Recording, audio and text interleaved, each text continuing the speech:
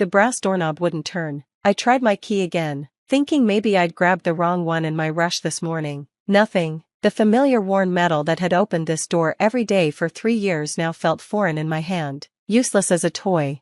Mrs. Chen, I called through the door, knowing she was home. Her Mercedes sat in the guest spot, gleaming like a predator in the afternoon sun. The door seems to be stuck.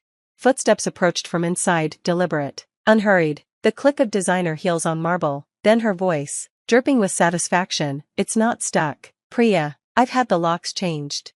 My laptop bag slipped from my shoulder. 12 hours of meetings, presentations, and corporate politics, and now this. Excuse me? The door opened just enough for me to see her face, perfectly made up as always, lips curved in that smile that never reached her eyes. Behind her, I could see my home, our home, the place where Daniel and I had built 3 years of memories. You heard me, she said, examining her manicured nails. Someone like you doesn't belong in my son's life. I tried to be patient, but enough is enough. Someone like me. The words hit with familiar precision. The girl from the wrong side of Boston. The scholarship student who dared to marry her precious son. The nobody who'd somehow tricked Daniel into love. This is my home, I said quietly. You can't just dash. Can't I? She laughed. The sound like breaking champagne flutes. Check the lease, dear. Only Daniel's name is on it. And as his mother, I'm simply protecting his interests while he's away. Daniel, in Singapore for 2 weeks on business, unreachable for another 6 hours due to time zones. She'd planned this perfectly. My belongings are in storage. She waved a hand dismissively. I've had everything relocated. You'll receive the details once you accept reality and stop embarrassing yourself. Through the gap in the door, I spotted our wedding photo face down on the console table. The ceramic bowl I'd made in pottery class, a misshapen thing Daniel insisted on displaying, was gone, erased, like I'd never existed here at all. Mrs. Chen, I kept my voice steady, professional, the same tone I used in boardrooms when men twice my age tried to intimidate me. This is illegal. I'm calling the police. With what proof? Your name isn't on anything. Daniel pays the rent from his account. You're just, she pursed her lips, a long-term guest who's overstayed her welcome. She wasn't wrong. We'd meant to add my name to the lease, but somehow never got around to it. Daniel handled the rent because his consulting business paid monthly while my salary came bi-weekly. Small conveniences that now felt like calculated traps. Where am I supposed to go? The question escaped before I could stop it. Weak, pathetic, exactly what she wanted to hear. I've made a reservation at the Marriott downtown. 1 week, prepaid. That should give you enough time to make arrangements. She started closing the door. Perhaps that little studio apartment you came from? I'm sure they'd take you back. The door clicked shut. The deadbolt turned with finality. I stood there for a moment, staring at the brass numbers 4B that had meant home for 3 years. Then I walked calmly to the elevator, rode down 4 floors, and exited onto Commonwealth Avenue. The October air bit through my blazer as I pulled out my phone, not to call the police, not to leave a frantic voicemail for Daniel. Instead, I scrolled through my contacts to a name that would change everything: Robert Hayworth, my property manager. Priya, his voice boomed through the speaker. How's my favorite landlord? Still keeping that identity under wraps? Actually, Rob, I said, watching Mrs. Chen's Mercedes through the lobby windows. I think it's time we discussed the tenant in 4B. Silence. Then, the Chen rental? Is there a problem? You could say that. Meet me at the Starbucks on Newberry in 20 minutes. Bring the lease agreements and ownership documents. All of them? I smiled for the first time since finding the changed locks. All of them. The story I'd never told Daniel's mother, never told anyone except Daniel himself, was simple. I'd bought the building 2 years before meeting her son. A foreclosure property in Back Bay that everyone said was too ambitious for a 26-year-old financial analyst, but I'd seen potential where others saw problems. 12 units, 3 floors of retail, 1 careful renovation financed through creative leveraging and an obsessive attention to detail. By the time Daniel Chen walked into my life at a charity gala, I was Priya Patel, quiet landlord of one of Commonwealth Avenue's most desirable small buildings.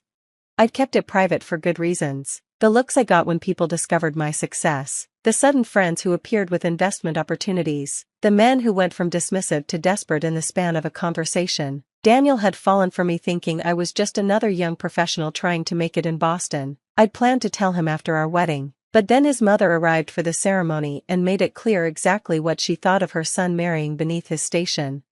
so I'd stayed quiet. Let her believe I was the gold digger she'd cast me as. Even convinced Daniel to keep our finances separate. To handle the rent himself, anything to maintain the fiction that protected our relationship from becoming another transaction. Now, sitting across from Rob in a crowded Starbucks, I spread the documents between us like tarot cards revealing the future. She changed the locks, I explained, showing him photos I'd taken, moved my belongings to storage, says I have no legal right to be there. Rob's face went through several shades of red. What? But you own the entire building. Their lease specifically states that any modifications to the property require landlord approval, that harassment of other tenants, including domestic partners, is grounds for immediate eviction, that the landlord maintains right of entry with proper notice. Priya, he leaned forward, you could have her out in 30 days, less if we push the harassment angle. I don't want to wait 30 days. I pulled up my phone, showing him a message. Daniel's in Singapore. His last text said his mother was checking on things while he was gone. He has no idea what she's doing. So we call him Dash. No, I shook my head. This is between Mrs. Chan and me. She wants to play property games? Let's play. Rob grinned. I love it when you get that look. What do you need? Eviction notice. Today. Hand delivered while I'm there to watch. And Rob? I smiled sweetly. Make sure it includes the clause about illegal subletting. Subletting? She mentioned making a hotel reservation for me. 1 week. Prepaid. If she's determining who can stay in the apartment and making alternative arrangements. That sounds like unauthorized property management to me. Brilliant. He was already pulling out his laptop. Give me an hour. This is going to be beautiful. While Rob worked his legal magic, I made my own calls. First to the storage company, confirming they had my belongings and arranging immediate retrieval. Then to my lawyer, just in case things escalated. Finally to my assistant, clearing my schedule for the next day. I had a feeling I'd need it. By 5 o'clock, we were ready. Rob and I stood outside the building I'd poured my dreams into, watching the sun gild the brick facade. Mrs. Chen's Mercedes still occupied the guest spot, my guest spot. Technically. You sure about this? Rob asked. Once she knows you own the building, there's no going back. She locked me out of my own home, I said simply, called me unworthy, made me feel small for the crime of loving her son. You know what? I'm done being small. We entered through the main door, my building, my codes, and took the elevator to the 4th floor. I could hear her inside 4B, talking on the phone in Mandarin. From the tone, she was complaining about someone. 3 guesses who? Rob knocked firmly. Professional. Official. Who is it? Her voice carried irritation at being interrupted. Building management. Mrs. Chen. We need to speak with you about a lease violation. The door opened fully this time. She stood there in cream cashmere in confusion, looking between Rob and me. What are you doing here? She demanded. I told you Dash.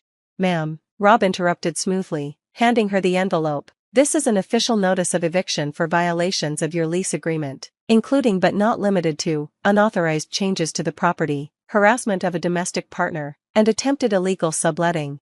She laughed, actually laughed. This is ridiculous. You can't evict me. I'll call the landlord Dash.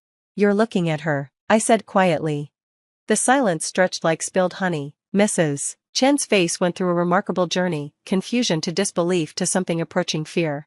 That's impossible. You're nobody. A scholarship student who grew up in Roxbury. You work at a mid-level firm making maybe 70,000 dash. Actually, I left that firm 2 years ago to manage my properties full-time. I stepped past her into my apartment in my building. That nobody from Roxbury bought this building before I ever met your son. That scholarship student invested every penny into something worthwhile, instead of wasting it trying to impress people who'd never accept her anyway. I walked to the mantel where our wedding photo lay face down, set it upright. Daniel knows, of course, loves that I'm successful, loves that I did it myself, but you were so busy seeing what you wanted to see that you never asked the right questions. This is a trick, she whispered. You're lying Dash. Rob? I nodded to my property manager. Would you mind showing Mrs. Chen the ownership documents? I think she needs to see them. While Rob spread papers on my dining table, the one she'd always criticized for being too modern, I retrieved my phone and finally called Daniel. It was 5:30 a.m. in Singapore, but he answered on the second ring. Babe, is everything okay? Mom said she was checking on the apartment Dash. Daniel, I said calmly, putting him on speaker. Your mother changed the locks and tried to evict me from our home. She what? She's here now. We're serving her with eviction papers. Eviction? But she doesn't have any authority. He stopped. I could hear the moment understanding dawned. Oh God, the building. You own the building. Every brick, I confirmed. His mother snatched the phone. Daniel, she's lying. This woman has fooled you. Mom. His voice cut through her hysteria like ice. I've seen the deeds. I've been to the property management meetings. I know exactly who owns that building and exactly how hard she worked for it. What I don't know is why you thought you had the right to lock my wife out of her own property. Your wife? She turned to me, eyes wide. But you aren't married. I would know.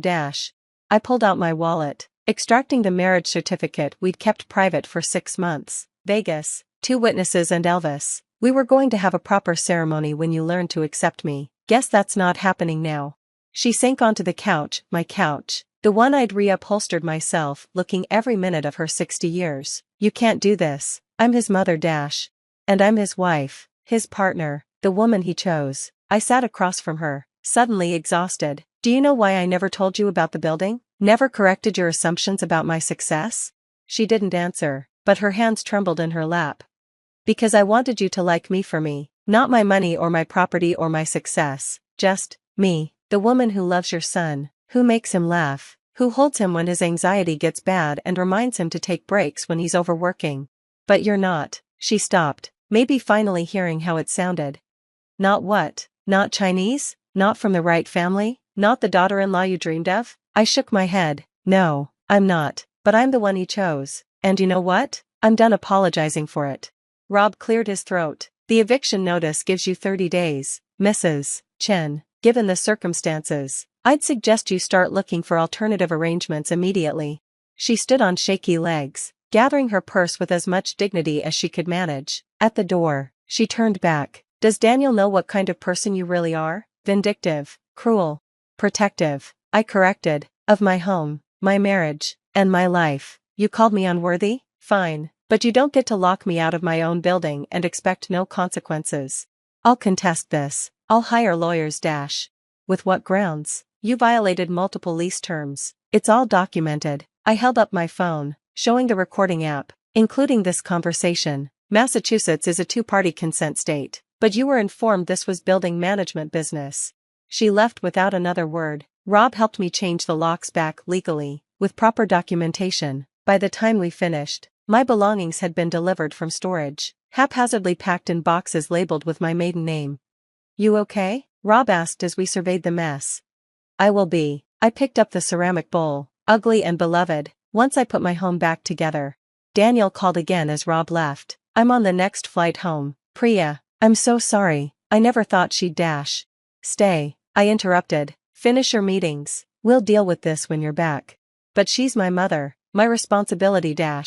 No, she's a grown woman who made choices, bad ones. I curled up on the couch, suddenly bone-tired. I'm done protecting her from consequences, done making myself smaller so she feels bigger. I love you, he said simply, the brilliant, successful, fierce woman who bought a building at 26 and married me in a Vegas chapel with Elvis officiating. Blue suede shoes Elvis or gold lame Elvis? Gold lame, obviously, we have standards. I laughed, feeling something unwind in my chest. I love you too, even if your mother thinks I'm a gold digger.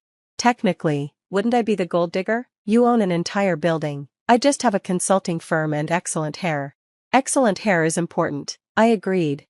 We talked until Singapore pulled him back to meetings. I spent the evening unpacking, reclaiming my space box by box. The marriage certificate went on the mantle, prominent and proud. No more hiding, no more making myself palatable for people who'd already decided I wasn't enough. At midnight, a text from an unknown number. You won. Congratulations. I hope you're happy. I looked around my apartment, our apartment, in my building, in the life I'd built with my own hands and dreams. Happy didn't begin to cover it. I texted back, I'm not trying to win anything, Mrs. Chen. I just want to live my life with your son. You're welcome to be part of that life, but only if you can respect both of us. She didn't reply, but a week later, when Daniel returned from Singapore, he brought a letter from his mother, an apology, stilted and formal, but real, a request to start over, to try again. What do you think? He asked, watching me read. I thought about locked doors and cruel words, about assumptions and judgments and years of feeling not quite good enough. Then I thought about second chances and the possibility that people could grow. I think, I said slowly, she can start by applying for a new lease, market rate, with a clear understanding that harassment will not be tolerated. You're giving her another chance? I'm giving us all another chance, but this time, no hiding, no pretending. She deals with who I really am, or she doesn't, her choice. He kissed me then, in our home that was finally, fully ours. Have I mentioned you're brilliant? The building ownership might have been a clue. That too, but I was thinking more about your heart, big enough to give second chances, even when they're not deserved. Mrs. Chen moved back in 2 months later, different unit 2A, with a view of the courtyard instead of the street. She paid her rent on time, kept her opinions mostly to herself, and slowly, carefully, began to see me as more than the sum of her prejudices. The building had taught me patience. After all, some structures needed complete renovation, others just needed time and the right conditions to reveal their true potential. Even mothers-in-law. The words cut deeper than any knife could. Really, Mother Hall, you're becoming quite the outdated relic, aren't you? Jessica's perfectly manicured hand waved dismissively across my dining room table, the one I'd served family meals on for 40 years. The crystal glasses, wedding gifts from my late husband's parents, clinked as she reached for more wine. My name is Tessa, and at 68, I've learned that the cruelest wounds often come gift-wrapped in fake smiles and backhanded compliments, especially when they're delivered by your daughter-in-law at what was supposed to be a pleasant Sunday dinner. I simply think we should consider what's best for everyone's future, Jessica continued, her voice dripping with artificial sweetness. The house is far too big for you to manage alone, and Ian and I could give it the attention it deserves. My son Ian shifted uncomfortably in his chair, his eyes fixed on his barely touched roast beef. Jess, maybe this isn't the time. It's exactly the time, she interrupted, shooting him a look that could freeze hell itself. We need to be practical about these things. I took a slow sip of water, buying time to steady my voice. The house is managing just fine, dear. I rather enjoy having space for when Kendra visits, and the garden keeps me active. The garden? Jessica laughed, the sound like breaking glass. Is that what you call that mess of weeds? Brian next door must be thrilled about what it's doing to his property values. Actually, Brian had just yesterday commented on how lovely my roses were looking. But I didn't say that. Instead, I watched as Jessica topped up her wine glass for the third time, her expensive bracelet catching the light from my antique chandelier. I made a chocolate cake for dessert, I said, rising from my chair. Ian's favorite recipe. Oh, Mother Hall, you shouldn't have. Jessica's tone shifted to sugary concern. You know Ian's watching his weight. Besides, all that sugar at your age. We need to think about your health. I caught my reflection in the china cabinet as I walked to the kitchen. Gray hair neatly styled, wrinkles earned through years of smiling and crying, and eyes that had seen enough of life to know when someone was playing a game. Jessica might think I was just another foolish old woman, but 40 years of teaching high school English had taught me to spot manipulation from a mile away. In the kitchen, I heard Jessica's voice drop to a stage whisper. Ian, we need to talk to her about assisted living. I found this lovely facility. My hands trembled slightly as I cut the cake, not from age or weakness, but from something else entirely. Anger, determination, perhaps both. Mom? Ian appeared in the doorway, his father's kind eyes looking worried. Need help? I've got it, sweetheart. I smiled, sliding perfect chocolate squares onto dessert plates. Though you might grab the coffee pot. He hesitated about what Jessica said. It's fine, I cut him off gently. We all say things we don't mean sometimes. But Jessica had meant every word, and we both knew it. As I carried the cake back to the dining room, I made a decision. Tomorrow I would call Alexander, my lawyer and oldest friend. It was time to make some changes. Oh, look at that cake, Jessica sighed dramatically. So, homey. You know, Piper just opened this amazing little patisserie downtown. Everything's organic and gluten-free. We should really take you there sometime, Mother Hall. Show you how things are done these days. I served her a slice, with an extra dollop of whipped cream. That sounds lovely, dear, though I doubt they use my secret ingredient. Secret ingredient? She raised a perfectly shaped eyebrow. Yes, I smiled, watching her fork hover uncertainly over the cake. Love. Jessica's laugh was sharp enough to cut diamonds. Oh, Mother Hall, you're absolutely precious. Isn't she precious, Ian? But Ian was too busy enjoying his cake to answer, and I saw a flash of real anger cross Jessica's face. Good. Let her see that some bonds couldn't be broken with snide remarks and fake concern. Later, after they'd left, and I was alone with my thoughts and dirty dishes, I found myself standing in front of the family photos on my living room wall. My late husband's smile beamed back at me, and I touched the glass gently. You always said to kill them with kindness, dear, I whispered, but sometimes kindness needs a little help from careful planning. I reached for my phone, scrolling to Alexander's number. Tomorrow would be soon enough to set things in motion. After all, revenge, like a good chocolate cake, is best served with patience and precision. Are you absolutely certain about this, Tessa? Alexander peered at me over his reading glasses. The will draft spread across his mahogany desk. The morning sun streaming through his office windows caught the silver in his hair, reminding me how long we'd known each other. More certain than I've been about anything in years, I replied, straightening in my chair. The house and majority of assets will go to the Children's Hospital Foundation. The rest split between the local women's shelter and the literacy program. He leaned back, fingers steepled. And Ian? A modest trust, enough to show I care, but not enough to attract vultures. I couldn't keep the bitterness from my voice. Jessica won't take this lying down, Alexander warned, shuffling the papers. She's already called my office twice this week, fishing for information about your estate. That made me sit up straighter. She what? Oh yes, apparently she's concerned about your cognitive decline. Her words, not mine, he snorted. I've known you for 40 years, Tessa. The only thing declining is my tolerance for— A knock interrupted us. Alexander's secretary poked her head in. Mr. Norton is here to see you, sir. Jacoby, I whispered, my heart racing. Jessica's brother. Alexander's face darkened. Tell him I'm in a meeting. He says it's urgent, something about Mrs. Hall's estate planning. I stood up, gathering my purse. I'll use the side door, but Alexander, make copies of everything. Keep one set in your home safe. He nodded, understanding my paranoia wasn't unfounded. As I slipped out, I heard Jacoby's voice in the reception area, smooth as oil on water. I took the long way home, stopping at the coffee shop near the park. As I stirred my tea, a familiar voice carried from the booth behind me. She's getting suspicious, Piper. I can feel it. Jessica's voice was tight with frustration. I froze, cup halfway to my lips. So what? Piper replied. She's one old lady against your word. Ian trusts you.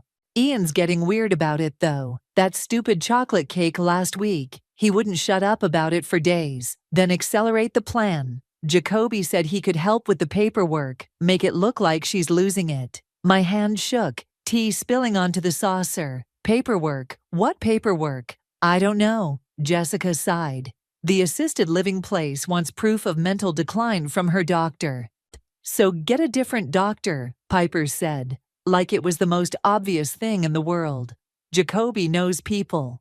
It's not that simple. There's the house to think about, the investments. Alexander's been her lawyer forever. He's not just going to roll over, then go around him. Once she's declared incompetent, Ian gets control, and you control Ian. I'd heard enough. Leaving money on the table, I slipped out, my mind racing. Back home, I called Kendra immediately. They're plotting something, I said, as soon as she answered.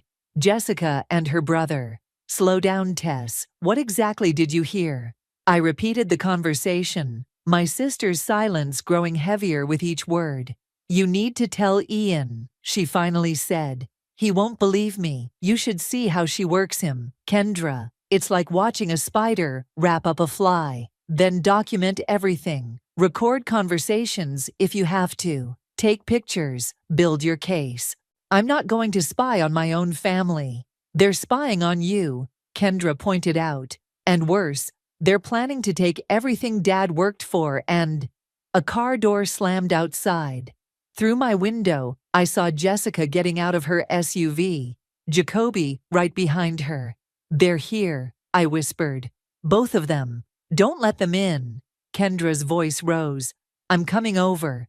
No, I need to hear what they're planning. I hung up as the doorbell rang. Taking a deep breath, I opened the door to find Jessica's perfect smile and Jacoby's expensive suit. Mother Hall, what a surprise finding you home. Jessica air-kissed my cheek. We were just discussing the family trust with my financial advisor and thought we'd stop by to chat about some options. I looked at Jacoby, who wasn't any kind of advisor I'd ever trust. How thoughtful. Would you like some tea?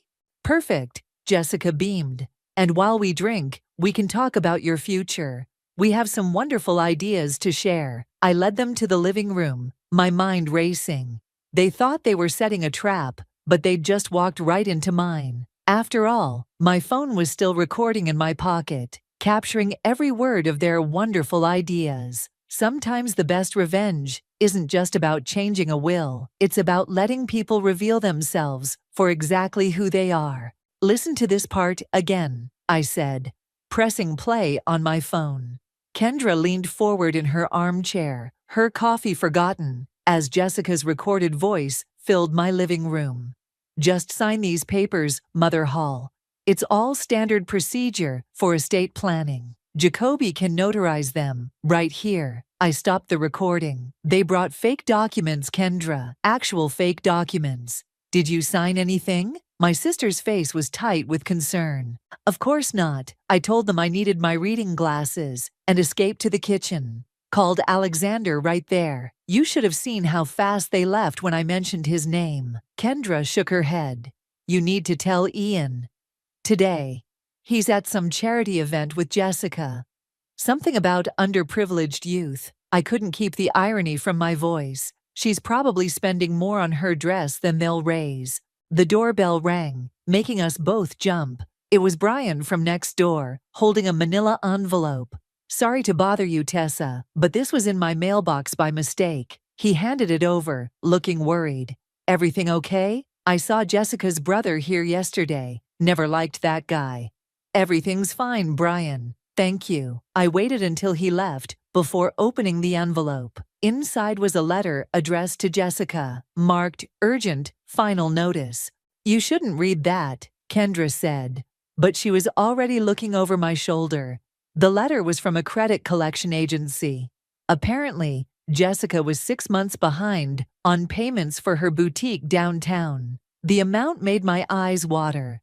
Well, Kendra whispered, now we know why she's so desperate for your money. Mother Hall? Jessica's voice called from the front door, making us both freeze. Your car's here, so I know you're home. I shoved the letter into my sweater pocket as Jessica walked in, wearing designer workout clothes that probably cost more than my monthly pension. Oh, Kendra's here. How nice. Jessica's smile didn't reach her eyes. Ian's worried about you, Mother Hall. You weren't answering your phone. I was having tea with my sister. I gestured to our cups. Would you like to join us? Actually, I need to talk to you about Ian, privately. She gave Kendra a pointed look. Anything you need to say to my sister, you can say in front of me. Kendra stood her ground.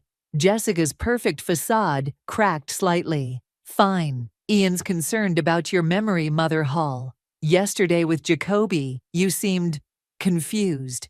Confused? I raised an eyebrow. About the documents you wanted me to sign without my lawyer present. Those were just standard forms. Jessica's voice rose slightly. Really, this paranoia isn't healthy. I've been researching some excellent memory care facilities. Get out. Kendra's voice was ice cold. Excuse me? You heard me. Get out of my sister's house. Jessica's face went through several expressions before settling on concern. I'm only trying to help. Ian will hear about this. Yes, I said quietly. I rather hope he does. After she left, slamming the door hard enough to rattle the windows, Kendra turned to me. You need to show Ian that letter. Not yet. I pulled it from my pocket. First, I need to find out exactly what kind of trouble his wife is in. Later that evening, Ian called. I could hear Jessica in the background, her voice high and upset. Mom, Jessica says you and Aunt Kendra were really rude to her today. Did she tell you why she came over? Something about helping with estate planning. Mom, she's worried about you. We both are. I see. I looked at the collection letter on my coffee table. Ian, honey, do you handle the finances for Jessica's boutique? What? No, she manages all that. Why? Just curious. How about your joint accounts? Do you look at those statements? Mom, what are you getting at? He sounded irritated now. Nothing, sweetheart. Just remember that I love you, okay? After hanging up, I called Alexander. I need you to look into something, I said. Jessica's boutique downtown. Something's not right with the finances. Already on it, he replied. And Tessa, I found something else. A letter from Jacoby to Jessica, from 6 months ago. It fell out of his briefcase yesterday when he was here. My heart skipped. What does it say? Let's just say it confirms everything we suspected. Come by tomorrow morning. And Tessa, bring that collection letter you found. We're going to need it. I sat in my quiet house, looking at the family photos on the wall. Soon, very soon, all the pieces would fall into place. Jessica thought she was playing chess, but she'd forgotten one important thing. I'd been teaching strategy to high school students longer than she'd been alive. Alexander spread the documents across his desk like a dealer laying out cards. Look at this, he pointed to Jacoby's letter. He's not just helping Jessica with fake medical evaluations. He's been cooking the books at her boutique for months. I scanned the letter, my hands shaking. He's laundering money through her store. Among other things, Alexander pulled out more papers. The boutique's been running at a loss for 2 years, but somehow Jessica keeps pulling out large sums of money. Care to guess where it's going? Offshore accounts, I whispered, remembering snippets of conversations I'd overheard between her and Piper. The office door burst open. Mrs. Hall. Alexander's secretary looked panicked. Jessica and her brother are here. They're demanding to see you both. Perfect timing. Alexander smiled grimly, pressing a button on his desk phone. Send them in. Jessica stormed in, Jacoby right behind her. Her designer heels clicked aggressively on the hardwood floor. How dare you go through my private correspondence, she hissed, spotting the letter in my hands. Private correspondence that was dropped in my office? Alexander raised an eyebrow. That's now evidence in a potential fraud investigation. Jacoby stepped forward, all smooth confidence. There seems to be a misunderstanding. Those documents are protected under attorney-client privilege. You're not an attorney, Jacoby, I said quietly. We checked. You were disbarred 3 years ago. The color drained from Jessica's face. Mother Hall, please. Whatever you think you know, I know everything. I pulled out my phone, playing the recording from my living room. Jessica's voice filled the room, discussing fake medical evaluations and forged documents. That's illegal, Jacoby snapped. You can't record people without their consent. In this state, you can if you're gathering evidence of a crime, Alexander countered. Which conspiracy to commit elder fraud certainly is. Jessica's perfect mask cracked completely. You stupid old woman. Do you have any idea what you've done? That money was supposed to be mine. Ian promised. Ian promised what exactly? A new voice asked from the doorway. We all turned to see my son standing there, his face ashen. Behind him stood 2 police officers and a man in a suit who flashed an FBI badge. Ian! Jessica's voice turned sugary sweet. Darling, I can explain everything. Your mother is confused. Stop. Ian held up his hand. Just stop. I heard everything. The FBI has been watching Jacoby's financial dealings for months. They came to me last week with questions about the boutique's accounts. You've been working with them. Jessica's voice rose to a shriek. Since they showed me proof that you've been stealing from my mother's accounts, small amounts, siphoned off gradually.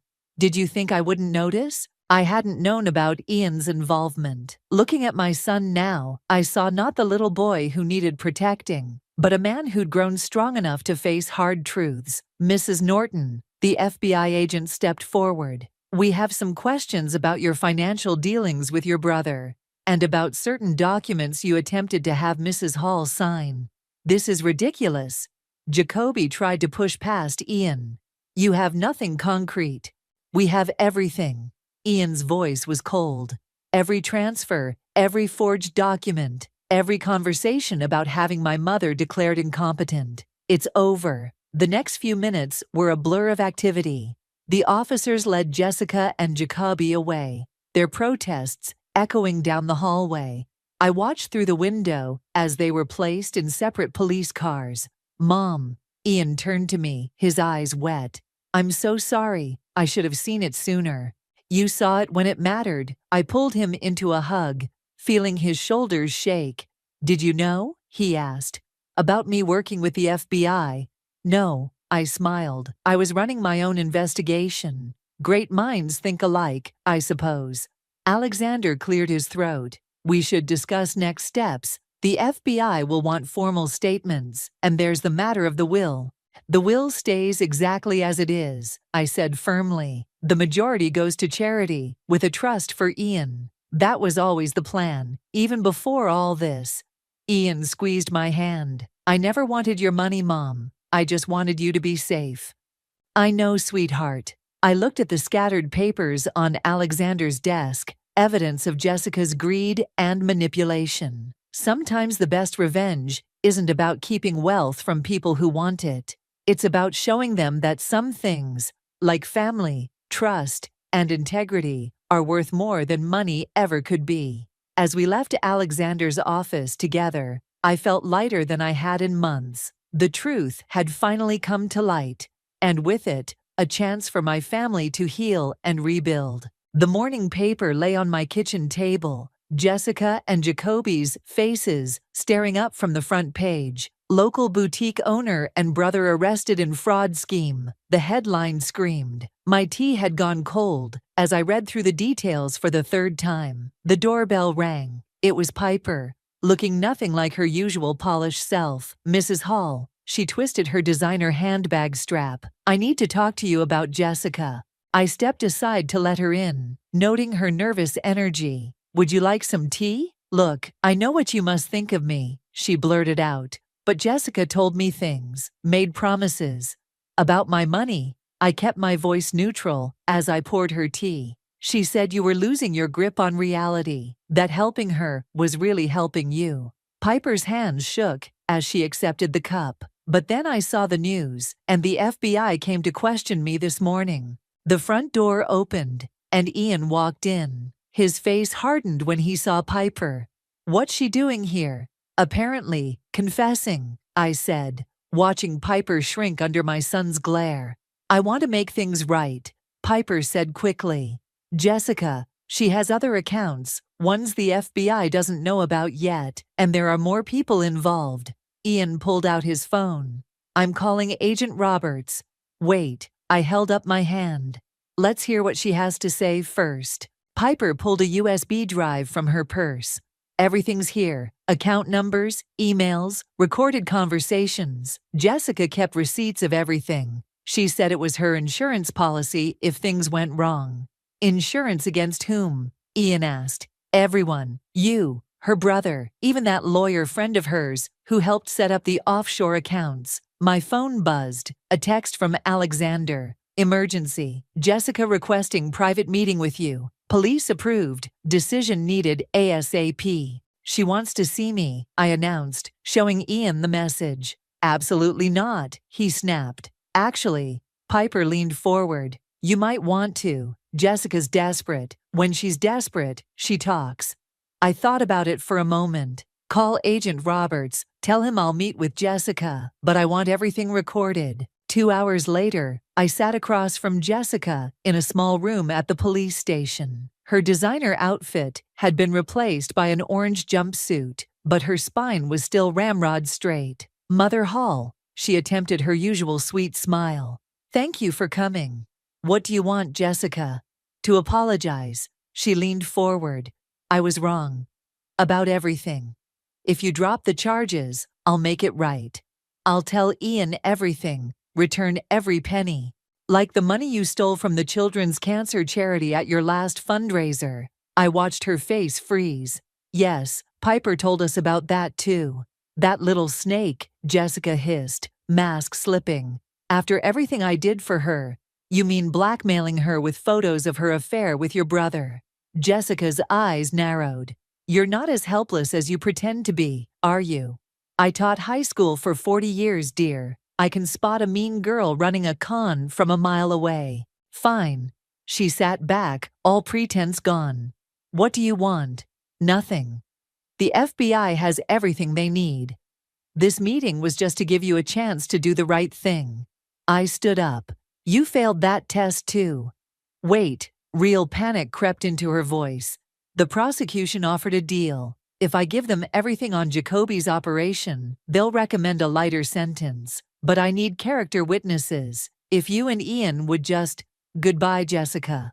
You can't do this to me, she shrieked as I reached the door. I'm family. I turned back one last time. No, dear. You're just someone who tried to steal from family. There's a difference. Outside, Ian was waiting with Agent Roberts. How did it go? About as expected. I handed the agent the recording device they'd given me. She's all yours. Mom, Ian hesitated. There's something else. The FBI found evidence that Jessica, she might have had something to do with Dad's medication mix-up last year. The world tilted slightly. My husband's sudden decline had seemed so strange at the time. We'll need you to testify, Agent Roberts said gently. Both of you. I gripped Ian's hand, feeling his strength flow into me. Then that's what we'll do. Later that night, Kendra came over with dinner. As we sat in my living room, the evening news played quietly in the background, showing Jessica and Jacoby being led into court. Are you okay? My sister asked softly. I looked at the family photos on my wall, my husband's smile forever frozen in time. I will be. The truth has a way of healing things, even if it hurts at first. Speaking of truth, Ian set down his fork. There's something else you should know. I'm selling the house Jessica and I bought. Moving back here, if you'll have me. For the first time in months, I felt tears of joy rather than sorrow. Sometimes the best revenge isn't about getting even. It's about getting your family back. The prosecution calls Tessa Hall to the stand. The courtroom fell silent as I made my way forward. Jessica sat at the defense table, her orange jumpsuit, a stark contrast to her lawyer's expensive suit. She wouldn't meet my eyes. Mrs. Hall, the prosecutor approached. Please tell the court about your husband's final months. Objection. Jessica's lawyer jumped up. Relevance. Goes to pattern of behavior and motive, Your Honor. Overruled. Proceed, Mrs. Hall. I gripped the microphone, my voice steady. Robert was healthy, active. Then suddenly, he started getting confused. The doctors couldn't explain it. And did the defendant have access to your home during this time? Yes, she had a key. Said she wanted to check on us. Help with medications. Jessica shifted in her seat, her handcuffs catching the fluorescent light. The FBI found these in the defendant's safety deposit box. The prosecutor held up a small bottle. Can you identify them? Those are Robert's heart pills. The same pills that, when tested, showed traces of dangerous substances not prescribed to your husband. Objection. Jessica's lawyer shouted again. Withdrawn. The prosecutor smiled slightly. Mrs. Hall, tell us about the defendant's attempts to have you declared incompetent. For the next hour, I detailed everything. The fake documents, the recorded conversations, the financial fraud. Through it all, Jessica sat stone-faced, but I could see her fingers trembling. During the recess, Ian found me in the hallway. You did great, Mom, but there's something else. The FBI found emails. Jessica was planning this before she even married me. My heart clenched. She targeted you. Apparently, she and Jacoby researched wealthy families, Dad's company, our assets. I was just her ticket in. His voice broke. I'm so sorry, Mom. I brought her into our lives. I hugged him tight. You have nothing to apologize for. She fooled a lot of people. Mrs. Hall, Agent Roberts approached. We need to discuss the next phase of testimony. It's about the charity fraud. Back in the courtroom, Jessica's lawyer tried one last desperate move. Your Honor, my client wishes to address Mrs. Hall directly. The judge peered over his glasses. Mrs. Hall, are you comfortable with this? I nodded, curious what she could possibly say. Jessica stood, tears streaming down her face. Mother Hall, Tessa, I was desperate. The boutique was failing. Jacoby was threatening me. I never meant for any of this to happen. Save the performance, Ian muttered from behind me. I loved Robert like my own father, Jessica continued.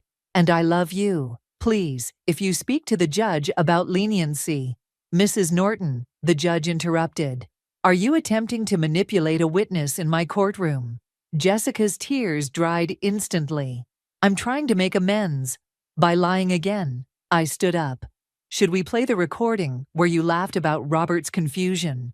Or show the emails where you planned all this before you even met my son? The courtroom erupted in whispers. Jessica's lawyer looked like he'd swallowed a lemon. Order. The judge banged his gavel. Mrs. Norton, sit down. Mrs. Hall, would you like a moment? No, Your Honor. I'd like to say something if I may. He nodded. I turned to face Jessica fully. I've been thinking about karma lately, how everything comes full circle. You thought I was just a foolish old woman you could push aside. But I taught literature for 40 years. I know how stories like this end. Your Honor, Jessica's lawyer started. Let her finish, the judge commanded. The thing about karma, Jessica, is that it teaches us lessons. Your lesson, sometimes the people you underestimate are the ones you should have feared the most. The rest of the day passed in a blur of testimony and evidence. By evening, Jessica's lawyer was desperately pushing for a plea deal. Outside the courthouse, reporters swarmed us. Mrs. Hall, how do you feel about your daughter-in-law's betrayal? Will you be attending tomorrow's hearing about the charity fraud? Any comment on the allegations about your husband's death? Alexander appeared, parting the crowd. My client has no comment. Please respect her privacy. As we drove home, Ian reached over and squeezed my hand. One more day of testimony, Mom. Then it's over. Not quite, I said, thinking of the dinner I had planned for the weekend. There's still the matter of the will reading. I've invited some special guests. The charity representatives, I smiled. Among others. Jessica thought she was playing a long game. She never realized I was playing a longer one. That night, I sat in Robert's old chair, looking at our wedding photo. You always said justice finds its way, I whispered. I wish you could see it happening. A text from Alexander lit up my phone. Plea deal offered, 15 years minimum. They're taking it. I closed my eyes, feeling a weight lift from my shoulders. Tomorrow would bring more drama, but tonight, at least, karma had done its job. The formal dining room hadn't seen this many people since Robert's wake. Alexander stood at the head of the table, documents spread before him, while representatives from 3 different charities sat along one side. Ian, Kendra, and even Brian from next door filled the other chairs. And at the far end, looking like she'd rather be anywhere else, sat Piper. Before we begin the official reading, Alexander adjusted his glasses. Mrs. Hall would like to say a few words. I stood, feeling stronger than I had in months. Thank you all for coming. Some of you might wonder why I've gathered such an unusual group for this reading. Piper shifted uncomfortably in her seat. My late husband built his fortune on one principle: doing good matters more than doing well. Jessica never understood that. She saw money as power, not responsibility.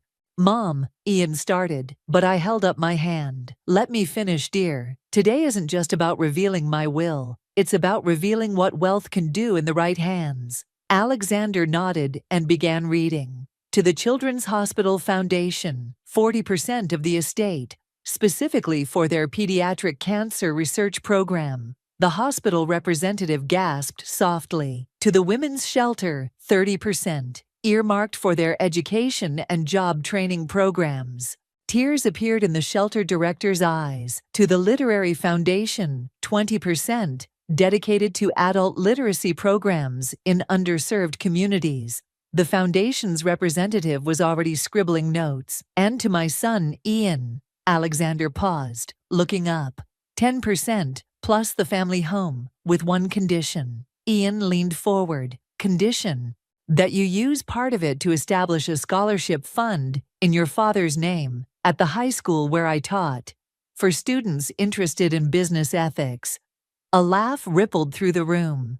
Even Ian smiled, understanding the pointed message to Jessica, though she wasn't present to hear it. There's more, Alexander continued. Mrs. Hall has also arranged for annual donations to be made to the FBI's fraud prevention program, specifically their elder abuse division. Piper stood abruptly. I should go. Sit down, I said firmly. There's something for you too. Her eyes widened. For me? Yes, in exchange for your testimony against Jessica and Jacoby, I'm providing seed money for a new business, a legitimate one this time. I don't understand, she stammered. Everyone deserves a second chance, I said, but only one. Use it wisely. The charity representatives were already discussing plans, their excitement filling the room with energy. The hospital director approached me with tears in her eyes. Mrs. Hall, this will fund our research for years. We can help so many children. That's the point, I smiled. Money is like water. It can destroy if it's hoarded, but it can give life if it flows freely. Ian came up beside me, his arm around my shoulders. Dad would be proud, Mom, though I wish that Jessica could see this. I finished his thought. Oh, she will. I've arranged for her to receive detailed annual reports of every life changed by these donations, every child helped, every woman empowered, every adult who learns to read. That's a special kind of torture for someone like her, Kendra remarked with satisfaction. Alexander cleared his throat. There's one final item. Mrs. Hall has established a trust for any future grandchildren, accessible only after they complete significant community service hours. Ian's eyes filled with tears. Mom, just because one door closed doesn't mean others won't open. I squeezed his hand. Your father always said the best revenge is living well. I think helping others live well is even better. The meeting continued. Plans were made. Papers were signed. As people began to leave, Piper lingered. Mrs. Hall, why are you really helping me? Because Jessica didn't just hurt me. She hurt everyone around her. Breaking that cycle of harm starts with giving people better choices. After everyone left, Ian and I sat in the living room, looking at old photos. You know, he said quietly, when all this started, I thought you were the one who needed protecting. I never imagined that your old mother could orchestrate all this. I laughed. Age brings wisdom, dear. And wisdom teaches us that the best way to fight darkness is to create light. My phone buzzed. A message from Agent Roberts. Jessica received the will details. She's requesting another meeting. Are you going to see her? Ian asked, reading over my shoulder. No, I replied, putting the phone away. She wanted my attention for months. Now she can live with the knowledge that she'll never have it again. Outside, the sun was setting, painting the sky in brilliant colors. Tomorrow would bring new challenges, new opportunities to help others. But tonight, sitting with my son in the house where he grew up, I felt nothing but peace. Sometimes the best revenge isn't about getting even. It's about getting better, doing better, and helping others do the same. The morning newspaper landed on my doorstep with a satisfying thud. Local charity transforms lives. Hall Foundation celebrates first year of community impact, blazed across the front page. Below it, a photo showed smiling children in the new cancer ward, their hope-filled faces, a stark contrast to the small article tucked in the corner about Jessica's denied appeal. The doorbell rang. It was Piper, clutching a folder and looking nervous despite her new professional attire. Mrs. Hall, I wanted you to be the first to see this. She handed me the folder. The audit results from my new business. Everything transparent, everything legal. I scanned the documents, noting the healthy profit margins and substantial charitable donations. You've done well. Thanks to you. She hesitated. I saw Jessica yesterday, at the prison. My hand stilled on the papers. Oh? She wanted me to beg you to change the will. Again. Piper shook her head. I told her to read the newspaper instead. The front door opened, and Ian walked in carrying breakfast bags. Mom, you won't believe who I just— Oh, hello, Piper. I was just leaving, she said quickly. But Mrs. Hall, thank you for showing me there's a better way to succeed. After she left, Ian unpacked fresh croissants and coffee. That's quite a headline today. Indeed. I sipped my coffee. Though I suspect you didn't come just to discuss the newspaper. He grinned. No, I met someone, a teacher at my old high school, actually. She runs the business ethics scholarship program we funded. The one Jessica hates so much? I couldn't help smiling. The very same.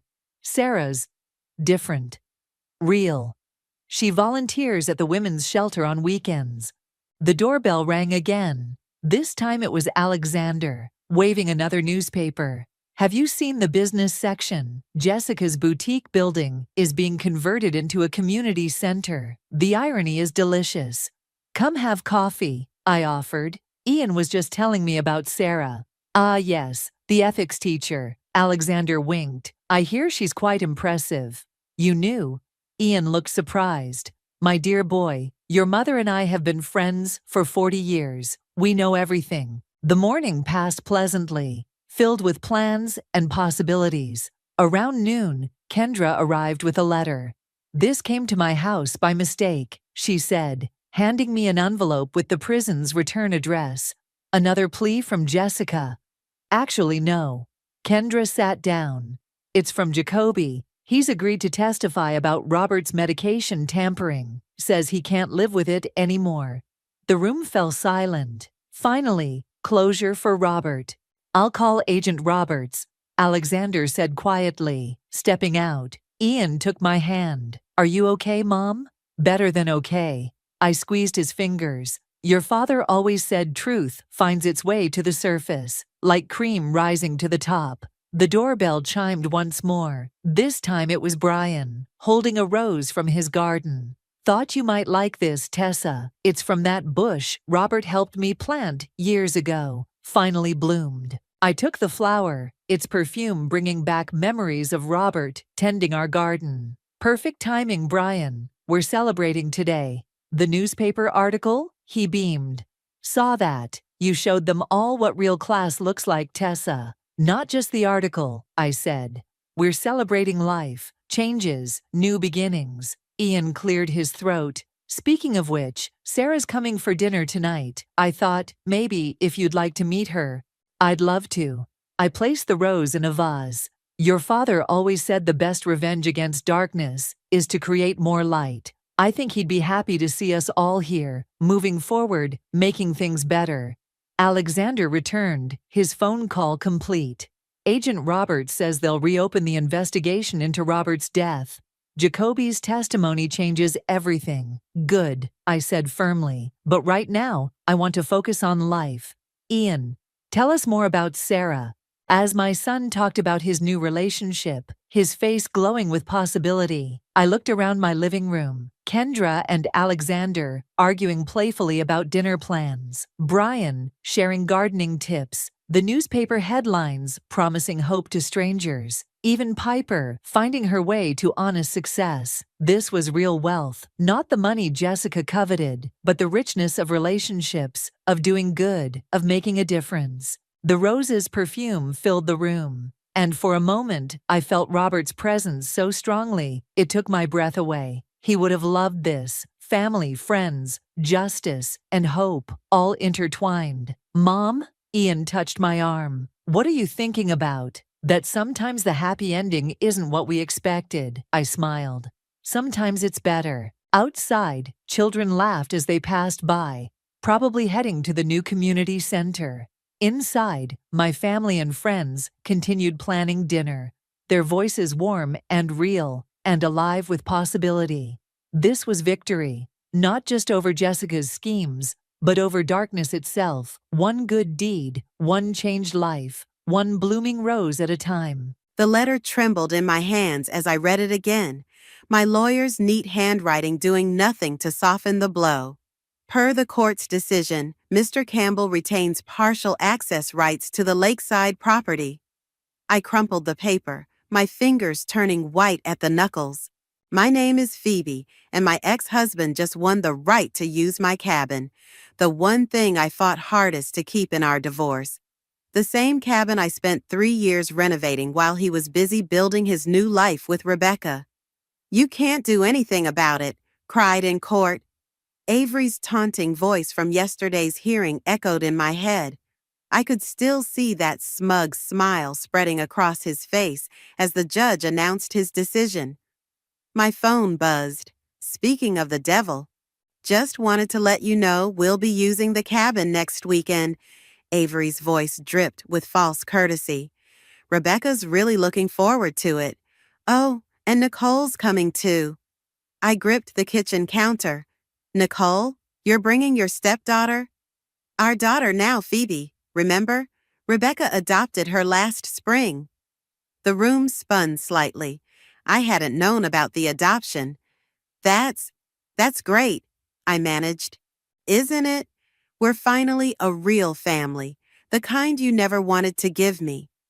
The line went dead before I could respond. I grabbed my keys and jacket, needing to see the cabin one last time before they invaded it. The drive up was familiar, every curve of the road etched into my memory, like the growth rings of the trees surrounding my sanctuary. As I pulled up, the afternoon sun caught the new windows I'd installed myself, the deck I'd rebuilt board by board, the garden I'd planted with my own hands. "I thought I'd find you here." I turned to see Skylar walking up the path, her familiar red boots crunching on the gravel. My best friend knew me too well. "How bad was it?" she asked, joining me on the front steps. "He gets it every other weekend, plus holidays." My voice cracked. "And he's bringing them next weekend, his perfect new family." Skylar's eyes narrowed. "That entitled bastard, after everything you put into this place? 3 years of work, every spare dollar I had." I stood up, pacing the deck. "You know what the worst part is? He doesn't even want the cabin. He just wants to prove he can take it from me." "So, what are you going to do about it?" I stopped pacing. "What can I do? He won the court battle." Skylar's smile turned mischievous. "The cabin, yes, but what about the land around it?" "What do you mean?" "Well, I've been doing some research. The property lines extend way beyond the cabin itself, and there's nothing in the court order about how you use the surrounding land, is there?" I felt a spark of something dangerous ignite in my chest. No, there isn't. "And you know what this area needs? A community center, specifically a women's resource center." Skylar's eyes gleamed.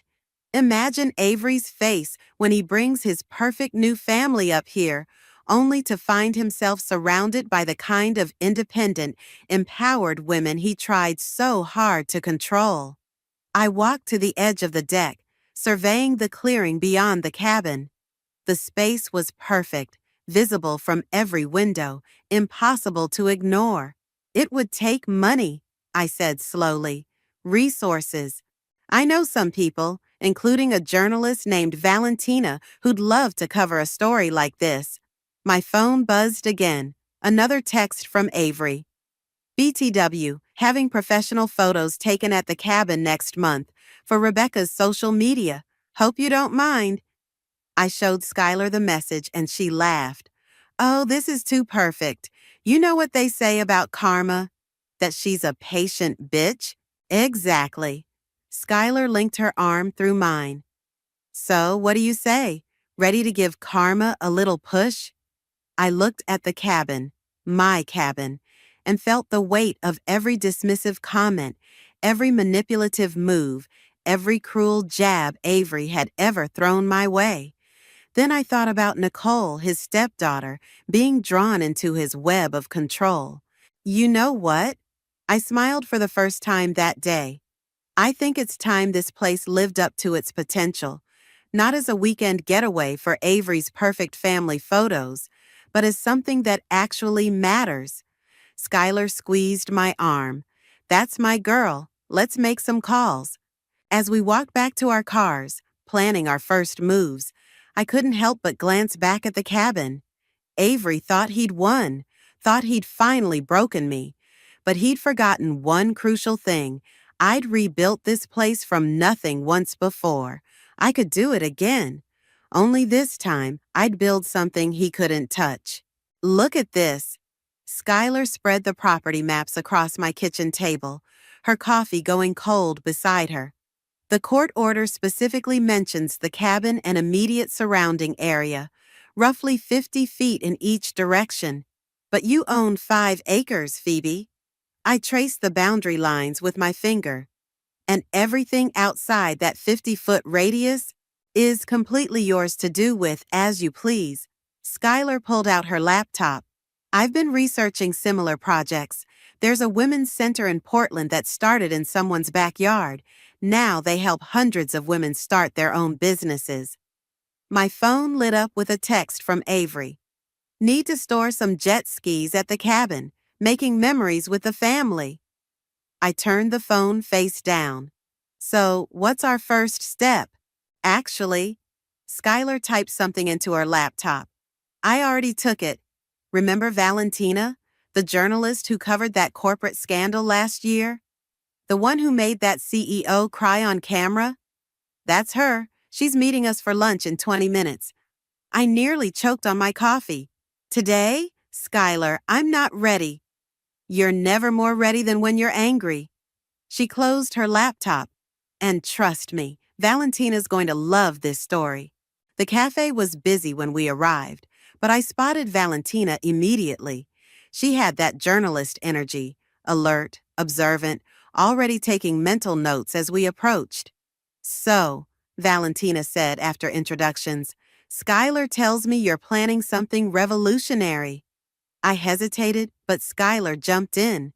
Show her the text, Phoebe. I pulled up Avery's message about the jet skis. Valentina read it, then scrolled through the previous messages, her eyebrows rising. And this man, your ex-husband, he fought for access to a cabin he barely used during your marriage? He fought because he could, I said, because he knew how much it meant to me. Valentina leaned forward.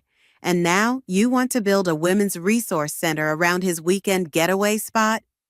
Not around it, I corrected. Beyond it, on land that's legally mine. A slow smile spread across Valentina's face.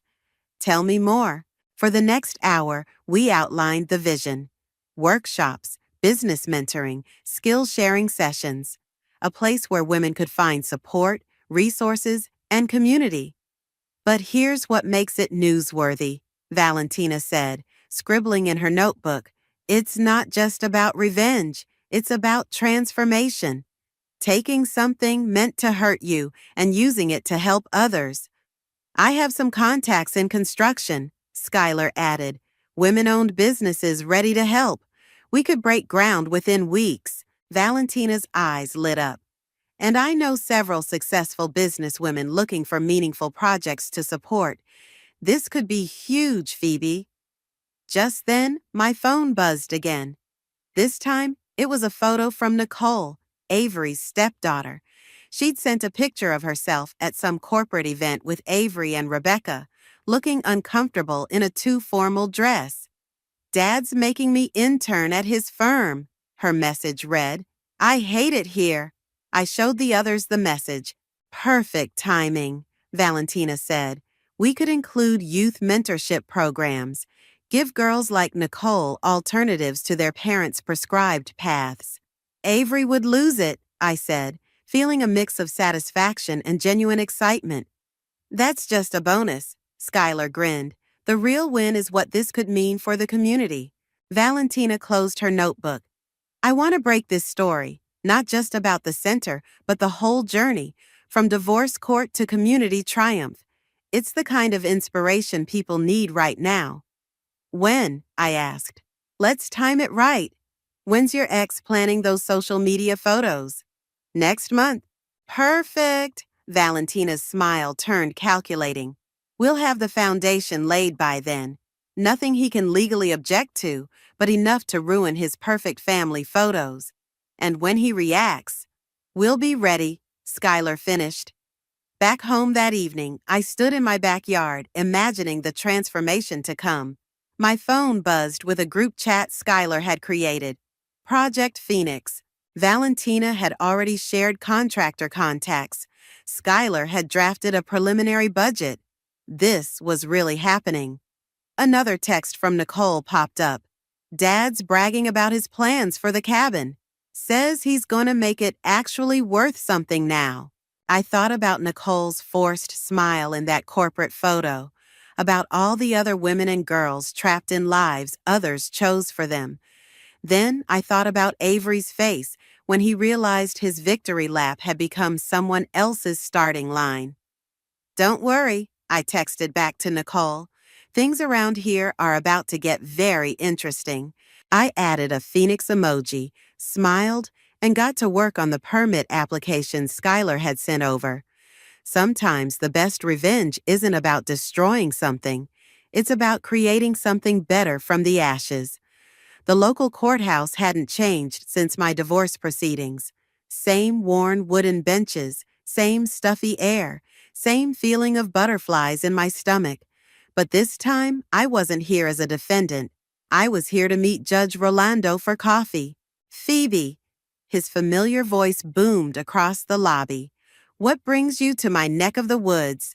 I held up the community center proposal Skylar and I had prepared. Actually, I was hoping to get your thoughts on something. As a pillar of the community, of course.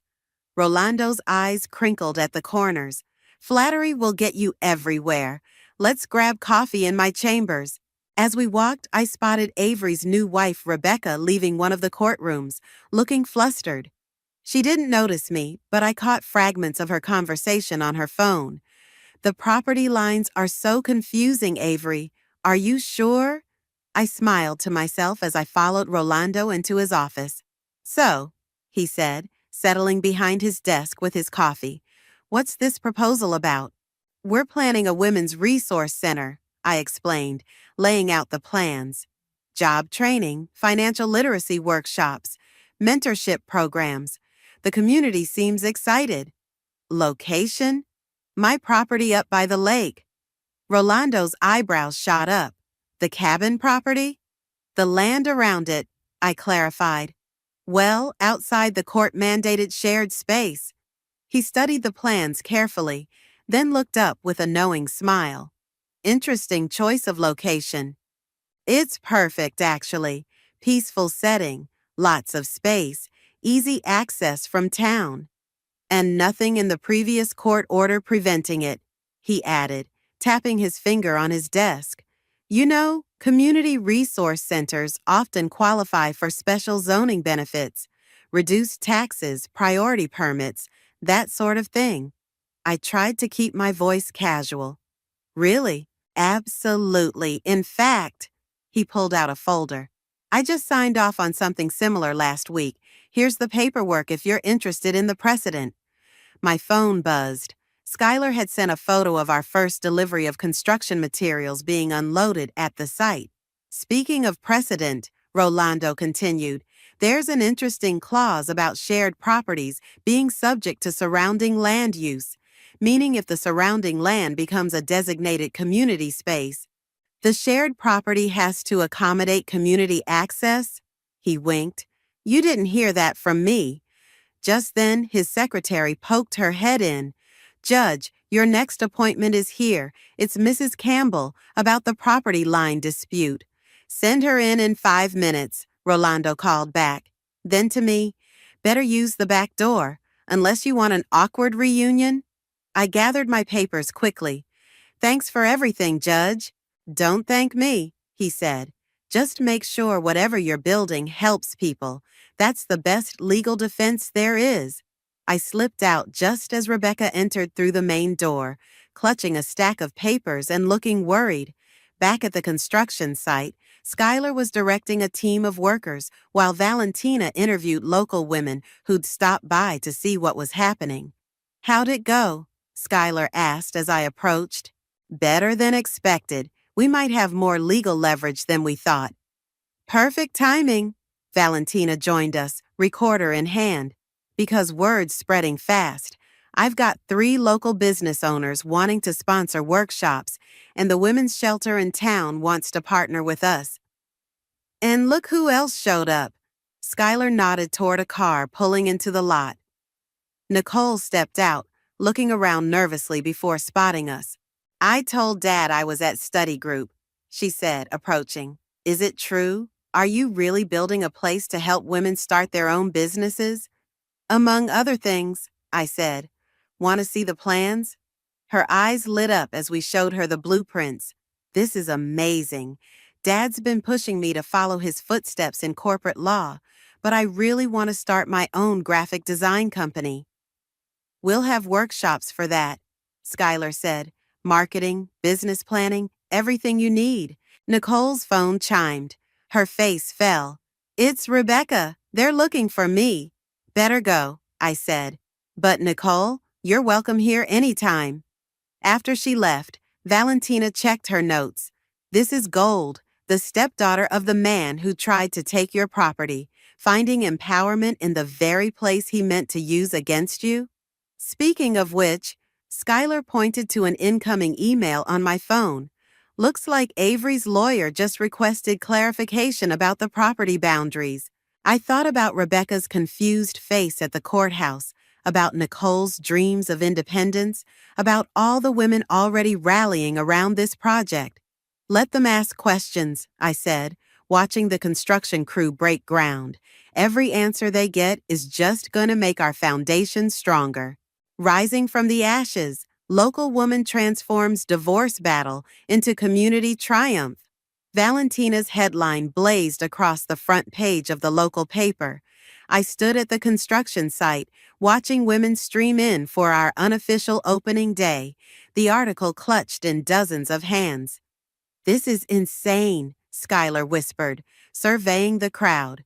"We expected maybe 50 people. There must be 200 here."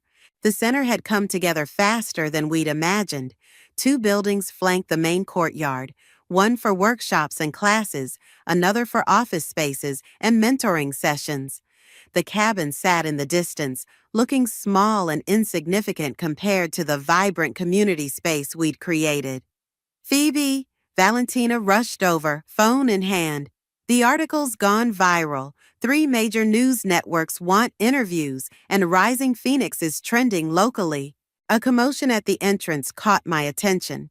Avery stood there, newspaper crumpled in his fist, face red with fury. Rebecca hovered behind him, looking uncertain, while Nicole lingered even further back, trying to hide a smile. "What is this?" he demanded, storming over and waving the paper. "You turned my property into some sort of feminist commune? Your property?" I kept my voice steady, aware of phones recording nearby. "The cabin's that way, Avery. This is my land, remember? The part you didn't fight for because you thought it was worthless?" "You planned this," he sputtered. "You deliberately built a community resource center that's already helped 30 women start their own businesses?" Valentina cut in smoothly, her recorder visible. "Would you like to comment on your opposition to local economic growth, Mr. Campbell?" Avery's mouth snapped shut as he finally noticed the cameras. Rebecca tugged at his sleeve. "Honey, maybe we should—" "No!" He jerked away from her. "This was supposed to be our family retreat, our perfect getaway. Look what she's done to it." "Made it perfect for a lot of families?" Nicole stepped forward, her voice stronger than I'd ever heard it. "Dad, they're offering free graphic design courses, real business training, not just corporate internships where I fetch coffee." "Nicole, get in the car," Avery snapped. Actually, Nicole pulled out some papers. "I signed up for the Young Entrepreneurs Program. I'm 16. I don't need parental permission." The crowd had grown silent, watching the drama unfold. Skylar touched my arm, nodding toward a group of women approaching, the local business owners who'd sponsored our programs. Mr. Campbell, one of them called out, we've been looking forward to meeting you. Your ex-wife's initiative is exactly what this community needed. We'd love your thoughts on supporting young entrepreneurs like your daughter. Avery's face cycled through several shades of red as cameras turned toward him. Rebecca was already retreating to their car, but Nicole stood her ground, moving to stand beside me. This isn't over, Avery growled, but the threat sounded hollow with dozens of witnesses recording. You're right, I agreed. We're just getting started. Would you like a tour? The workshop on toxic workplace dynamics starts in 10 minutes. Someone in the crowd snickered. Avery spun around and stormed off, leaving Nicole behind. He'll be back, Nicole sighed.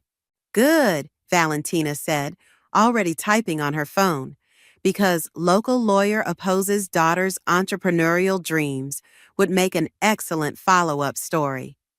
The rest of the opening day passed in a blur of introductions, workshops, and celebrations. Women shared their stories, made connections, signed up for classes.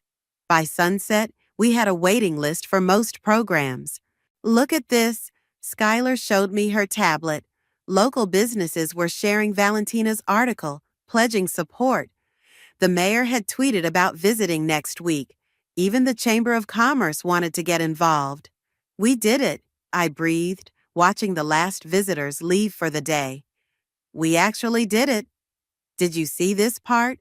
Skylar scrolled through comments under the article. Someone started a fundraiser to replicate the program in other cities. It's already at $50,000.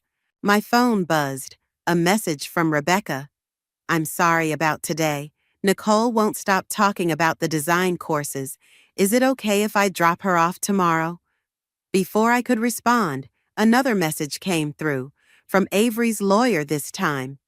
Regarding recent developments at the lake property. Delete it, Skylar advised. Let them file whatever they want. We've got Judge Rolando's blessing and the whole community behind us. I looked out over the center, our phoenix, risen from the ashes of a bitter divorce. String lights twinkled in the gathering dusk, and through the cabin's windows, I could see Avery's perfect family photos would now have an unexpected backdrop. You know what?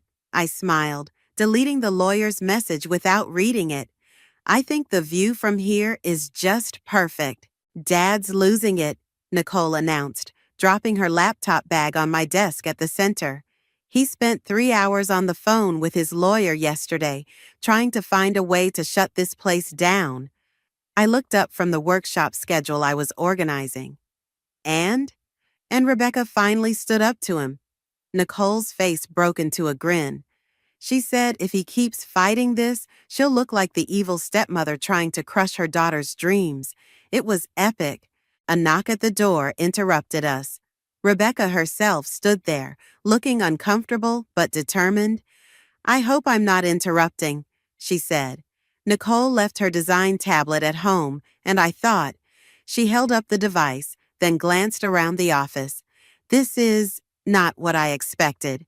Want a tour? I offered, surprising myself. Rebecca hesitated, then nodded.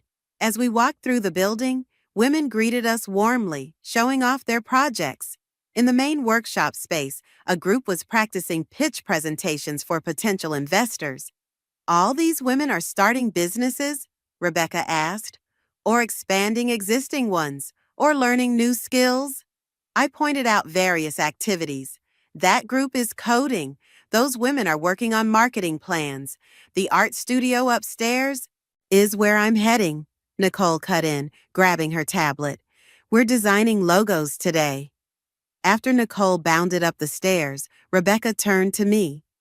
I need to apologize. When Avery told me about this place, he made it sound like I was just trying to spite him. Yes, she twisted her wedding ring. But this morning, he was ranting about destroying your little project. and all I could think about was how Nicole's eyes light up every time she talks about her classes here. A commotion at the entrance drew our attention. Avery burst in, his face stormy. "Rebecca, Nicole, what are you doing here?" He spotted me. "You're turning my family against me?" "Lower your voice," Rebecca said firmly. "We're in a public space." "Public space?" Avery laughed bitterly. "This is my property." "Actually," a familiar voice rang out, "it's not." Judge Rolando stepped in from the parking lot, followed by Valentina and her camera crew. "I was just stopping by to see how our newest community center was doing. Having a pleasant family discussion, are we?" Avery's face paled. "Your Honor, Save it." Rebecca's voice was steel. "I saw the original property documents, Avery, the ones you tried to hide from your lawyer. You never had any claim to this land, only the cabin. You went through my files? Someone had to. You're so obsessed with hurting your ex-wife that you can't see what you're doing to your own daughter." The workshop participants had stopped their presentations, watching the scene unfold. Valentina's camera whirred quietly. "Nicole needs to focus on her future," Avery insisted. "Corporate law is your dream, not hers." Rebecca stepped closer to him. "I've watched you try to control everything and everyone around you, just like you did with Phoebe. I didn't see it before, but I do now." "Mom?" Nicole called from the stairs. "Everything okay?" "Everything's fine, honey," Rebecca answered, not breaking eye contact with Avery. "Your father was just leaving." "Like hell I am." "Nicole, get your things. We're going home." "No." Nicole descended the stairs, clutching her design portfolio. "I have a presentation in 10 minutes. Potential clients are coming to see my work." "Clients?" Avery scoffed. "This isn't a real business."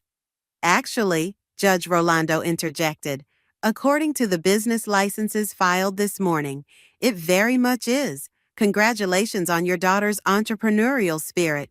Will you be staying to support her presentation?"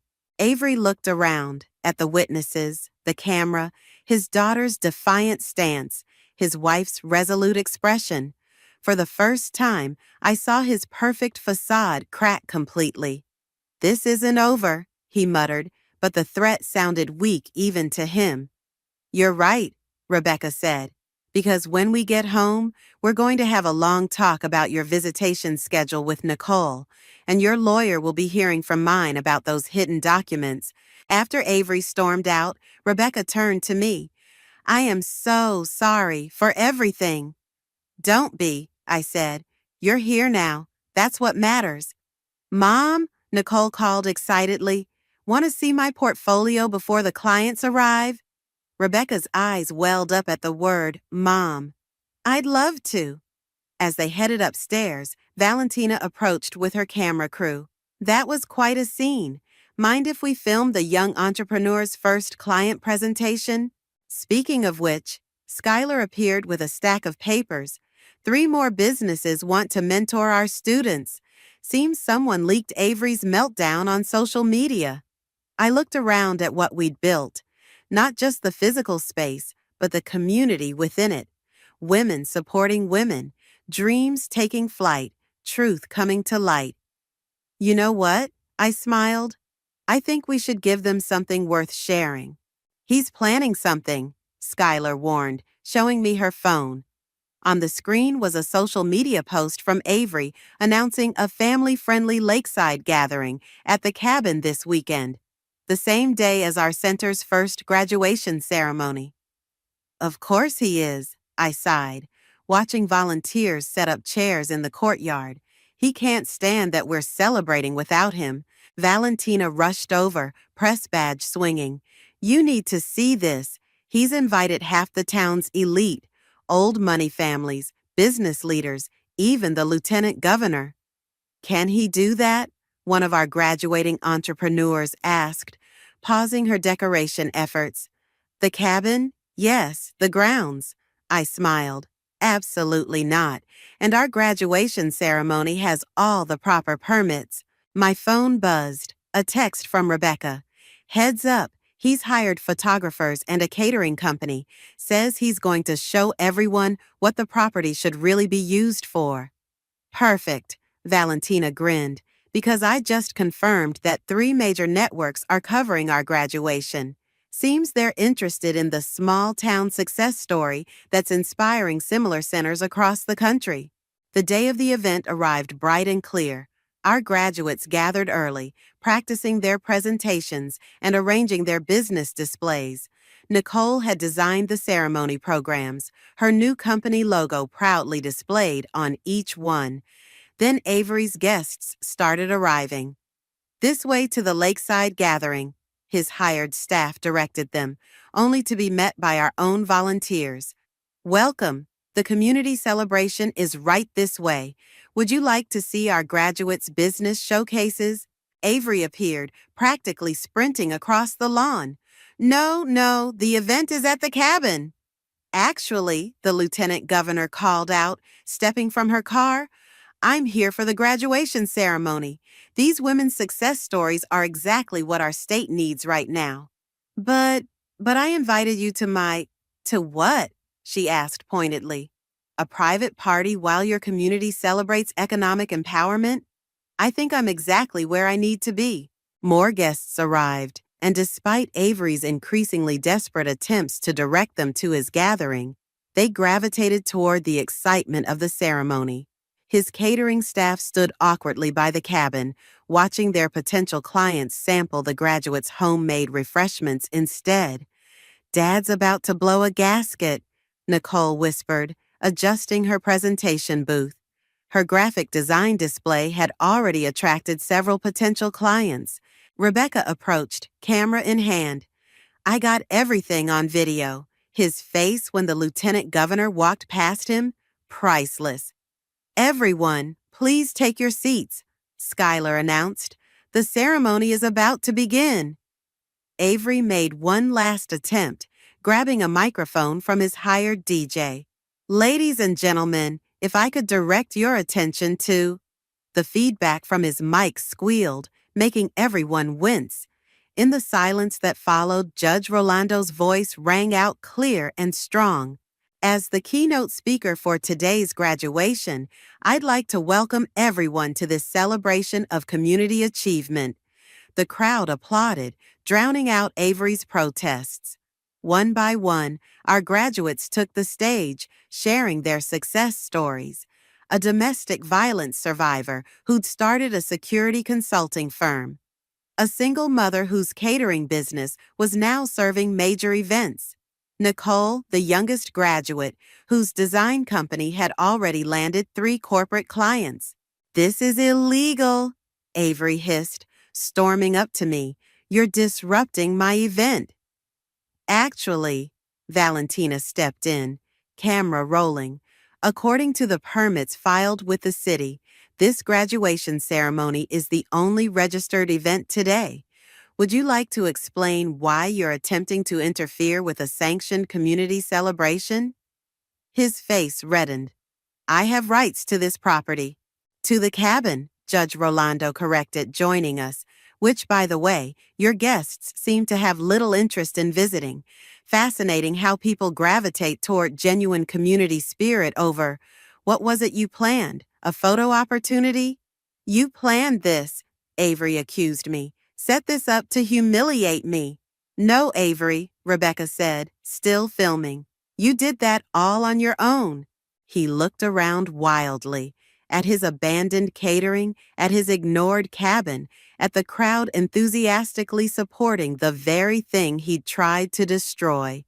Then he spotted Nicole on stage, confidently presenting her business plan to potential investors. She's 16, he whispered. She's supposed to be following in my footsteps. She is, I replied softly. She's building something meaningful, just not in your shadow. The lieutenant governor's applause led a standing ovation for Nicole's presentation. Avery stood frozen, watching his perfectly planned power play crumble as his daughter soared. Sometimes I realized the best revenge isn't about destroying someone's dreams. It's about helping others build better ones. Breaking news, the TV anchor announced. Local lawyer faces ethics investigation following viral video of attempted disruption at women's empowerment event. I muted the television as Skylar burst into my office, waving her phone. Have you seen the numbers? Nicole's video has over 2 million views. The clip showed Avery's meltdown from every angle. Guests filming as he tried to shut down our graduation ceremony, his face contorting as the lieutenant governor praised our program. His final desperate attempt to drag Nicole off stage during her presentation. "How's she doing?" I asked. "Better than her dad." Skylar pulled up another news article. The State Bar Association's investigating him for those hidden property documents, and Rebecca's divorce lawyer called. She wants to know if we'll testify about his behavior at the ceremony. My phone lit up with a text from Nicole. "Dad's firm put him on leave. He's been drinking since morning. Mom and I are staying at a hotel." Before I could respond, Valentina rushed in. "You need to see this. He's here." Through the window, I spotted Avery stumbling across the parking lot, tie askew, clutching what looked like legal papers. "Should I call security?" Skylar reached for her phone. "No," I said, watching him weave toward the entrance. "Let's end this properly." He burst into my office, reeking of expensive scotch. "Happy now? My firm suspended me. My wife left. My own daughter won't answer my calls." "You did that yourself, Avery." "Like hell I did." He slammed the papers on my desk. "You orchestrated all of this, turned my family against me, destroyed everything I built." "Built?" I stood up slowly. "You mean controlled. There's a difference. I gave them everything, the best schools, the best opportunities." "The best cage?" Valentina stepped forward, camera already rolling. "Would you like to elaborate on that statement?" Avery spun around, finally noticing our audience. Staff members had gathered in the hallway. Through the window, I could see Rebecca's car pulling up, Nicole in the passenger seat. "You're filming this? Of course you are." He laughed bitterly. "Everything's a publicity stunt for your little feminist revolution, isn't it?" "Actually," Judge Rolando's voice came from the doorway, "I asked them to record this. Given your recent behavior, I thought it prudent to document any further incidents." Avery's face drained of color. "Your Honor, Save it." Rebecca entered, Nicole close behind her. "The lawyer's waiting, Avery. Either sign the divorce papers now, or we do this the hard way." "Divorce?" His voice cracked. "Baby, we can work this out. Once I shut down this place, that's enough." Nicole stepped forward. "Mom, show him." Rebecca pulled out her phone, playing a video of Avery ranting in his home office. "I'll destroy everything she built. I don't care about the cabin. I just wanted to hurt her like she hurt me." "When did you—" "Last week," Rebecca said coldly. "Right after you threatened to cut off Nicole's college fund if she kept attending classes here." The room fell silent. Even Avery seemed to deflate, staring at the divorce papers on my desk. "You know what the worst part is, Dad?" Nicole's voice was steady. "I actually built something here. My design company has real clients. I'm making my own money. But you're so obsessed with controlling everyone that you can't even be proud of me." "I was trying to protect you," he whispered. "From what? Success? Independence? Because that's what this place gives us. That's what Mom found here. That's what Phoebe built." Avery looked around at the witnesses, the cameras, the success stories lining my office walls. Finally, he looked at me. "You won," he said quietly. "No, Avery, they won." I gestured to Nicole and Rebecca, to the women watching from the hallway. They chose freedom over fear, growth over control. That's not winning, that's living. He picked up the divorce papers with trembling hands. I never meant— Yes, you did, Rebecca said. That's why we're here. After he signed, Judge Rolando took the papers. I'll file these myself. And Avery, consider this a formal warning about approaching this property again. As security escorted him out, Nicole turned to me. Thank you, not just for the business classes, but for showing us we had a choice. Rebecca wiped her eyes. We both needed to see that. Through the window, I watched Avery's car disappear down the drive. The cabin stood in the distance, no longer a symbol of loss, but a reminder of transformation. So, Valentina smiled, checking her camera. Ready to announce the center's expansion plans? I looked at Nicole, already pulling up design concepts on her tablet, and Rebecca, standing tall without Avery's shadow looming over her. Actually, I said, I think we're just getting to the good part. And with this ribbon cutting, the Lieutenant Governor announced, we officially opened the Phoenix Network's 10th location. The crowd erupted in applause as Nicole stepped forward with her custom-designed scissors. The renovated warehouse before us bore her company's logo, a rising phoenix wrapped around the words, Rise, Rebuild, Reclaim. Hard to believe this all started with a cabin dispute, Skylar whispered, squeezing my hand. Speaking of which, Valentina nodded toward the parking lot, where a familiar car had just pulled up. Avery stepped out, sober and subdued in a plain business suit. He'd called last week, asking permission to attend. After consulting with Nicole and Rebecca, I'd agreed. Dad came, Nicole said softly, joining us after the ceremony. He actually came. Rebecca adjusted her event coordinator badge. She'd taken over managing our expansion projects after the divorce. He's been attending therapy, even joined a men's accountability group. I know, I said. He called to apologize. Actually apologize, not just perform for an audience. Avery remained at the edge of the crowd, watching as Nicole led tours of the new facility. Each room showcased a different success story. Women who'd graduated from our program and started their own businesses. Should we— Rebecca hesitated. Should we invite him in? Before I could answer, Judge Rolando approached Avery. Their conversation was brief, but I saw Avery nod several times, his shoulders relaxing slightly. The judge suggested he join the center's Male Allies program, Skylar explained.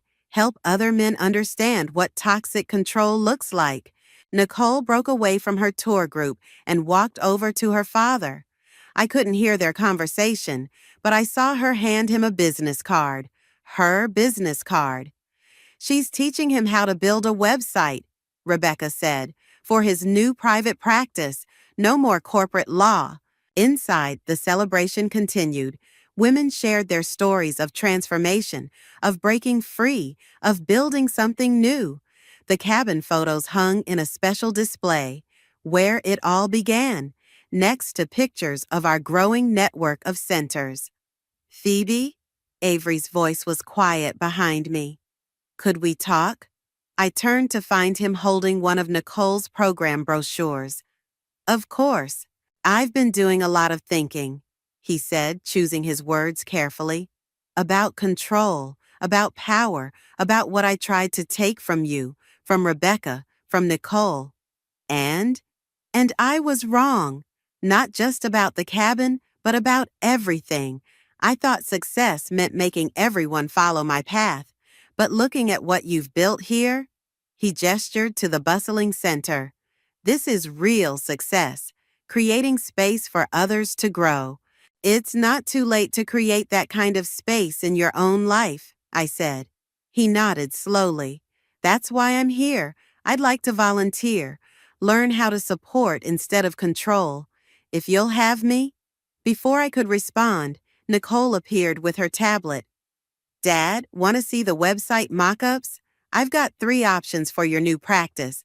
The focus is on collaborative law and mediation. As they walked away, Rebecca joined me.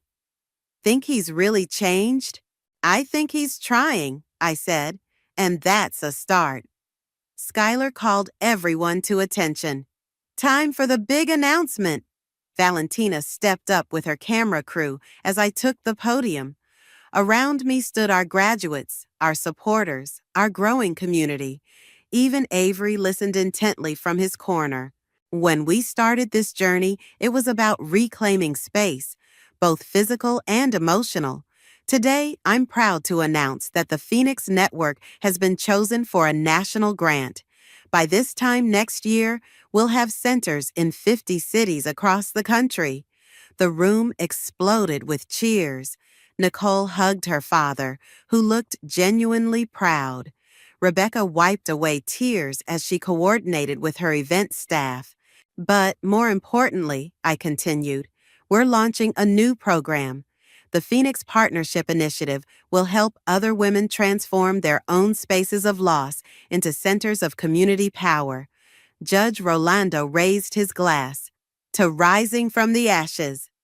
To rising from the ashes, the crowd echoed. Later, as the celebration wound down, I stood in the courtyard of our original center. The cabin was visible through the trees, no longer a symbol of what I'd lost, but a reminder of what we'd all gained. Ready to go? Skylar called. The Portland Center needs our input on their renovation plans. I looked around one last time, at Nicole teaching her father about digital marketing, at Rebecca confidently directing her staff, at all the women who'd found their wings here. You know what? I smiled. I think we're all exactly where we need to be. The text message from the realtor lit up my phone screen like a beacon of hope. Everything's ready for closing tomorrow. Just need your down payment confirmation. I smiled, running my fingers over the marble countertop of my aunt's pristine kitchen. After years of saving every penny, my dream of owning a craftsman-style house was finally within reach. My name is Malia, and I was about to learn the hard way that family and money are a dangerous mix. More wine, sweetheart? Aunt Sharon's voice pulled me from my thoughts. She stood there in her designer dress, crystal decanter poised. The family matriarch since my mother's death, she had insisted on hosting this special dinner tonight. No thanks. I should keep a clear head for tomorrow's closing. Her perfectly plucked eyebrows arched. Oh? What closing? I'm buying a house, I said, unable to contain my excitement. Remember that craftsman I showed you pictures of? The one with the wraparound porch? She set down the decanter with a sharp clink. Darling, we need to talk about something important first. The shift in her tone made my stomach clench. What's wrong? There's been a family emergency. She pulled out her iPad, manicured fingers tapping the screen. Your cousin George's medical bills have completely drained the family fund. We need everyone to pitch in. What family fund? The one your mother helped establish before she passed. Surely you remember signing the paperwork last year? She slid the iPad across the table. You agreed to be a joint holder on the account. My hands went cold as I stared at the banking app. My savings account, the one I'd been building for years, showed a balance of $246 on 12. What did you do? My voice came out as a whisper. What was necessary for family?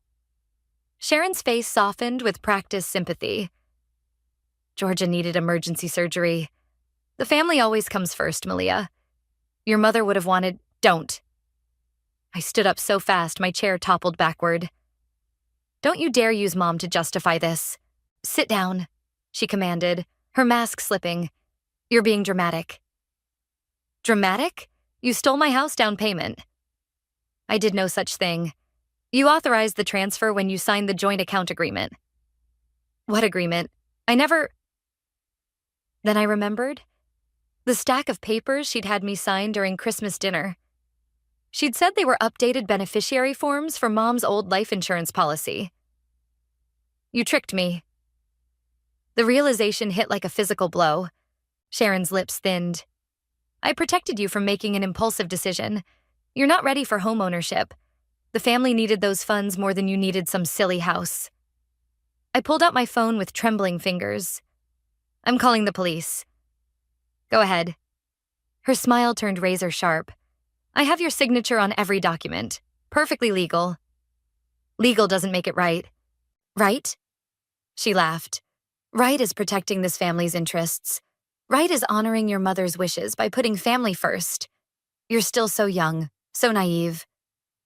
I leaned across the table, getting right in her face. Mom would be disgusted by what you've done. The color drained from her cheeks. Get out of my house. Gladly. I grabbed my purse and headed for the door. But don't think this is over. Don't be foolish, Malia. You can't win against me. I turned back, meeting her gaze. Watch me. The door slammed behind me with satisfying force.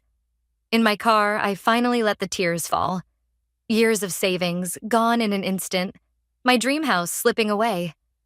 But beneath the grief, something harder was taking shape. Determination. My phone buzzed. The realtor again. Need that confirmation by 9 a.m. tomorrow. Everything okay?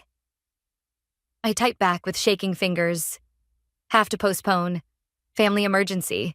Then I opened my contacts and scrolled to a number I hadn't called in years. Nick, my childhood best friend who'd become a financial investigator. He picked up on the third ring. Malia? It's been forever. Nick, I need your help. I took a deep breath. Remember all those weird things we noticed about Aunt Sharon after Mom died? I think I just found the tip of the iceberg. I'm listening. Good. Because I'm about to tear my aunt's perfect little world apart. As I drove home that night, Sharon's words echoed in my head. Family comes first. She was right about one thing. This was about family, but not the way she thought. This was about justice, truth, and making sure she never hurt another person the way she'd hurt me. The game was on, and I intended to win. The attic of my mother's old house smelled like dust and forgotten memories. Cardboard boxes towered around me, each one a potential clue to unraveling Aunt Sharon's web of lies. I'd been at it for hours when my phone buzzed. Any luck? Nick's voice crackled through the speaker. Nothing yet. I shifted another box, sending a cloud of dust into the air. But Sharon's story about Georgia's medical bills doesn't add up. I just got off the phone with Georgia herself. She hasn't had any surgery. Interesting. What else? Mom's will is missing. The copy Sharon showed us after the funeral left everything to the family trust. But I distinctly remember Mom telling me she'd set up individual inheritances for... The attic floorboard creaked behind me. I spun around to find my cousin Heidi standing at the top of the stairs, her eyes wide. I'll call you back. I whispered to Nick and hung up. What are you doing up here? Heidi asked, stepping closer. I could ask you the same thing. This is still my mother's house. Heidi's face softened. Sharon sent me to check on you. She's worried you might do something rash. Worried I might find something, you mean? I pulled out a dusty folder. Like these bank statements showing transfers to offshore accounts starting the day after Mom died. Heidi's hands began to fidget with her necklace, a nervous habit she'd had since childhood. Malia, please be careful. Sharon has... connections. Is that a threat? A warning. She glanced over her shoulder. Look, I shouldn't be telling you this, but last year, when I questioned some discrepancies in my trust fund, strange things started happening. My job applications were mysteriously rejected. My rental application was denied. I set down the folder. Sharon did that to you? Heidi nodded. She has Fletcher, the family lawyer, in her pocket, and Hazel handles all the financial cover-ups. Hazel? Mom's old business partner? The same. They've been working together for years. Heidi moved closer, lowering her voice. But Sharon made a mistake with you. She got greedy, took too much at once, left a paper trail. I pulled out my phone and started taking pictures of the bank statements. Help me, Heidi. Help me take her down. She hesitated. I can't openly oppose her, but... She reached into her bag and pulled out a small key. This opens Mom's old filing cabinet at the lake house. Sharon doesn't know I have it. As I took the key, something fluttered from between the bank statements. A handwritten note in my mother's familiar script. My dearest Malia, if you're reading this, something has gone wrong. Don't trust the official will. The real one is with Marcus at Coastal Credit Union. Sharon must never know. Love, Mom. My hands shook. Did you know about this? Heidi shook her head. But it doesn't surprise me. Aunt Sharon's been rewriting family history for years. The attic door suddenly slammed below. Heavy footsteps on the stairs. Quick, Heidi whispered, grabbing the documents and shoving them into her bag. Act natural. Fletcher appeared at the top of the stairs, his expensive suit out of place among the dusty boxes. Ladies, Sharon sent me to check on you. Just helping Malia sort through some old memories, Heidi said smoothly. Right, cousin? I forced a smile. Right, nothing important here. Fletcher's eyes narrowed slightly. Sharon mentioned you might be upset about the family fund situation. Perhaps we should discuss this in my office. No need, I said, standing up. I understand perfectly now. Family comes first, right? He nodded slowly. Exactly. I'm glad you're being reasonable about this. As we followed him downstairs, Heidi squeezed my hand. 3 quick pulses, our childhood signal for meet me later. Outside, Nick was waiting in his car around the corner. I slipped into the passenger seat and pulled out my phone, showing him the photos of the bank statements. This is bigger than we thought, he said, scrolling through the images. These transfers. They're sophisticated. Professional. Can you trace them? It'll take time. But Malia, he looked at me seriously. If what I'm seeing is right, this isn't just about your savings anymore. This could be major financial fraud. I thought about my mother's note, about Heidi's warning, about the years of manipulation I was just beginning to understand.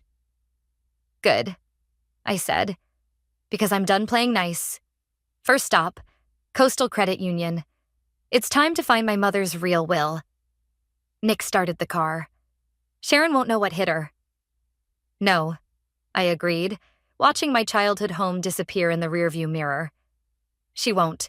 The coffee shop buzzed with morning activity as Heidi slid into the booth across from me, her face pale. Sharon's on the warpath. She knows you went to Coastal Credit Union yesterday. Let her fume. I pushed a latte toward her. The bank manager confirmed Mom's safety deposit box was emptied 3 days after her death. Care to guess who signed for access? Sharon and Hazel, Heidi said, wrapping her hands around the warm cup. They're always together when something shady happens. Bingo. But here's the interesting part. The manager remembered them because they argued in the lobby. Apparently, Hazel wasn't happy about something. Nick appeared with his laptop, sliding in next to me. Speaking of Hazel, you'll want to see this. He turned the screen toward us, showing a series of bank transfers. Every major withdrawal from your account was followed by a deposit into Hazel's offshore account within hours. Heidi leaned forward. That's not all. Remember Thomas, Sharon's ex-husband? He didn't leave her for his secretary like everyone thinks. He found something in her files and threatened to expose her. A week later, his business was audited, and he lost everything. Jesus, I whispered. How long has this been going on? Years. Sharon's been playing puppet master since before your mom died. The family fund is just her cover for...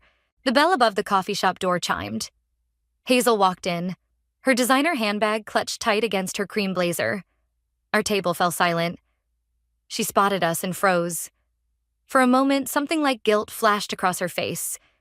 Then she turned and hurried out. Follow her, Nick said, already standing. I'll track her car. I caught up with Hazel in the parking lot. We need to talk. She quickened her pace. I have nothing to say to you. Really? Not even about my mother's safety deposit box? She stopped so abruptly I almost ran into her. You don't understand what you're dealing with? Then explain it to me. Hazel glanced around the empty parking lot. Not here. Meet me at the old boathouse by the lake. 3 o'clock. Come alone. Before I could respond, she jumped into her Mercedes and sped away. "Well, that was dramatic," Heidi said, catching up. "You're not really going alone, are you?" "Of course not. Nick will be nearby." I checked my phone. A text from Fletcher had just arrived. "Need to discuss recent developments. My office, 2 p.m. "He's trying to head us off," Heidi said, reading over my shoulder. "Sharon must be getting nervous." "Good. Let's give her something to really worry about." I forwarded Nick's banking evidence to my email, then dialed Fletcher's number. "I'll be there," I told him. "But I'm bringing proof of fraud. Your choice whether you want to be part of the problem or the solution." Silence on the line.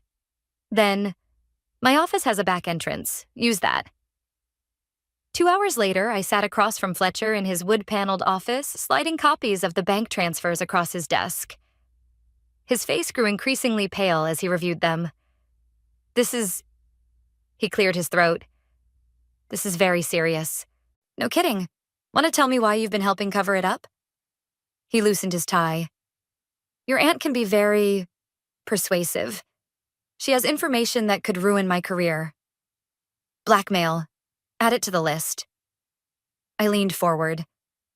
"Help me take her down, Fletcher, or go down with her."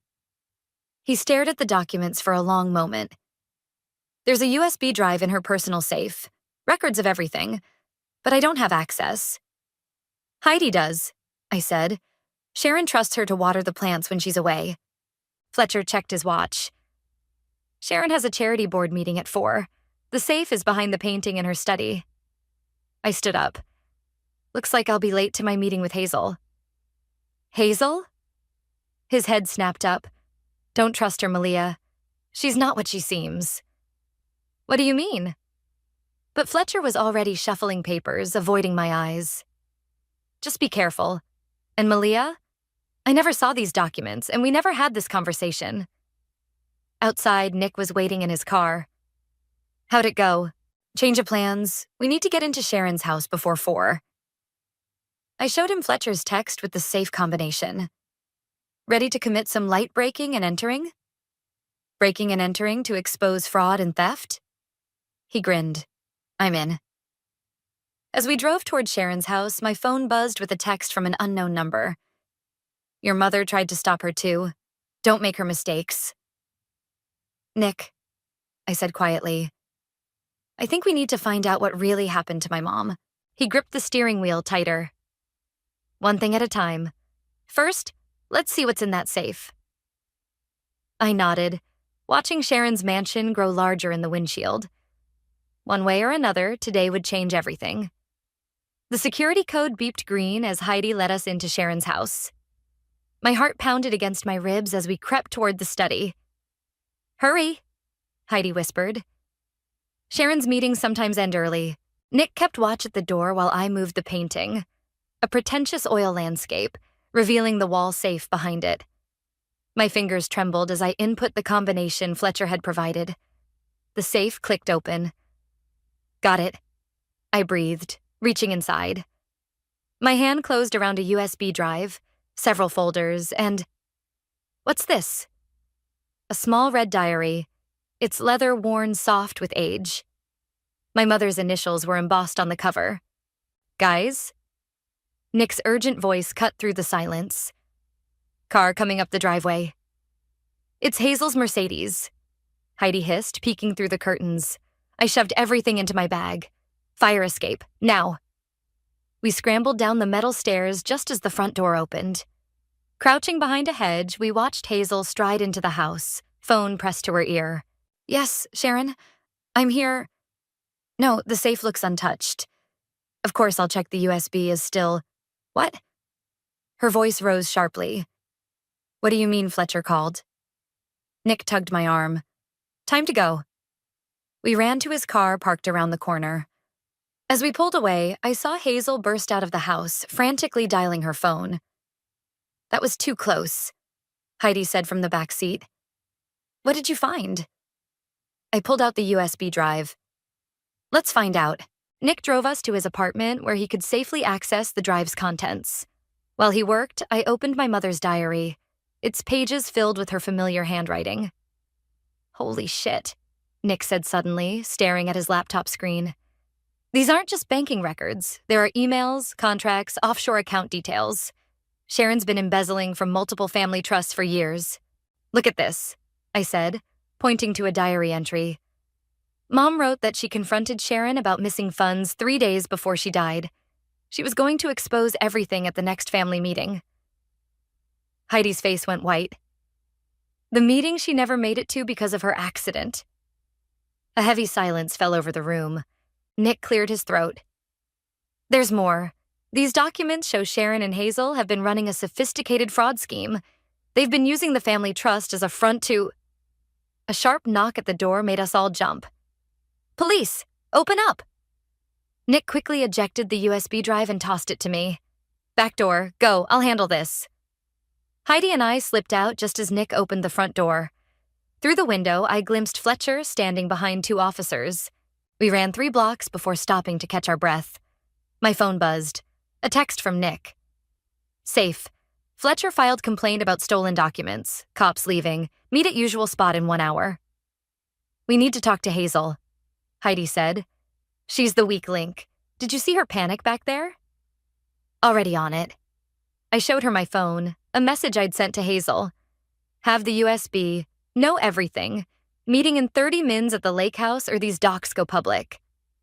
The response came quickly. "Coming alone. Don't do anything stupid." The lake house was deserted when we arrived. Heidi took position upstairs with a clear view of the approach while I waited on the deck. The USB drive felt heavy in my pocket. Hazel's Mercedes appeared right on time. She got out slowly, hands raised to show she was alone. "Where's Sharon?" I called out. "Not coming." Hazel climbed the deck steps. "She doesn't know I'm here." "Start talking." She sank into a chair, suddenly looking older and tired. "Your mother was my best friend. When she discovered what Sharon was doing, I helped her gather evidence. But Sharon found out and..." She swallowed hard. "The night before your mother died, Sharon threatened my daughter's life if I didn't help cover everything up." "Why tell me this now?" "Because of this." She pulled out a folded paper from her jacket. "Your mother's last letter to me. Read it." My hands shook as I unfolded the paper. The date showed 1 day before Mom died. "Hazel, if anything happens to me, the proof is in the summer cabin's basement. Behind the old wine rack. Keep Malia safe. She's the only one strong enough to finish this." I looked up at Hazel. The cabin's been locked for years.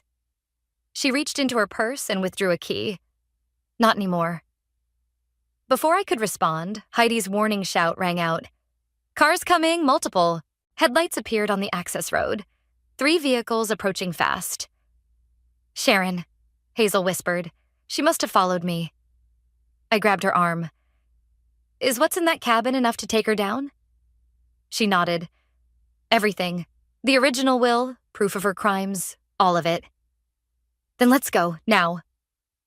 As we rushed to her car, my phone lit up with a message from Nick. "Got away from cops. Sharon's called an emergency family meeting for tomorrow. Whatever you're planning, do it fast." The game was reaching its endgame. And this time, I had all the pieces. The summer cabin's basement smelled like mold and secrets. Hazel's flashlight beam cut through the darkness, illuminating rows of dusty wine racks. "There," she pointed. "The 3rd rack from the left." My fingers traced the wooden frame until I felt it. A slight gap behind the rack. Pulling hard, the entire section swung out like a door, revealing a small alcove. "Clever, Mom," I whispered, reaching inside. A metal lockbox sat waiting, exactly where she'd hidden it years ago. Hazel handed me a small key from her keyring, her hands trembling. "Sharon's probably already at the lake house," she said. "We don't have much time." The lockbox opened with a click. Inside, I found a thick manila envelope and a USB drive labeled Evidence.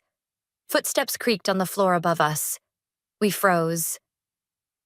"Malia?" Nick's voice called down. "It's me and Heidi." Relief flooded through me.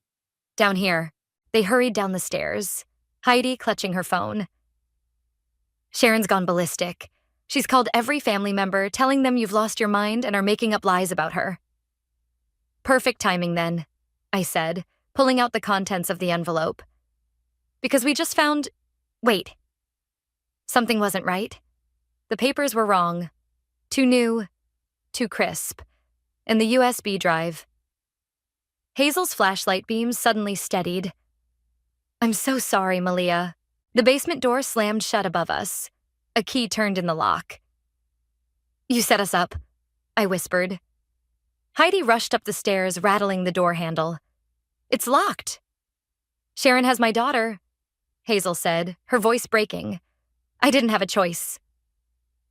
Heavy footsteps moved across the floor above. Sharon's voice carried through the door. Did you really think it would be that easy, Malia? That your mother would just leave evidence lying around for years?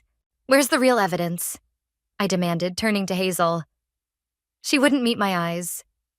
Sharon destroyed most of it. What's left is in her private vault at First National.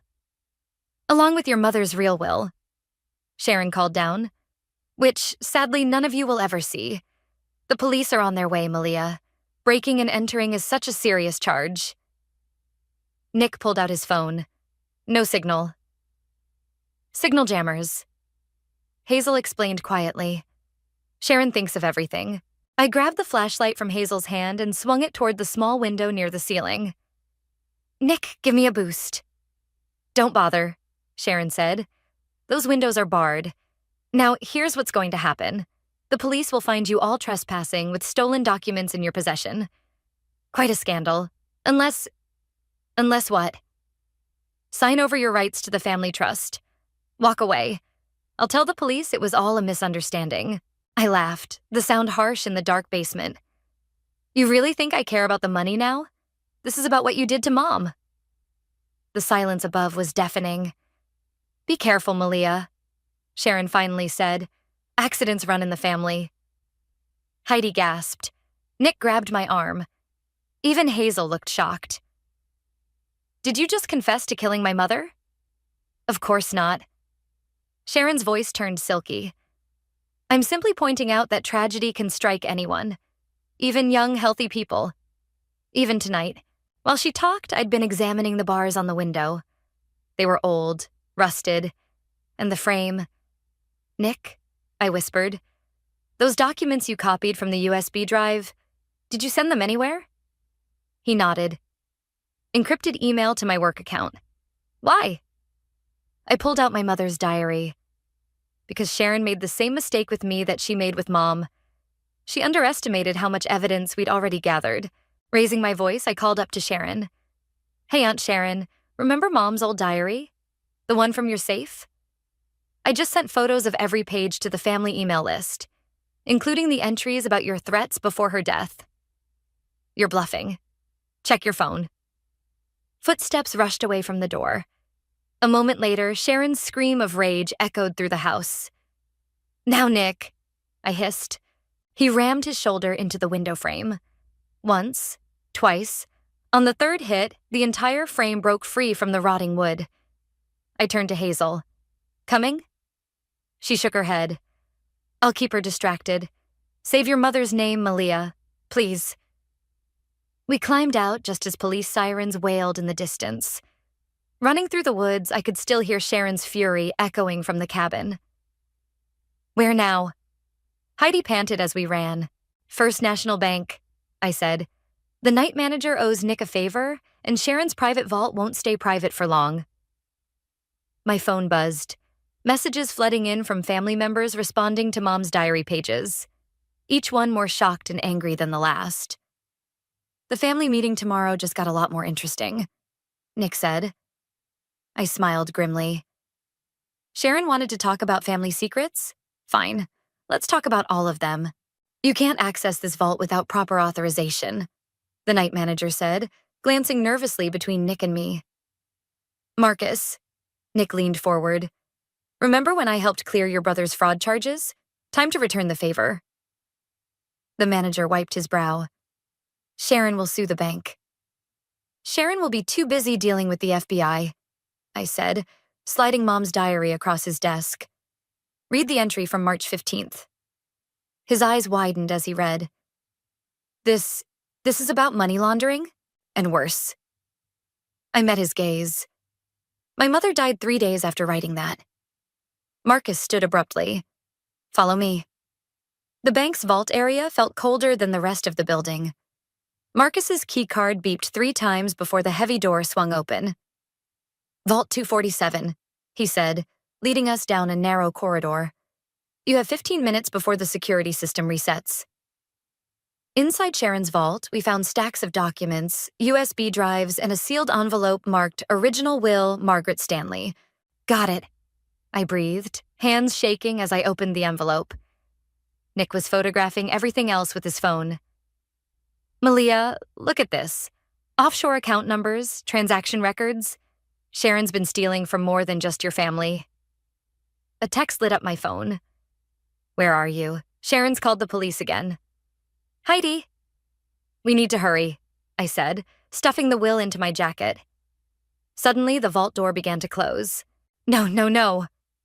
Nick jammed his foot in the gap, but it kept moving. Marcus, override it.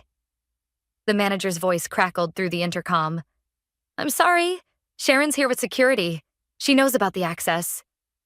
Marcus, don't. The door sealed with a heavy thunk, trapping us inside.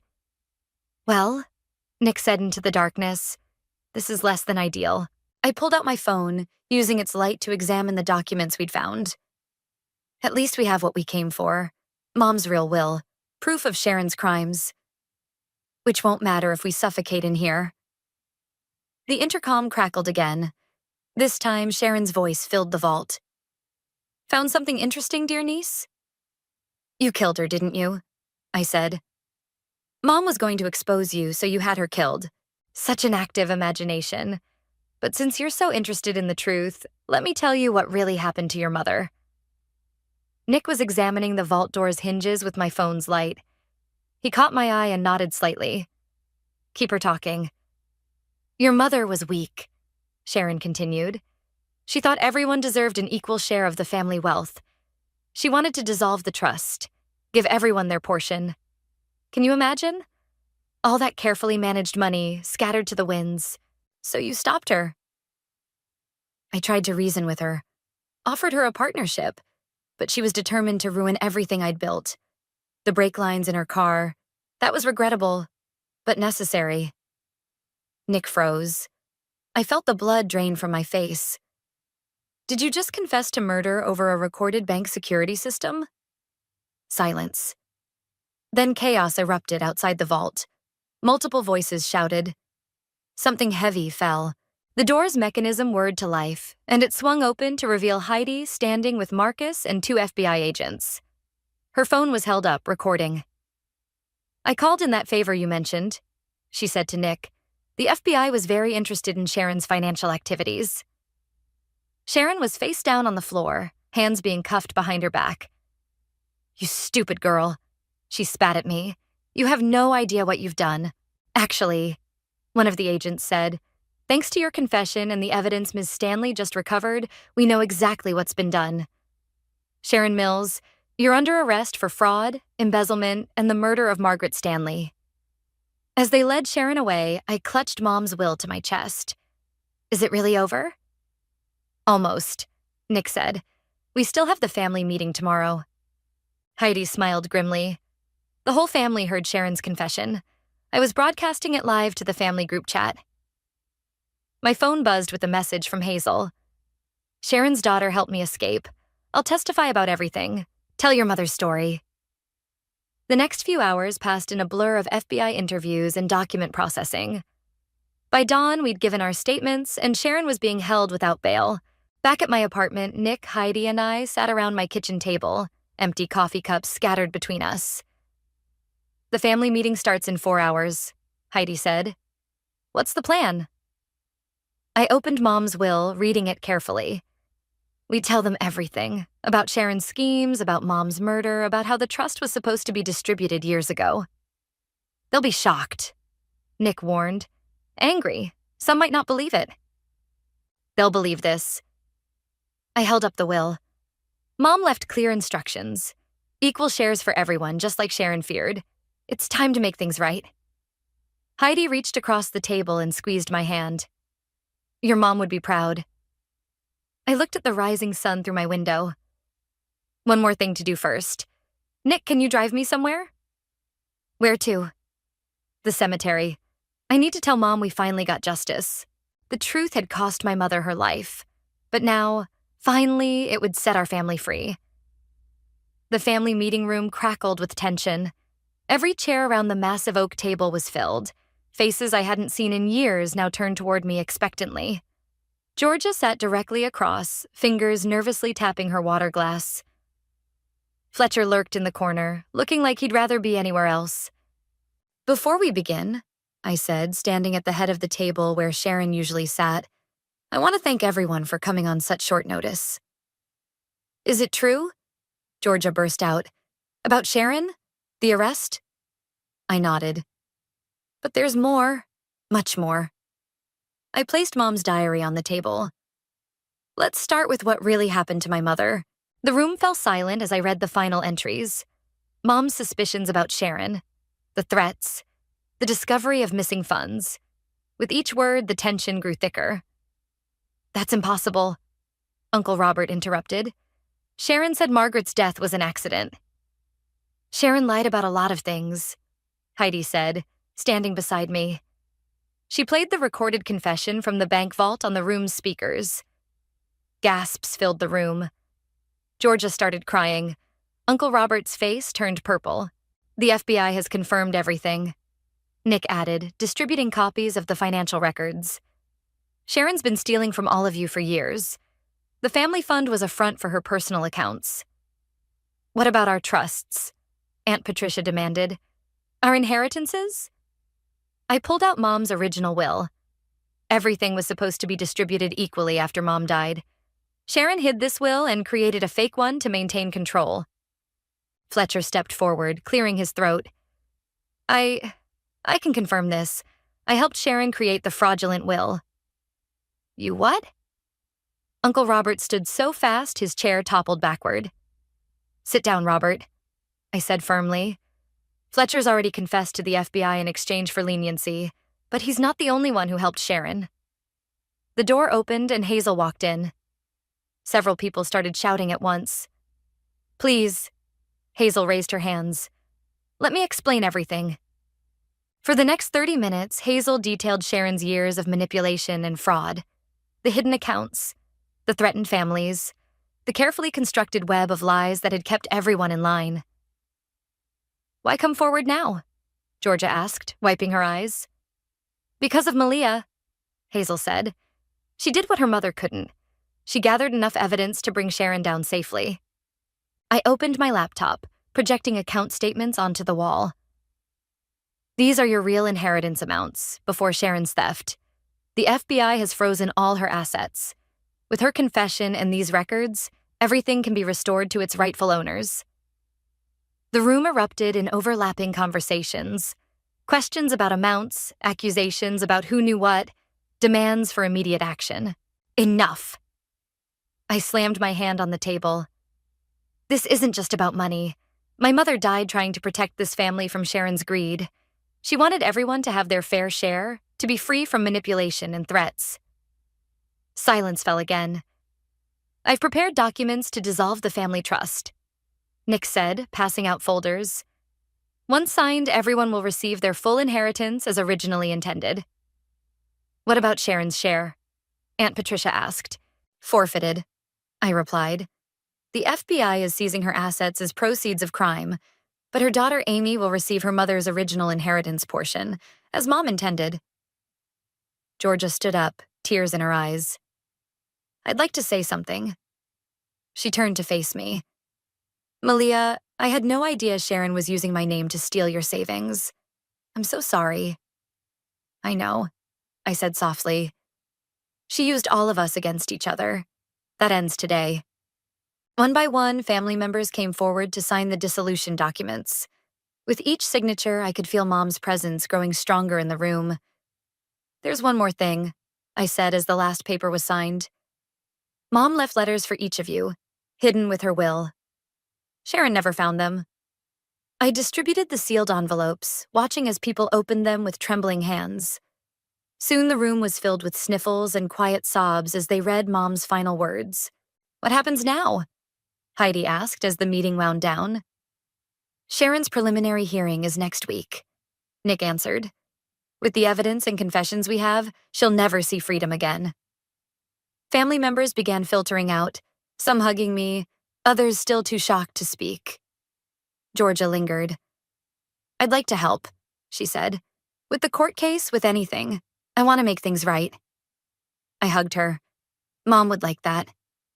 Later, as Nick drove me home, I finally felt the weight lifting from my shoulders. "I can buy my house now," I realized, laughing suddenly. "After all this, that's what you're thinking about?" Mom always said home is where you build your future. I smiled, watching the sunset paint the sky. It's time I built mine. My phone buzzed. A text from the realtor. "The Craftsman house is still available. Ready to move forward?" "Yes," I typed back. "I'm ready for everything." The courthouse steps were crowded with reporters as Sharon was led out in handcuffs. She caught my eye as she passed, her designer outfit replaced by prison orange, her perfect makeup gone. For a moment, I saw something I'd never seen before in her expression. Defeat. "Life sentence," Nick said, squeezing my hand. "No possibility of parole." Heidi hugged me from the other side. "It's really over." "Not quite," I said, watching Sharon disappear into the prison transport van. "There's one more thing to do." The drive to my new house felt different this time. The Craftsman's wraparound porch welcomed us with late afternoon sunshine, and Georgia was already waiting on the steps with a box in her hands. "Found these in Sharon's storage unit," she said as we approached. "Old family photos. Thought you might want them for the house." Inside, the empty rooms echoed with possibility. Nick and Heidi started unpacking boxes while Georgia and I sorted through the photos on the floor. "Look at this one," she said, holding up a faded picture. "Your mom and Sharon as teenagers. They actually looked happy together." "Before money poisoned everything," I said, taking the photo. Young Sharon smiled at the camera, arm around my mother's shoulders. Both so innocent, unaware of what lay ahead.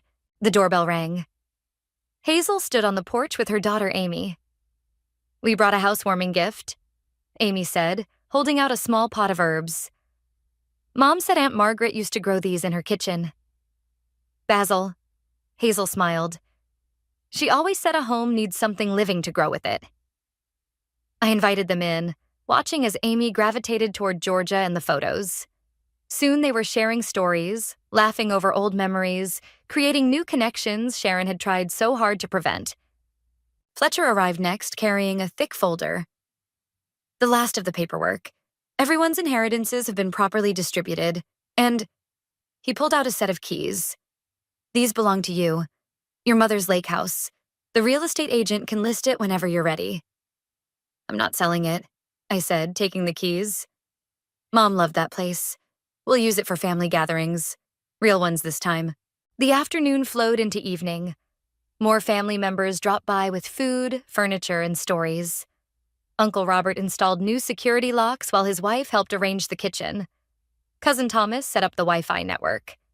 The house slowly came alive with voices and laughter. Nick found me on the porch, taking a break from the chaos inside. "You okay?"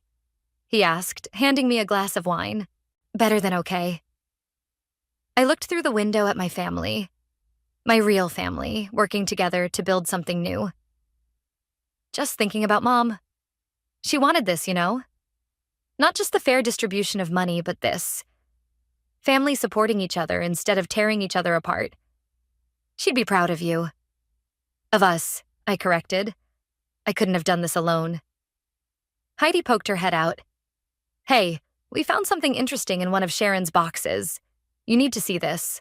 Inside, everyone had gathered around the dining table where Hazel was holding a manila envelope. "These are letters Sharon wrote but never sent," she explained. "One for each family member, including you, Malia. She wrote them the night before her arrest." I opened mine slowly, recognizing Sharon's precise handwriting. "Malia? By the time you read this, I'll have lost everything. You're stronger than your mother was, smarter. You beat me at my own game, and part of me is proud of that. I convinced myself I was protecting the family fortune, but you protected the family itself. That's what Margaret would have wanted. I'm sorry I lost sight of that. Sharon. Well, Georgia said into the silence. That's as close to a real apology as we'll ever get from her. It's enough, I said, folding the letter. We can't change the past, but we can build something better. Nick raised his wine glass. To new beginnings? To family, I corrected, looking around at the faces of people who had gone from strangers to supporters. The real kind. Later that night, after everyone had gone home, I sat on my new porch swing, listening to the neighborhood settle into darkness. The house keys felt right in my hand, like they'd been waiting for me all along. My phone lit up with a message from Georgia. Thank you for bringing us back together. Dinner at my place next week? I smiled, typing back. Wouldn't miss it. Inside, the basil plant sat on my windowsill, its leaves reaching toward the moonlight.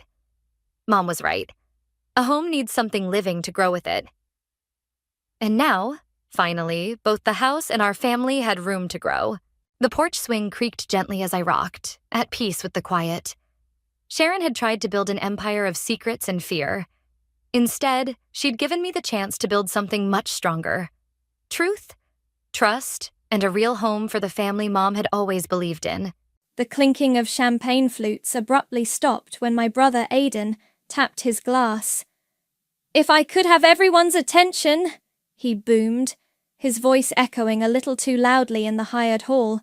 He beamed, his arm around his wife Sophia, who was cradling their newborn son, Sam. Today is about family, about new beginnings. He paused, his gaze sweeping the room before landing squarely on me.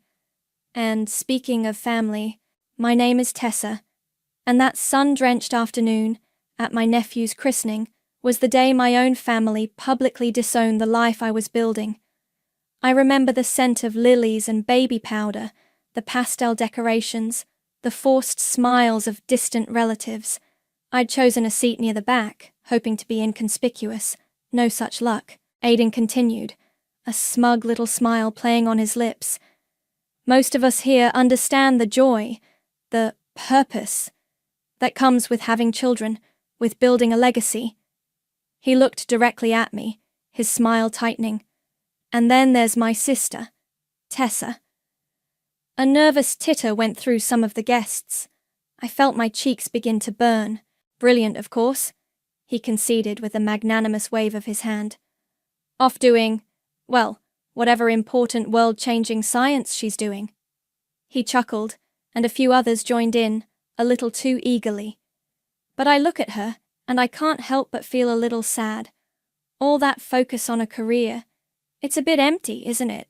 A bit selfish when you think about what truly matters. My breath hitched. I could feel every eye in the room on me. Sophia was looking down at Sam, a faint blush on her own cheeks, but she didn't intervene. I mean, what's the point of all that ambition if you've got no one to share it with, no little ones to pass on your name, your values? Aidan pressed on, clearly enjoying his moment. I just hope she doesn't wake up one day, old and alone, with only her test tubes and microscopes for comfort. He raised his glass higher. Because that's a lonely future, Tessa. A very lonely future. The silence that followed was heavy, suffocating. Then, my father, Jarvis, cleared his throat. Aidan's right, you know, he said, his voice firm, carrying the weight of patriarchal authority. He wasn't looking at me, but at the crowd. A woman's true calling is her family, her children. It's what gives her life meaning. My mother, Josephine, nodded beside him, her lips pressed into a thin line of agreement. We just want you to be happy, dear, she said, her voice soft, but laced with the same judgment. And all this career, it's not the path to happiness for a woman. You're missing out on so much. The words empty, selfish, lonely, missing out echoed in my head. Humiliation, hot and sharp, pricked at my eyes. I wanted to scream, to run, to vanish. Instead, I sat there, ramrod straight, my hands clenched into fists in my lap until my knuckles were white. I met Aiden's triumphant gaze, then my father's stern one, then my mother's pitying one. They saw a failure, a disappointment, a cautionary tale. In that moment, something inside me didn't break. It hardened. It solidified into a cold, sharp resolve. If my career was to be my only comfort, then I would make it a fortress. If my ambition was pointless, then I would make it my weapon. They wanted to define my life by what I lacked in their eyes? Fine. I would define myself by what I could achieve, by the power I could build, far away from their suffocating expectations. I didn't know then, not really, how things would unfold. I didn't know that my empty career would one day hold the power of life and death over their perfect family. But when the time came, I was ready. My institute became my kingdom, built on the ashes of their scorn. Bowen Innovations. A little irony I allowed myself, using the family name for the very thing they despised. The years that followed were a blur of 18-hour days, relentless research, grant proposals, lab expansions, breakthroughs, and setbacks. I poured every ounce of myself into my work, fueled by a quiet, simmering rage and an unyielding determination to prove them wrong, not to them, but to myself. My success was meteoric. I became a name in biomedical research, a leader in genetic therapies. Family interactions during those years were brief, strained affairs. Christmas dinners where my achievements were met with polite, distant nods. Or worse, my mother's sad sighs about my still being single. Aiden would boast about Sam's latest school report or football trophy, the unspoken comparison always hanging in the air. His life, full and meaningful. Mine, a sterile success story. Sophia once tried a half-hearted apology, years after the christening, catching me alone at some dreary family gathering. Aiden didn't mean it like that, Tessa, she'd mumbled, not meeting my eye. He was just, new dad excitement. Was he? I'd replied, my voice flat, because it sounded quite specific to me. She'd stammered something else and scurried away. I let her. Their opinions had ceased to matter, except as fuel. I heard about Sam growing up from a distance, a bright kid, apparently, the golden child of their perfect lineage. The narrative they spun always subtly reinforced my otherness, my deviation from the norm. They probably thought I'd just fade into the background of their lives, a successful but ultimately tragic figure in their family story. And from the highest tower of my kingdom, I'd eventually see them crawl. The call came on a Tuesday morning, almost exactly a decade after that christening. I was in my office, reviewing clinical trial data, when my private line, the one only a handful of people had, buzzed. Caller ID, Aiden. I almost didn't answer. Curiosity, or perhaps a premonition, made me pick up.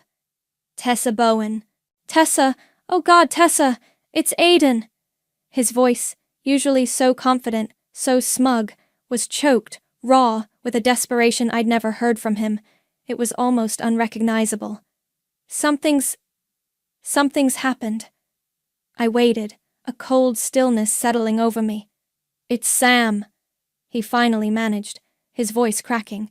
He's sick. Really sick. He took a ragged breath. They don't know what to do. They said there's nothing. Another sob. He's only 10, Tess. My boy. I remained silent, listening to his pain with a detachment that felt miles deep. There's this new thing, he stammered, hope and panic warring in his tone. An experimental treatment, some kind of gene therapy. The doctors said it's a long shot, the only shot. They said it's being pioneered by your institute, Tessa. Bowen Innovations. He paused, the unspoken plea hanging heavy. Tessa, please. You're the only one who can help. He's my son. He's your nephew. My nephew. The one whose very existence, whose christening, was used to damn mine, to highlight my supposed emptiness. The irony was so thick I could almost taste its bitter metallic tang. A slow, cold thrill, dark and undeniable, began to uncoil in the pit of my stomach. Karma, it seemed, had a very long memory, and a very precise aim. Bring his complete medical file, I said into the phone, my voice devoid of any inflection, and come to the institute, tomorrow, 10 a.m. I didn't wait for a reply, just disconnected the call and sat back in my leather chair, the silence of my spacious office suddenly feeling charged. The next morning, they arrived. Not just Aiden, but Sophia too, her face pale and puffy, dark circles under her eyes, and behind them, looking older and more stooped than I remembered, were Jarvis and Josephine, my parents. They stood in the gleaming, minimalist lobby of Bowen Innovations, dwarfed by the soaring atrium and the large, subtly backlit logo of my company. Our family name, ironically. This place, this monument to my selfish ambition, was a world away from the chintz and judgment of their lives. My assistant, Chloe, a sharp young woman who knew nothing of my family history beyond their names, showed them into the large conference room adjacent to my office. I made them wait for 10 minutes. I pictured them sitting there, on the expensive Italian leather chairs, surrounded by glass walls that overlooked the bustling labs, the white-coated scientists, my army, my people. When I finally walked in, Aiden shot to his feet. Sophia clutched a worn teddy bear, presumably Sam's. Jarvis stared at the polished mahogany table, while Josephine twisted her hands in her lap. Tessa, Aiden began, his voice hoarse. Thank you for seeing us. I gestured to the chairs. Sit. You have the files? Sophia pushed a thick binder across the table. Her hand trembled.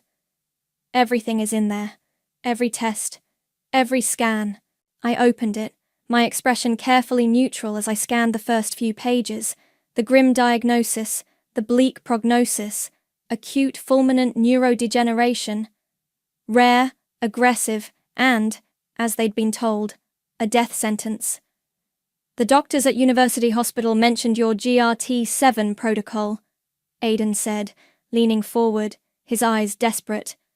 They said it's shown some promise in early animal trials for similar conditions. It has, I confirmed, my gaze still on the file. In murine models. We're not yet in human trials. It's entirely experimental. I looked up, meeting each of their gazes in turn.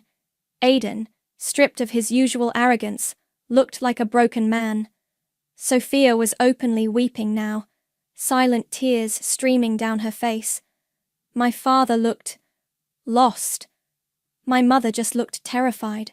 We know it's experimental, Sophia whispered, her voice thick with tears. But it's all we have. He's deteriorating so fast, Tessa. Please. She reached across the table, her hand outstretched as if to touch mine, then seemed to think better of it and pulled back.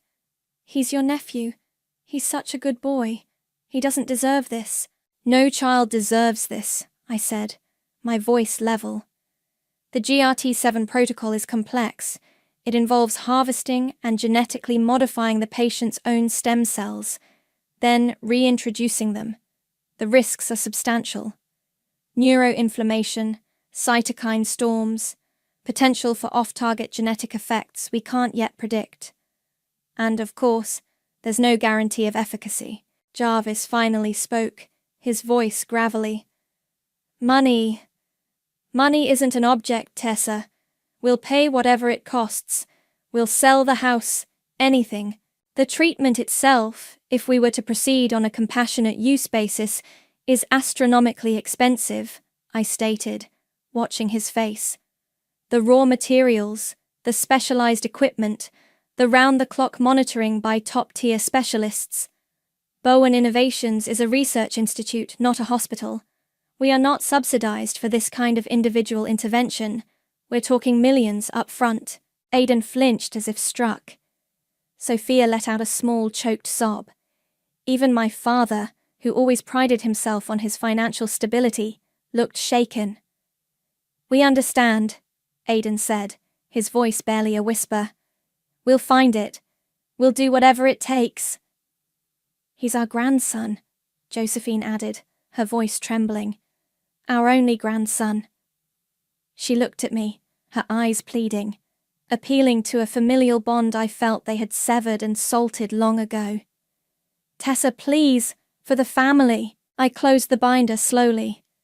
The silence in the room was thick with their desperation, their fear, their dawning realization of just how much power I now held. I let it stretch, watching them squirm under the weight of it. They had come to my kingdom, these architects of my deepest wound, as supplicants. Their perfect family, their precious lineage, was now entirely at the mercy of the empty, selfish woman they had so publicly condemned. Finally, I spoke, my voice calm, almost clinical. "I'll need to review his case thoroughly with my team. Dr. Nelson Taylor, my chief neurologist, will need to examine all this data." I tapped the binder. And then, I paused, letting my gaze drift over each of them, lingering for a moment on Aidan's ravaged face. "We can discuss my requirements." The unspoken threat, the implication of conditions beyond mere payment, hung heavy in the sterile air of the conference room. Aidan's eyes widened, almost imperceptibly. Sophia stopped crying, a new kind of fear dawning on her face. My parents just stared, their hope now visibly tainted with dread. The price of a miracle, I thought, was about to be set, and I would be the one to name it. I let them stew for 2 days. 2 days for the weight of my unspoken conditions to press down on them, for their desperation to ripen. Dr. Taylor, my trusted colleague, and a man who knew the bare bones of my family's past disdain for my life's work, reviewed Sam's files with grim diligence. "It's aggressive, Tessa," he confirmed, his brow furrowed. "The GRT7 is a Hail Mary, but it's the only Hail Mary they've got. The science is sound, theoretically. The risk, however, is off the charts." "I'm aware," I'd replied. "Prepare a full risk-benefit analysis and clear my schedule for Friday morning. I'll be meeting with the family again." On Friday, I summoned them not to the impersonal conference room, but to my office, my sanctuary. The room was large, with one wall of floor-to-ceiling glass, offering a panoramic view of the city, a view I'd earned. My desk was a slab of polished black granite, imposing and uncluttered. When Aidan, Sophia, Jarvis, and Josephine were ushered in, they looked even more diminished than before. Sophia's eyes were red-rimmed, Aidan's jaw tight with anxiety. This time, they weren't alone. Beside me sat Quinn Adams, my lawyer. Quinn was sharp, impeccably dressed, and possessed a gaze that could make concrete sweat. Her presence alone shifted the atmosphere from a desperate family plea to a formal, high-stakes negotiation. "Please sit," I said, gesturing to the chairs opposite my desk. They sat, a huddled, anxious quartet. "We've reviewed Sam's case in detail," I began, my tone all business. "Dr. Taylor concurs with the initial diagnosis and the extreme rarity and aggression of the disorder. He also agrees that, while highly experimental and carrying significant risks, the GRT7 protocol represents the only potential therapeutic avenue currently conceivable." A collective sigh of relief, fragile and premature, went through them. Sophia reached for Aidan's hand. "However," I continued, and the hope in their eyes flickered, "Bowen Innovations is a research facility. Allocating the resources for a single compassionate use case of this magnitude, an unproven, high-risk therapy, requires extraordinary justification, and, Frankly, extraordinary commitment from all parties involved. Quinn slid a sleek leather portfolio onto the desk. Ms. Bowen has outlined certain preliminary conditions that must be met before we can even consider proceeding with the necessary preparations for potential treatment. Aidan leaned forward. Conditions. We told you, money isn't. The financial aspect is only one component, Aidan. I cut him off, my voice like ice. He flinched at the use of his first name, at the cold authority in my tone. Let's be clear. Bowen Innovations is not a charity. The research we do here, the pointless career I've pursued, costs a staggering amount of money. Money that allows us to explore avenues like GRT7. I paused, letting that sink in. Therefore, the first requirement is a non-refundable research contribution to Bowen Innovations. This is not for Sam's direct treatment costs, which will be calculated separately if we proceed. This is a contribution to the ongoing work of this institute, to the furtherance of biomedical science, the very science you once found so lacking in purpose. Quinn named the sum. It was, as I'd instructed, exorbitant. Enough to cause Aidan significant financial pain, enough to force my parents to dig deep into their comfortable retirement. I saw Aidan's face pale. Jarvis opened his mouth, then closed it again, looking utterly poleaxed. Sophia gasped, her hand flying to her mouth. That's an incredible amount of money, Tessa, Aidan finally stammered. Just as a contribution? Consider it an investment in the kind of work you once derided, I said smoothly. Payable in full within 7 days. 7 days? Jarvis croaked. But that is the first condition, I stated, my gaze unwavering. The second is less tangible, but no less important. I looked at Aidan, then Jarvis, then Josephine. I require a formal written apology from each of you, individually. These apologies will detail your specific statements made at Samuel's christening 10 years ago concerning my life choices and my career. They will acknowledge the harmfulness and baselessness of those statements, and they will be notarized. A stunned silence filled the room. Aidan looked like I'd slapped him. My father's face was a mask of disbelief and dawning fury, battling with his fear for Sam. My mother stared at me, her expression a mixture of horror and a strange, dawning comprehension. An apology? Aidan finally choked out, his voice incredulous. You want us to write down everything, I confirmed. Every lovely sentiment about my empty, selfish life, my lonely future, my missing out on a woman's true calling. I want it acknowledged, in writing, legally witnessed. Jarvis found his voice, rough with indignation. This is blackmail, Tessa. You're using our grandson's life to— I am using my resources, Father, I corrected him, my voice dangerously soft. The resources I built, despite your profound lack of faith, the resources that now represent your only hope. This isn't blackmail. This is the price of admission. This— I leaned forward, my eyes locking with Aidan's, then my father's— is just to secure my consideration, to proceed. If Sam is to be enrolled in the GRT7 protocol, there will be further understandings. The air crackled with unspoken threats. Sophia was crying again, but this time there was a new edge to her sobs, the sound of someone realizing they were utterly, hopelessly trapped. Do we have a deal?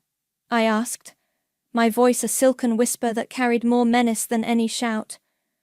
Or shall I allocate this potential trial slot to another candidate? We have a waiting list, you know, of people who value what we do here. The week that followed must have been hell for them.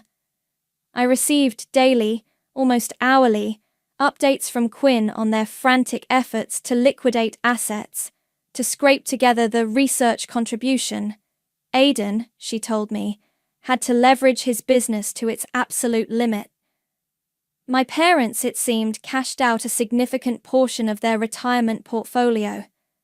The irony wasn't lost on me. The nest egg meant to ensure their comfortable old age was now being sacrificed to fund the pointless career of the daughter they'd pitied. Exactly 7 days later, Quinn confirmed the full sum had been transferred to Bowen Innovations Research Fund. That same afternoon, a courier delivered 3 sealed, notarized envelopes to my office. I dismissed Chloe for the day before opening them. Aidan's apology was stiff, formal, clearly drafted through gritted teeth. He recounted his words from the christening, acknowledging they were inappropriate and regrettable. My father's was much the same, laced with a lingering patriarchal indignation, admitting his statements were perhaps overly traditional and not intended to cause distress. My mother's was softer, filled with phrases like, "If I caused you pain," and "A mother only wants her child's happiness," but it still contained the required admission of her words and their judgmental nature. I read each one slowly, a small humorless smile playing on my lips. "Barely adequate," I murmured to the empty room, but they had complied. The first toll had been paid. The next morning, I summoned them again. This time, just Aidan, Sophia, Jarvis, and Josephine. No lawyers. Just family. Or what was left of it. They looked haggard, the strain of the past week etched onto their faces. They sat in the same chairs in my office, but the dynamic had shifted irrevocably. They were no longer just supplicants, they were now debtors, bound by their first act of submission. "The contribution has been received," I began, my voice cool and even. "The apologies, while somewhat creatively phrased, meet the basic requirement." I paused, enjoying the flicker of exhausted hope in Sophia's eyes, the wary tension in Aidan's. "This brings us to the next stage." I leaned back in my chair. Bowen Innovations is hosting its annual gala in 3 weeks. It's a significant event for us, celebrating advancements in biomedical research and, this year specifically, honoring women in STEM fields. We have keynote speakers, industry leaders, philanthropists, a rather influential audience. Aidan looked confused. "What does this have to do with Sam?" "Everything, Aidan," I said, my smile widening slightly. "Because you will be one of our speakers." His jaw dropped. "Me? Speak? About what? I don't know anything about STEM." "Oh, you won't be speaking about STEM directly," I clarified. "You'll be speaking about me, and about your past, insights, into women's careers." I slid a few typewritten pages across the polished granite desk. "I've taken the liberty of drafting your speech." Aidan picked up the papers, his hand trembling slightly. Sophia leaned in, reading over his shoulder. I watched their faces as they scanned the words. Aidan's colour drained, leaving him a sickly grey. Sophia gasped, her eyes wide with horror. Jarvis, craning his neck to see, let out a strangled grunt. "You can't be serious," Aidan whispered, looking up at me, his eyes filled with a mixture of disbelief and fury. "You want me to stand up in front of all those people and say, 'This?'" "Precisely," I confirmed. "You will laud my achievements. You will denounce your past sexist remarks about child-free women and career-focused individuals. You will champion the very choices you once condemned in me. And yes, you will specifically recount your charming little toast from Sam's christening, word for word, and then you will publicly, unequivocally, retract it. This is humiliation," Aidan choked out. "Is it?" I tilted my head. "I recall a certain christening where I was the one publicly humiliated. This is merely a public correction of the record. Think of it as setting a better example, Aidan. For Sam, perhaps, should he recover. And," I added, my gaze shifting to my parents, "Jarvis, Josephine, you will both be in the front row, smiling, applauding, visibly endorsing every word your son says." My mother looked like she was about to faint. My father's face was puce. "Tessa, "This is cruel," Josephine whispered, her voice trembling. "This is beyond cruel." "Cruelty, mother," I said, my voice hardening, "is telling your daughter her life is empty and selfish because she chooses a different path. Cruelty is predicting she'll die alone with only her career for comfort in front of a room full of people. This," I gestured to the speech, "is merely an exercise in public accountability." Sophia, surprisingly, found her voice. She stood up, her eyes pleading with me. "Tessa, please. The money, the apologies, we did it. But this will destroy him. Can't you see that? As a woman, surely you can understand." I cut her off, my voice like a shard of ice. "Did you appeal to him as a woman when he was humiliating me, Sophia? Did you ask him to consider my feelings then?" I stood up, walking around the desk to stand before them. "The stage is set. His performance is non-negotiable. The gala is in 3 weeks. Sam's condition, as you know, is not improving with time." They were cornered, utterly and completely. The image of Aidan, my arrogant, judgmental brother, forced to publicly eat his words, to champion my life while denouncing his own past bigotry, was a satisfaction so potent it almost made me dizzy. This wasn't just about money or apologies anymore. This was about dismantling their pride, brick by painful brick, in the most public way imaginable. The 3 weeks leading up to the gala were a masterclass in strained silence and barely concealed panic from their end.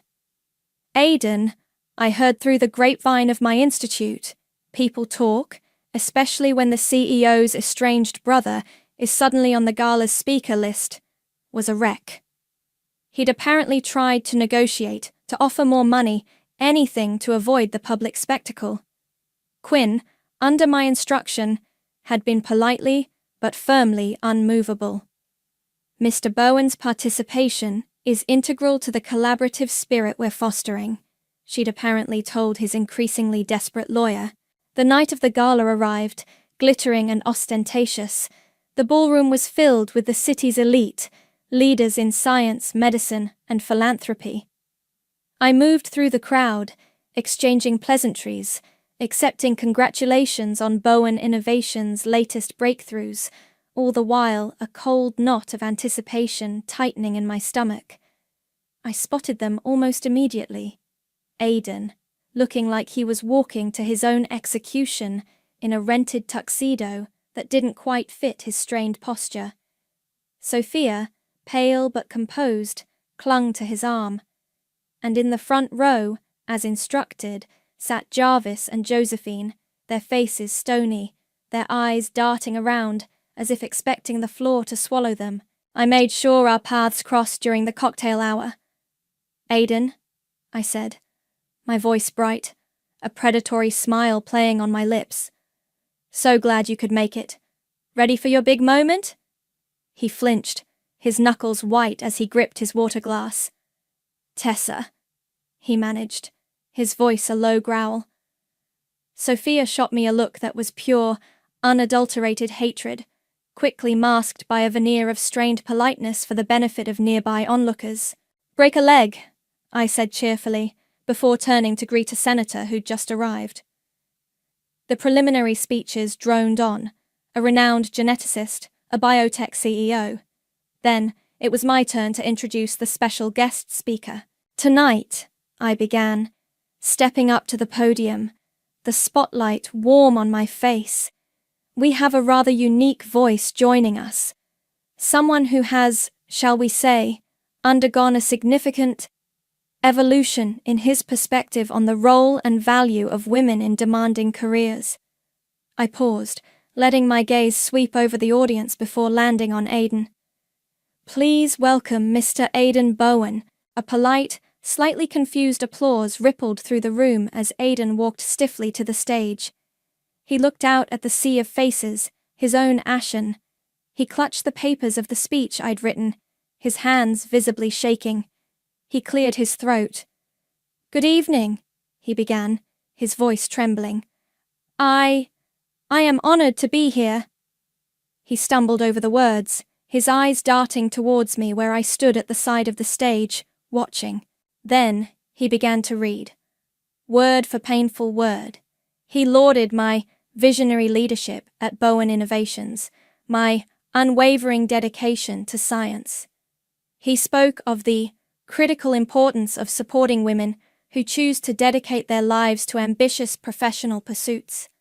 Each word sounded like it was being dragged from him over broken glass. Then came the part I'd been waiting for. There was a time, he said, his voice dropping, his gaze fixed on the paper, as if it were a venomous snake, when I did not understand this. A time when I held regrettable and frankly ignorant views. He took a shaky breath. At my son Sam's christening 10 years ago, I made a speech. In that speech, I publicly derided my sister Tessa's choice to pursue her career. I called her life empty and selfish. I predicted she would die alone with only her career for comfort. A shocked murmur went through the audience. People exchanged bewildered glances. I saw Jarvis sink lower in his seat, Josephine's face contort. Those words, Aidan continued, his voice cracking, were born of arrogance and a profound lack of understanding. They were cruel, they were baseless, and I retract them, fully and unequivocally. He looked up, his eyes briefly meeting mine, filled with a raw, agonizing humiliation. My sister's career is not empty. It is vital. It is brilliant. And she is not alone. She has built something extraordinary. He stumbled through the rest of the pre-written platitudes, praising women in STEM, urging support for their ambitions. The applause at the end was polite, but deeply unsettled. People were clearly confused by the bizarre, deeply personal confession. As soon as he stepped off stage, looking utterly broken, I had him, Sophia, and my parents ushered into a private room backstage. Dr. Taylor was there, along with Quinn, who held a new, thicker portfolio. Well done, Aidan, I said, my voice devoid of warmth. A truly memorable performance. He didn't respond, just stared at the floor. Sophia was openly crying now, dabbing at her eyes with a handkerchief. Now, I said, getting straight to the point.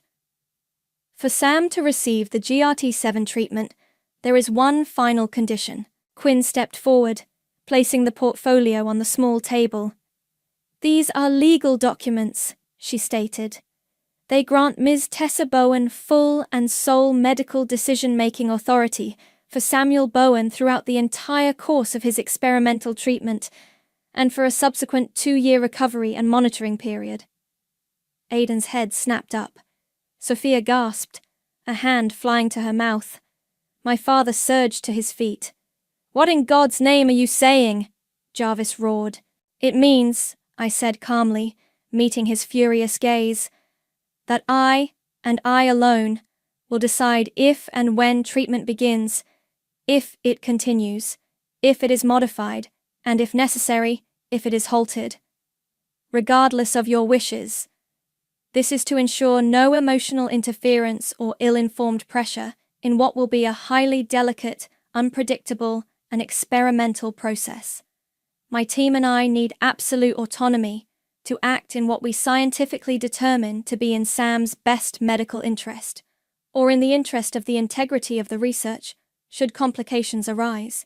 The documents were laid out. Pens were placed beside them. My mother let out a strangled sob. You want to take our son away from us? Sophia whispered, her voice trembling with disbelief and horror. Our rights as parents? I want to give your son a chance to live, Sophia, I replied, my voice cold. A chance that currently rests entirely in my hands and in the work of this institute. This ensures that chance is maximized, free from distraction. Aidan looked utterly defeated, stripped bare of his last vestiges of pride and control. Their worst fear, I knew, was being realized. Their son's life, their precious Sam, was now entirely and legally in the hands of the woman they had scorned, the woman he had publicly tried to destroy. An agonizing silence filled the room, broken only by Sophia's quiet sobs. Aidan stared at the papers, then at me, his eyes hollow. Finally, he reached out a shaking hand and picked up a pen. He looked at me, his voice a raw whisper. "Will you save him, Tessa? After all this, after everything you've put us through, will you actually save him?" My face was unreadable. "Sign the papers, Aidan, and then we'll see what my pointless work can really do." Aidan's hand hovered over the signature line, the pen trembling. Sophia watched him, her face a mask of anguish, tears streaming silently. Jarvis looked like he might have a stroke, his face flushed a dangerous red, but he remained silent, defeated. Josephine just wept, her shoulders shaking. "Aidan, don't!" Sophia whispered, her voice cracking. "There has to be another way. We can't just sign him over." Aidan looked at her, his eyes filled with a despair so profound it was almost tangible. "What other way, Sophia?" he asked, his voice hoarse. "Is there another GRT7? Another Tessa who can even attempt this? We both know the answer." He turned back to the papers, his gaze fixed on the line that would cede his parental authority. Quinn, ever the professional, broke the silence. "The documents are standard for high-risk experimental compassionate use protocols where the lead researcher requires unimpeded oversight. They protect both the patient's access to the therapy and the integrity of the research program." "Standard?" Jarvis finally choked out. "This isn't standard. This is monstrous." I met my father's gaze. "Monstrous was leaving your daughter to face public ridicule without a word of defense, Father. Monstrous was dismissing her life's work as a frivolous pastime. This," I gestured to the papers, "is a necessary precaution to save your grandson's life, a life that, I remind you, hangs by the thinnest of threads." Aidan took a deep, shuddering breath. His eyes met mine, a flicker of the old arrogance warring with utter desperation. "If I sign this, you give me your word you will do everything in your power for Sam?" "I will do everything within the power of medical science and the GRT7 protocol," I corrected him, my voice precise. "I will adhere to the highest ethical and scientific standards. That is my commitment." It wasn't the heartfelt reassurance he craved, but it was the truth. He closed his eyes for a moment, then, with a strangled sigh that seemed to carry the weight of all his broken pride, he signed his name. The scratch of the pen on the paper was unnaturally loud in the tense silence. He pushed the documents towards Sophia. She stared at them, then at him, then at me, her expression a maelstrom of grief and fury. But after a long, agonizing moment, she too picked up the pen and signed. Quinn notarized the signatures with swift efficiency. It was done. I now held legal sole medical authority over my nephew, Sam. The boy whose christening had been the catalyst for a decade of bitterness and ambition. Dr. Taylor will coordinate with Sam's current physicians at University Hospital to arrange his transfer to our specialized pediatric neuro unit here at Bowen Innovations, I said, my tone brisk, all business now. The cell harvesting procedure will need to commence within 48 hours. You will be kept informed of his progress through Dr. Taylor. You will have access to Sam, of course, within the unit's visitation guidelines. Sophia looked up, a new fear in her eyes. "We can see him?" "Of course you can see him," I replied, a touch of impatience in my voice. "He's your son, but all medical decisions, all discussions regarding his treatment plan, will come through me or Dr. Taylor, as per the agreement." They left the room like ghosts, Aidan and Sophia supporting each other, my parents trailing behind them, looking utterly bereft. Quinn gathered the signed documents. "Everything is in order, Tessa." "Good," I said, turning to look out the window at the city lights. The gala was winding down, the distant sound of music and laughter a strange counterpoint to the raw, brutal transaction that had just occurred. Dr. Taylor approached me. "Tessa, are you sure about this? The pressure, the personal involvement." "Nelson," I said, turning to face him, "I've been preparing for this, in one way or another, for 10 years. Sam will get the best care, the best science this institute can offer. That, I promise you. And I would deliver on that promise, not for them, not even entirely for Sam, but for the integrity of my work, the work they had so thoroughly, so publicly despised. My pointless career was about to attempt a miracle. Or it would fail, and they would have to live with the knowledge that their last hope lay in the hands they had once so callously slapped away. The following days were a whirlwind of activity.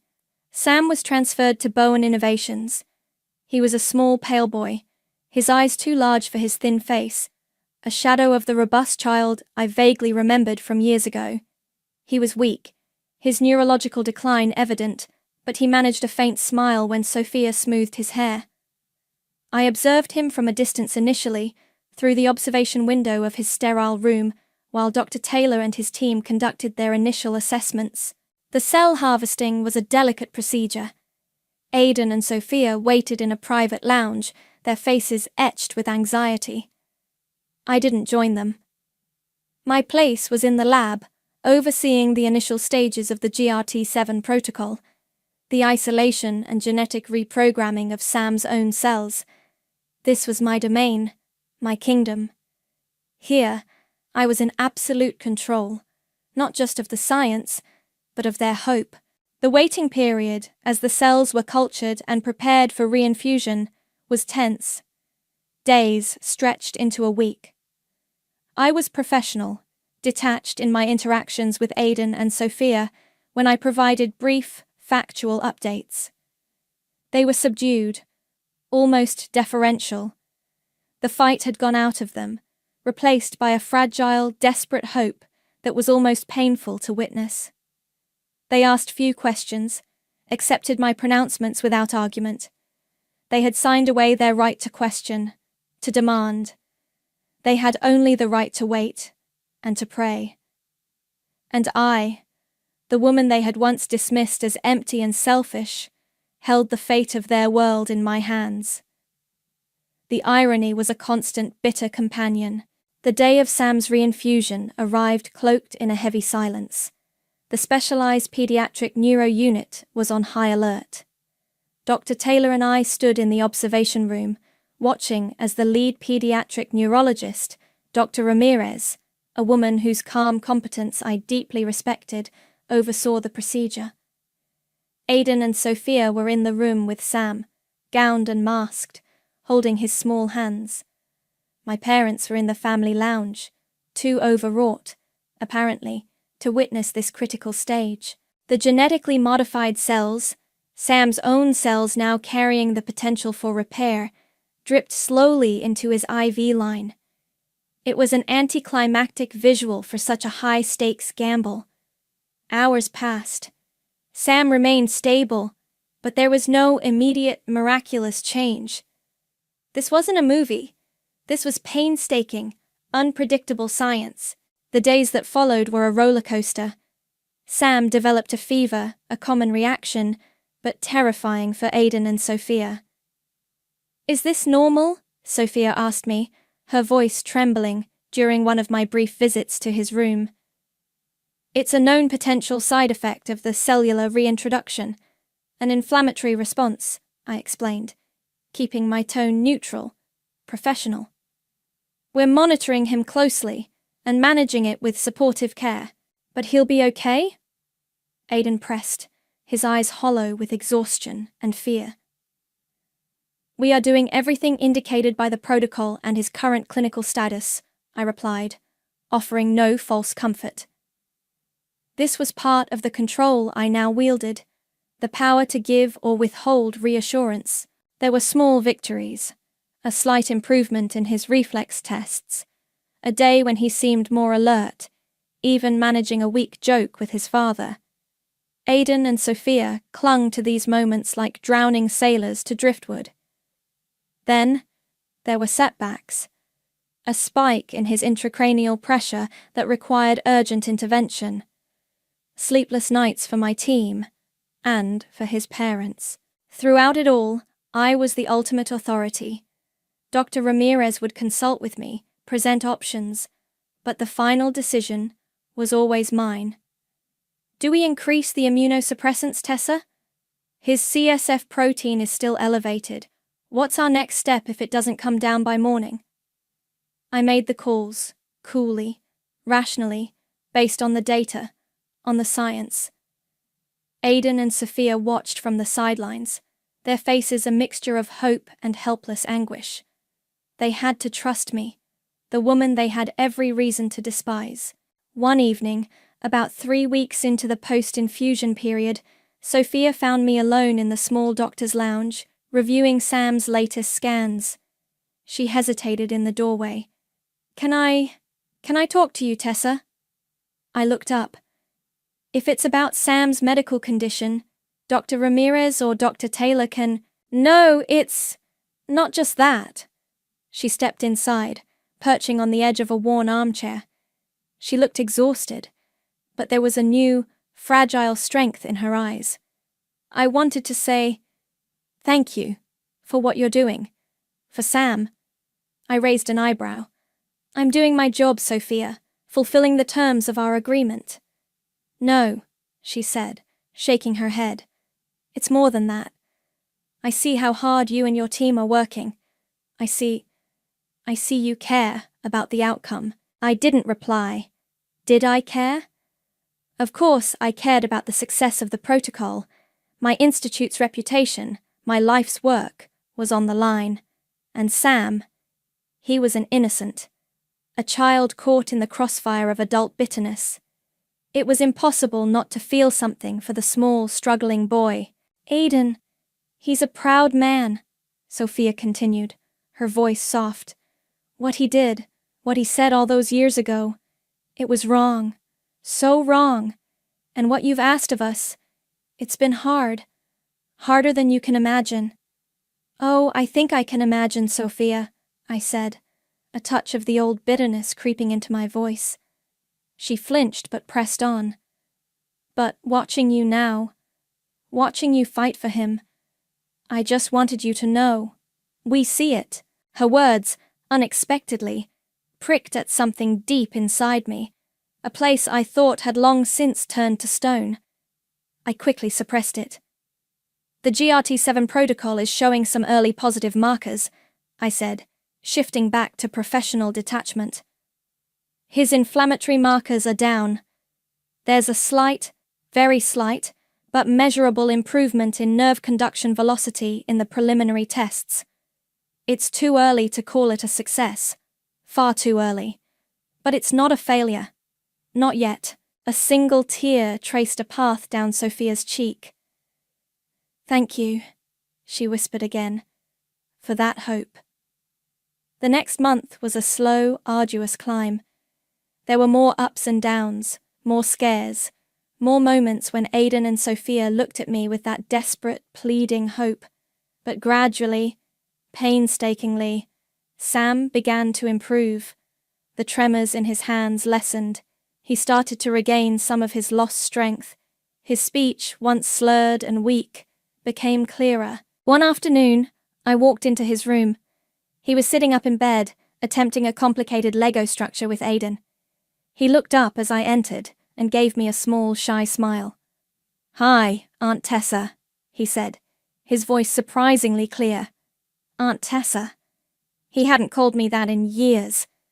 Aiden looked at me, his eyes filled with an emotion I couldn't quite decipher. Gratitude, yes, but something else too. Or perhaps the dawning, permanent understanding of the power I wielded. The latest scans are encouraging, Sam, I said, keeping my voice even. The lesions show signs of regression. Does that mean I'm getting better? He asked, his eyes wide. I allowed myself a small, almost imperceptible smile. It means, Sam, that my pointless work might just be doing some good after all. I glanced at Aidan, whose face was a complex mask of relief and remembered shame. The price of this miracle was being paid, in full, by all of us. The day Sam walked out of Bowen Innovations, leaning only slightly on Aidan for support, was a crisp autumn afternoon. He was thinner, still pale, but his eyes were bright, and the devastating neurological decline had been, against all odds, arrested and even partially reversed. He wasn't the boy he was before the illness struck, not entirely. The GRT7 protocol, while miraculous, had left its mark. A slight, permanent tremor in his left hand, a subtle reminder of the precipice from which he'd been pulled, and, as later tests would confirm, he would be sterile. A cruel, karmic echo of their obsession with lineage, a detail I chose not to share with them just yet. That would be a private burden for Sam to carry or share when he was older. Sophia was crying, openly, and without shame, hugging Dr. Ramirez, and then, hesitantly, me. "Thank you, Tessa," she choked out, her voice thick with emotion. "There are no words." "The protocol was successful," I stated, my voice neutral. "Sam will require ongoing monitoring, and there's a strict regimen of supportive therapies he must adhere to. My team will coordinate with his local pediatric neurologist." I handed Aidan a comprehensive file. "Everything he needs is in here." Aidan took the file, his hand brushing mine. He looked at me, his eyes holding a complex mixture of gratitude, shame, and a weary understanding. "Tessa, He struggled for words. "What we did to you. What I said. There's no excuse. And what you've done for Sam, it doesn't erase that, but—" "No, it doesn't," I agreed, my gaze steady. "It doesn't erase anything, Aidan, for any of us." My parents stood a little apart, watching. Josephine looked like she wanted to say something, to bridge the chasm that had opened between us, but the words wouldn't come. Jarvis just nodded, a curt, almost imperceptible acknowledgement. The old patriarchal certainty was gone, replaced by a quiet, bewildered respect. As they prepared to leave, Sam turned back to me. He held out a slightly crumpled piece of paper. "This is for you, Aunt Tessa." I took it. It was a child's drawing, rendered in bright crayons, of a stick figure in a lab coat with wild curly hair, standing next to a smaller stick figure in a hospital bed. Above them, a giant, smiling sun. "Thank you, Sam," I said, my voice softer than I intended. "It's very good." He beamed. "Dr. Ramirez said you're like a superhero." I managed a small smile. "Not quite, Sam. Just a scientist."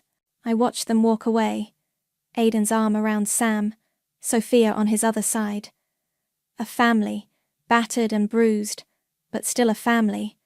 Their relationship with me was irrevocably altered. The old dynamics were shattered, replaced by a new, uneasy understanding built on debt, gratitude, and the undeniable, life-altering power of my pointless career. Later that week, Dr. Taylor found me in my office, staring out at the city. "He's a lucky boy," Nelson said quietly. "And you, Tessa? You pulled off the impossible." "The science was sound," I replied, turning from the window. "The execution was precise." "And the motivation?" he asked, his gaze knowing. I met his eyes. "The motivation was complex." He nodded slowly. "Revenge is a powerful fuel. But what happens when the fire burns out?" His question hung in the air. The fire hadn't exactly burned out.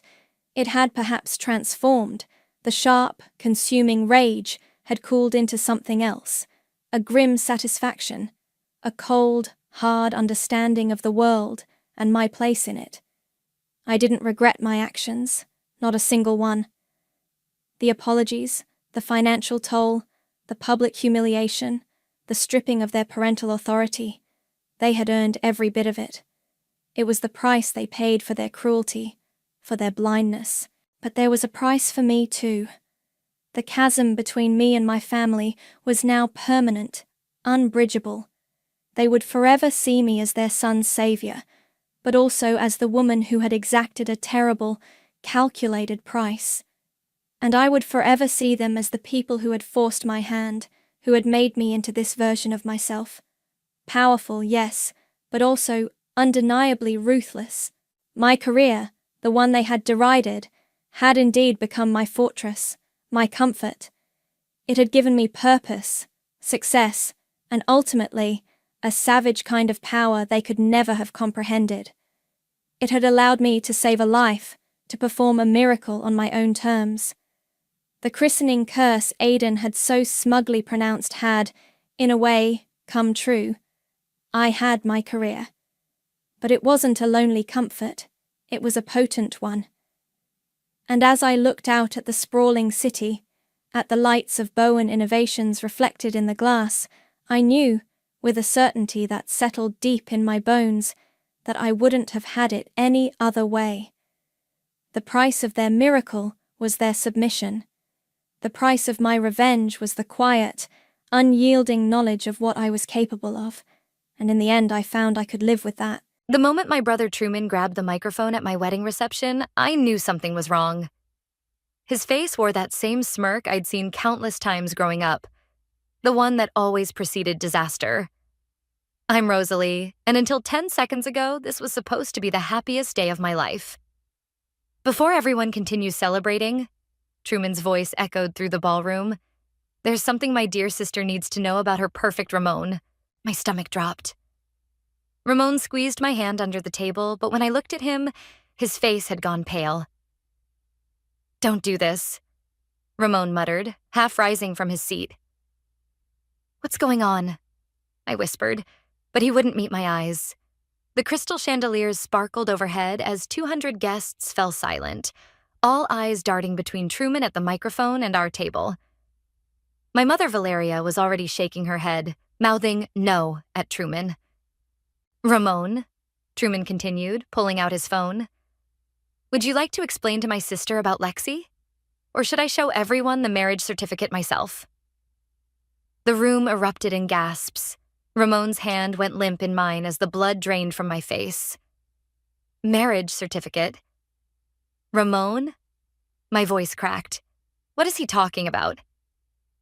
He finally looked at me, guilt written across his features. Rosalie, I can explain. He's already married, Truman announced, his voice cutting through the growing murmurs. Has been for 3 years, to a lovely woman named Lexi Phillips in Houston. I have the proof right here. My cousin Eloise was at my side in an instant, her arm around my shoulders as I struggled to breathe. The room started spinning as Ramon stood up, knocking over his champagne glass. It's not what you think, Ramon pleaded. Lexi and I, it's complicated. We've been separated. Save it. I managed to say, my voice stronger than I felt. How long have you known about this? I turned to Truman. He shrugged, still holding the microphone. Long enough to do my due diligence. Someone had to look out for you, sis.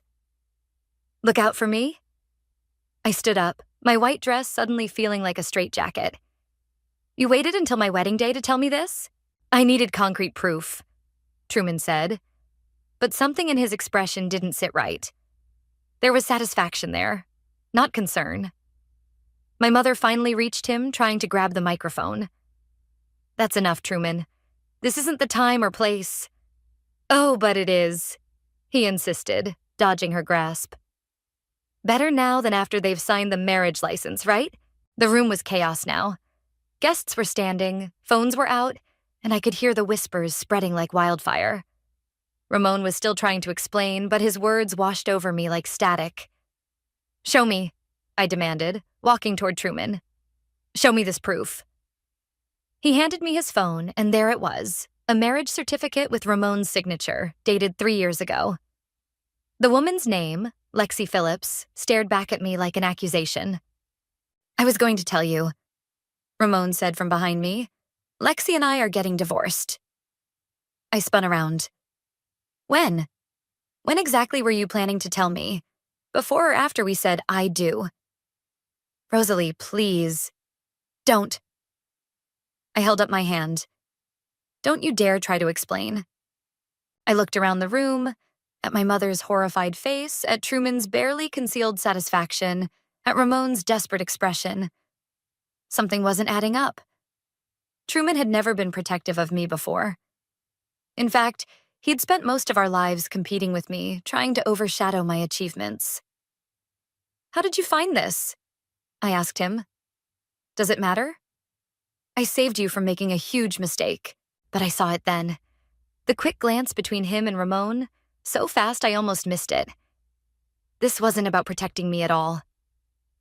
I grabbed my bouquet from the head table and threw it directly at Truman's chest.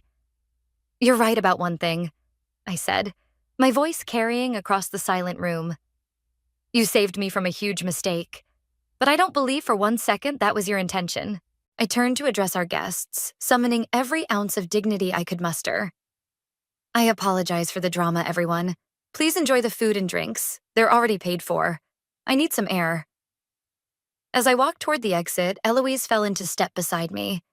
I heard my mother calling after me, Ramon's protests, but I didn't stop. In the reflection of the ballroom's mirrors, I caught one last glimpse of Truman's face. The smirk was gone, replaced by something that looked almost like worry. Good. He should be worried. Because as I pushed through those doors, I wasn't just leaving my ruined wedding behind. I was already planning how to uncover what my dear brother and my would-be husband were really up to. You need to drink something, Eloise said, pushing a glass of water into my hands. We'd taken refuge in the bridal suite, where I'd spent the morning getting ready, full of hope and excitement. Now those feelings seemed like a cruel joke. I need answers, I replied, pacing the room in my wedding dress. Did you see how they looked at each other? Truman and Ramon? A knock at the door made us both jump. Rosalie? My mother's voice. Please let me in. I nodded to Eloise, who opened the door. Mom rushed in, her makeup streaked with tears. Sweetheart, I'm so sorry. Did you know? I asked, cutting her off. Of course not. How could you think? Another knock interrupted her. This time it was Ramon. Get out, I snapped as he stepped into the room. Just give me 5 minutes, he pleaded. I can explain everything. Explain what? How you forgot to mention you're married? Lexi and I separated 2 years ago. The divorce is almost final. Almost? I laughed bitterly. So you were going to commit bigamy today? Ramon ran his hands through his hair. The papers are filed. It's just taking longer than expected because... Because what? Truman's voice came from the doorway. He leaned against the frame, looking far too casual for someone who'd just blown up a wedding. Get out, both of you, I demanded. Sis, I know you're angry, but... Angry? I stepped toward Truman. You've been sitting on this information for how long? And you choose my wedding day to reveal it? I needed to be sure. Bullshit. I was inches from his face now. You and Ramon are hiding something, and I'm going to find out what it is. Ramon's face twitched. Truman was just looking out for you. Stop lying. I grabbed my phone from the vanity. Should we call Lexi right now? See what she has to say about all this? Both men froze. That's when I knew I'd hit something. You have her number? Ramon asked too quickly. Not yet, but I will. I turned to Eloise. Can you get these people out of here? Everyone out, Eloise announced, herding them toward the door. Now. Rosalie, please. My mother tried one last time. Let's just talk about this. Mom, I love you, but I need space right now. Once they were gone, I collapsed onto the plush sofa, my wedding dress pooling around me. Eloise sat beside me, pulling out her own phone. What are you doing? Looking up Lexi Phillips in Houston, she said. Social media, LinkedIn, anything I can find. You think she's real? The marriage certificate looked real enough. Eloise's fingers flew across her screen. But something's definitely off about this whole thing. My phone buzzed with a text from Dallas, Ramon's business partner. Need to talk to you. Alone. It's important. I showed the message to Eloise. What do you think? Dallas always seemed straight up, she said, unlike your brother and Ramon. Another knock at the door made me groan, but this time it was the wedding planner, looking anxious. Ms. Rosalie, there's a situation in the ballroom. Your brother and Mr. Ramon are having a rather heated discussion. Eloise and I exchanged looks before hurrying to the ballroom. Through the partially open doors, we could hear raised voices. This wasn't the deal, Ramon was saying. I said I'd handle it, Truman hissed back. And I did. By blowing everything up? You wanted out, didn't you? I pulled out my phone and started recording, but they must have spotted movement because they immediately fell silent. When we entered, they were standing far apart, both trying to look innocent. Handle what exactly? I asked, making them both jump. Nothing, Truman said quickly. Just wedding logistics. More lies? I held up my phone. Want to try again? Ramon stepped forward. Rosalie, whatever you think you heard. Save it. I turned to the remaining guests. Show's over, everyone. Thank you for coming to my non-wedding. As people began filtering out, I caught Dallas's eye across the room. He gave me a subtle nod toward the exit. I need some real air, I told Eloise. Cover for me? She squeezed my hand. Go, I'll keep an eye on the dynamic duo. Outside, the summer evening was cooling off, but my blood was boiling. My phone buzzed again. Dallas asking me to meet him in the hotel bar in 20 minutes. I looked down at my wedding dress and laughed. What better way to get information than to be the jilted bride everyone was talking about? I headed for the bar, already formulating my questions. Whatever game Truman and Ramon were playing, they'd picked the wrong woman to mess with. The hotel bar fell silent as I walked in, still wearing my wedding dress. Dallas was already there, nursing what looked like whiskey at a corner table. He stood as I approached, his face grim. You look like you could use a drink, he said, pulling out a chair for me. I could use the truth, I replied, sitting down. Start talking. The bartender appeared with a martini. On the house, she said sympathetically. I heard what happened upstairs. Thanks. I took a long sip before facing Dallas. What do you know?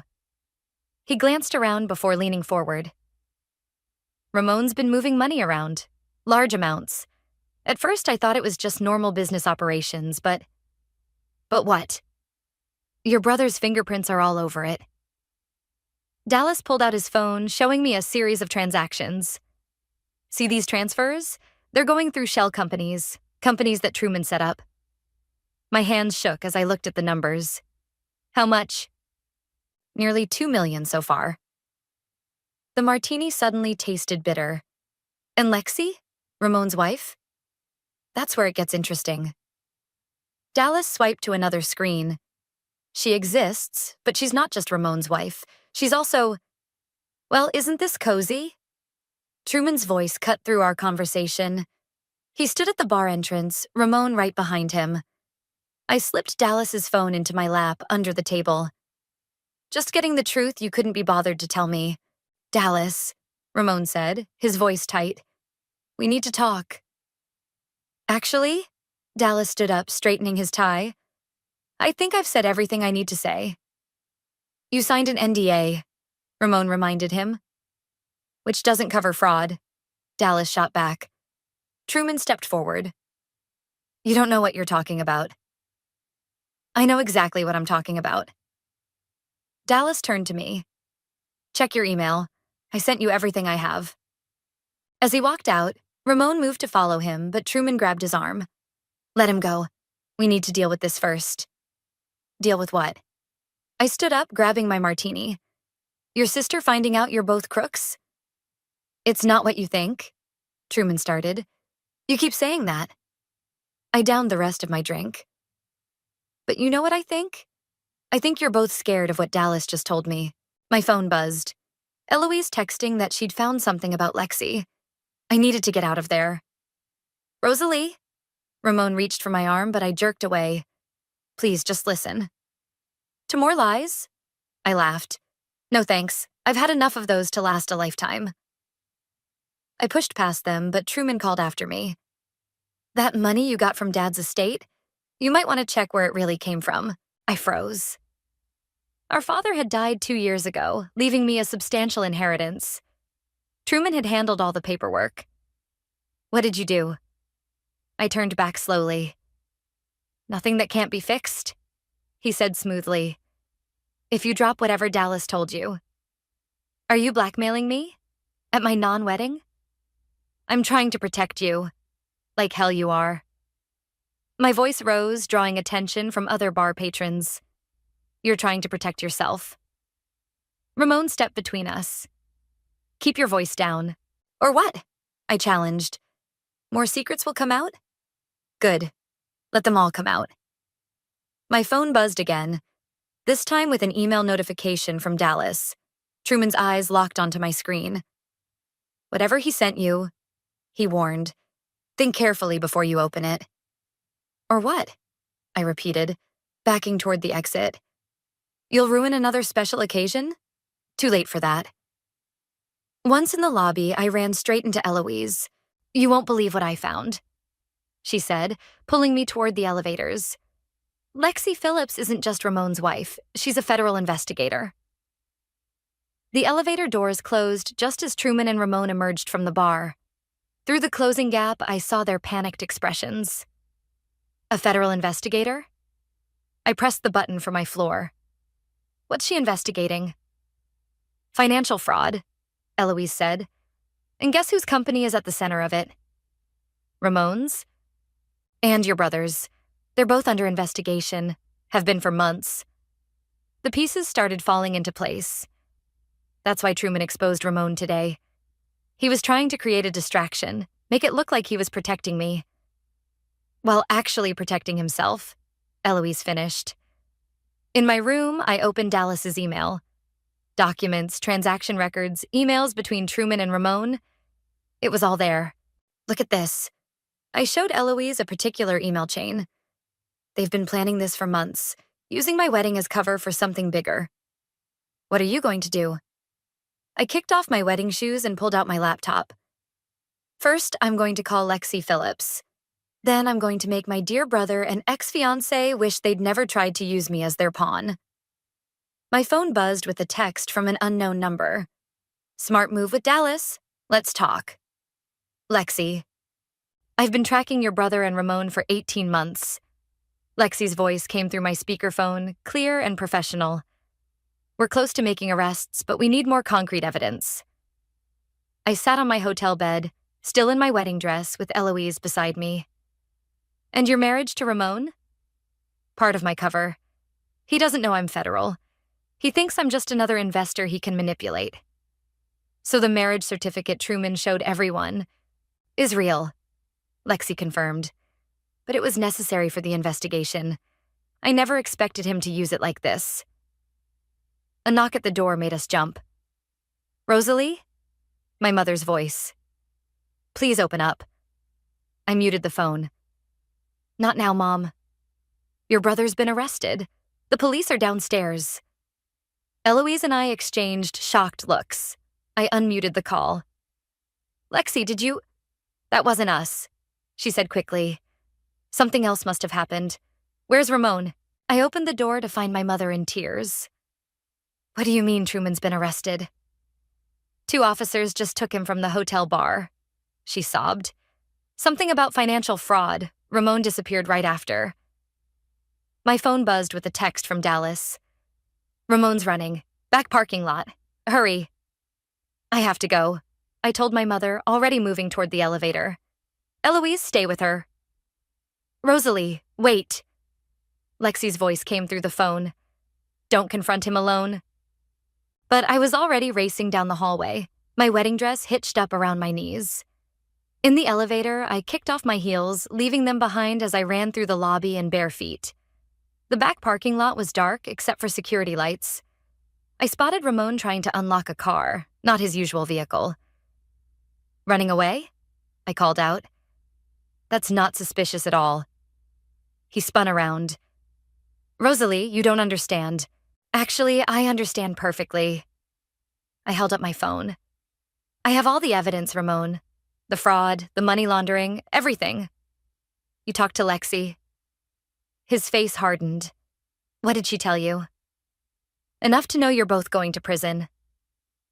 I stepped closer.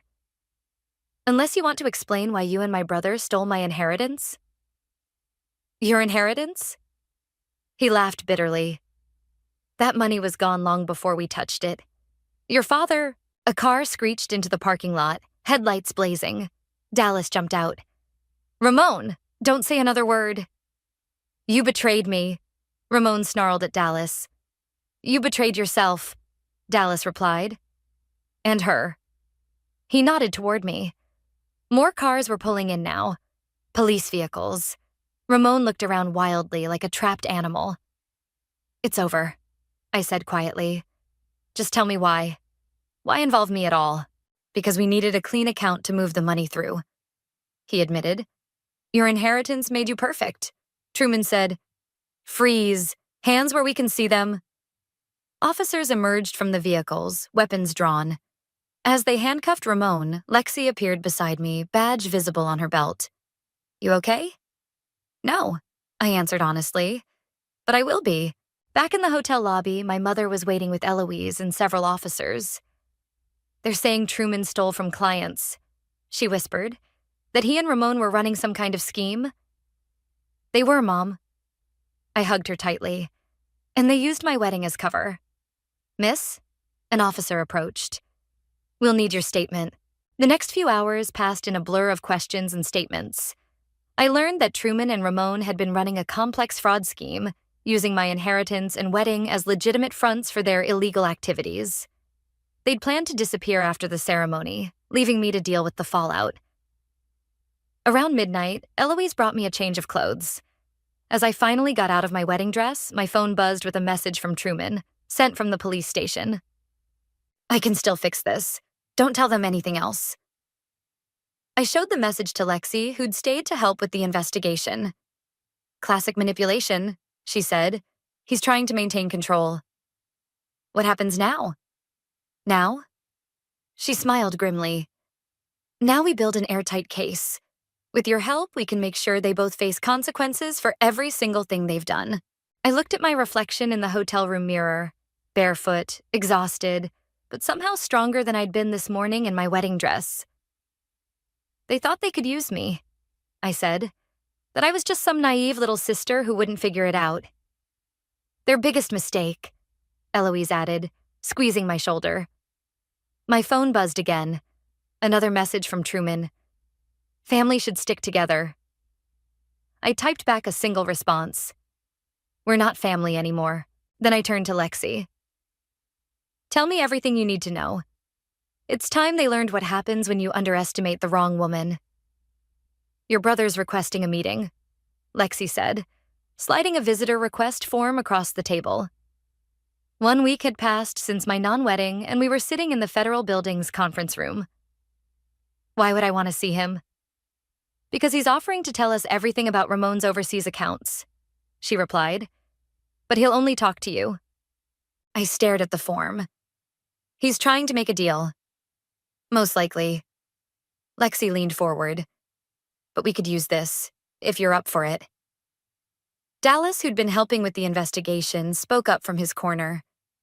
It's risky. Truman's manipulative. I know my brother, I cut in, and I know exactly how to handle him. 2 hours later, I sat across from Truman in a sterile visitation room. He looked terrible in his orange jumpsuit, exactly as he deserved. You're looking well, he said, attempting his usual smirk. Amazing what getting rid of toxic people can do for your complexion. His smirk faltered. Mom's not taking my calls. Can you blame her? Her son stole from his sister and used her wedding as cover for fraud.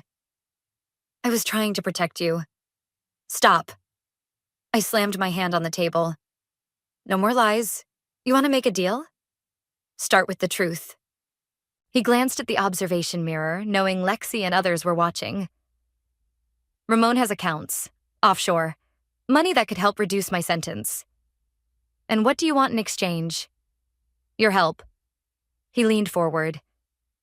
Tell them I was manipulated, that Ramon masterminded everything. I laughed, cutting him off. You really don't get it, do you? I found your old emails. The ones where you pitched this whole scheme to Ramon 2 years ago. His face paled. Did you really think Dallas was the only one with access to those servers? I pulled out my phone, reading from an email. Ramon, the perfect setup just fell into our laps. My sister's inheritance gives us a clean account to work with. Want to hear more? Those emails are inadmissible. Not anymore. The FBI has them now. Legally obtained with a warrant. Truman's facade cracked. You don't understand what you've done. Actually, I do. I stood up. I've made sure my big brother faces consequences for once in his life. Wait. He called as I turned to leave. There's more, about Dad's company. I paused at the door. You mean how you and Ramon were stealing from it before he died? Yeah, we know about that too. Back in the observation room, Lexi was smiling. That rattled him. He'll be more willing to talk now. He's already talking, Dallas added, checking his tablet. Our team just got into the encrypted files he kept on his home server, the ones he thought were safe. My phone buzzed, a text from my mother. Ramon's wife is at the house, the real one. What? I showed Lexi the message. Impossible, she said.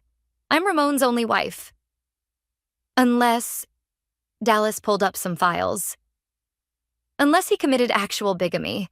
Not just with Lexi's undercover marriage, but I need to get to my mom's house, I said, already heading for the door. 20 minutes later, I pulled up to find a sleek black car in the driveway. Inside, my mother sat rigid on the couch while a stunning woman paced the living room. You must be Rosalie, the woman said. I'm Victoria, Ramon's wife. His first wife. That's not possible, I replied. Lexi is his second wife, and you would have been his third.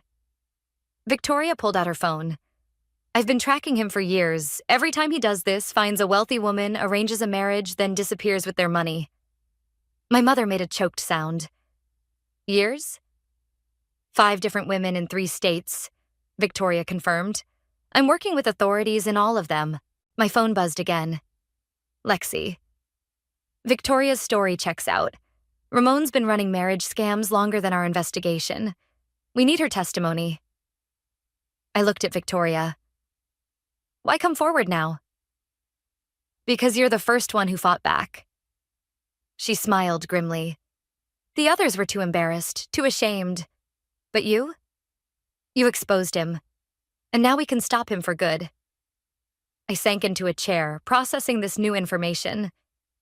Does Truman know about this? Your brother? Victoria checked her notes. He only knew about the financial fraud. Ramon kept his marriage scams separate.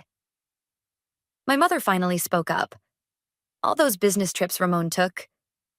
He was visiting his other families, Victoria finished. Building other lives, other scams. My phone lit up with another message, this time from Dallas. Ramon's asking for a deal too. Says he'll give up everything on Truman. I showed the message to Victoria. Looks like they're turning on each other. She nodded approvingly. Good.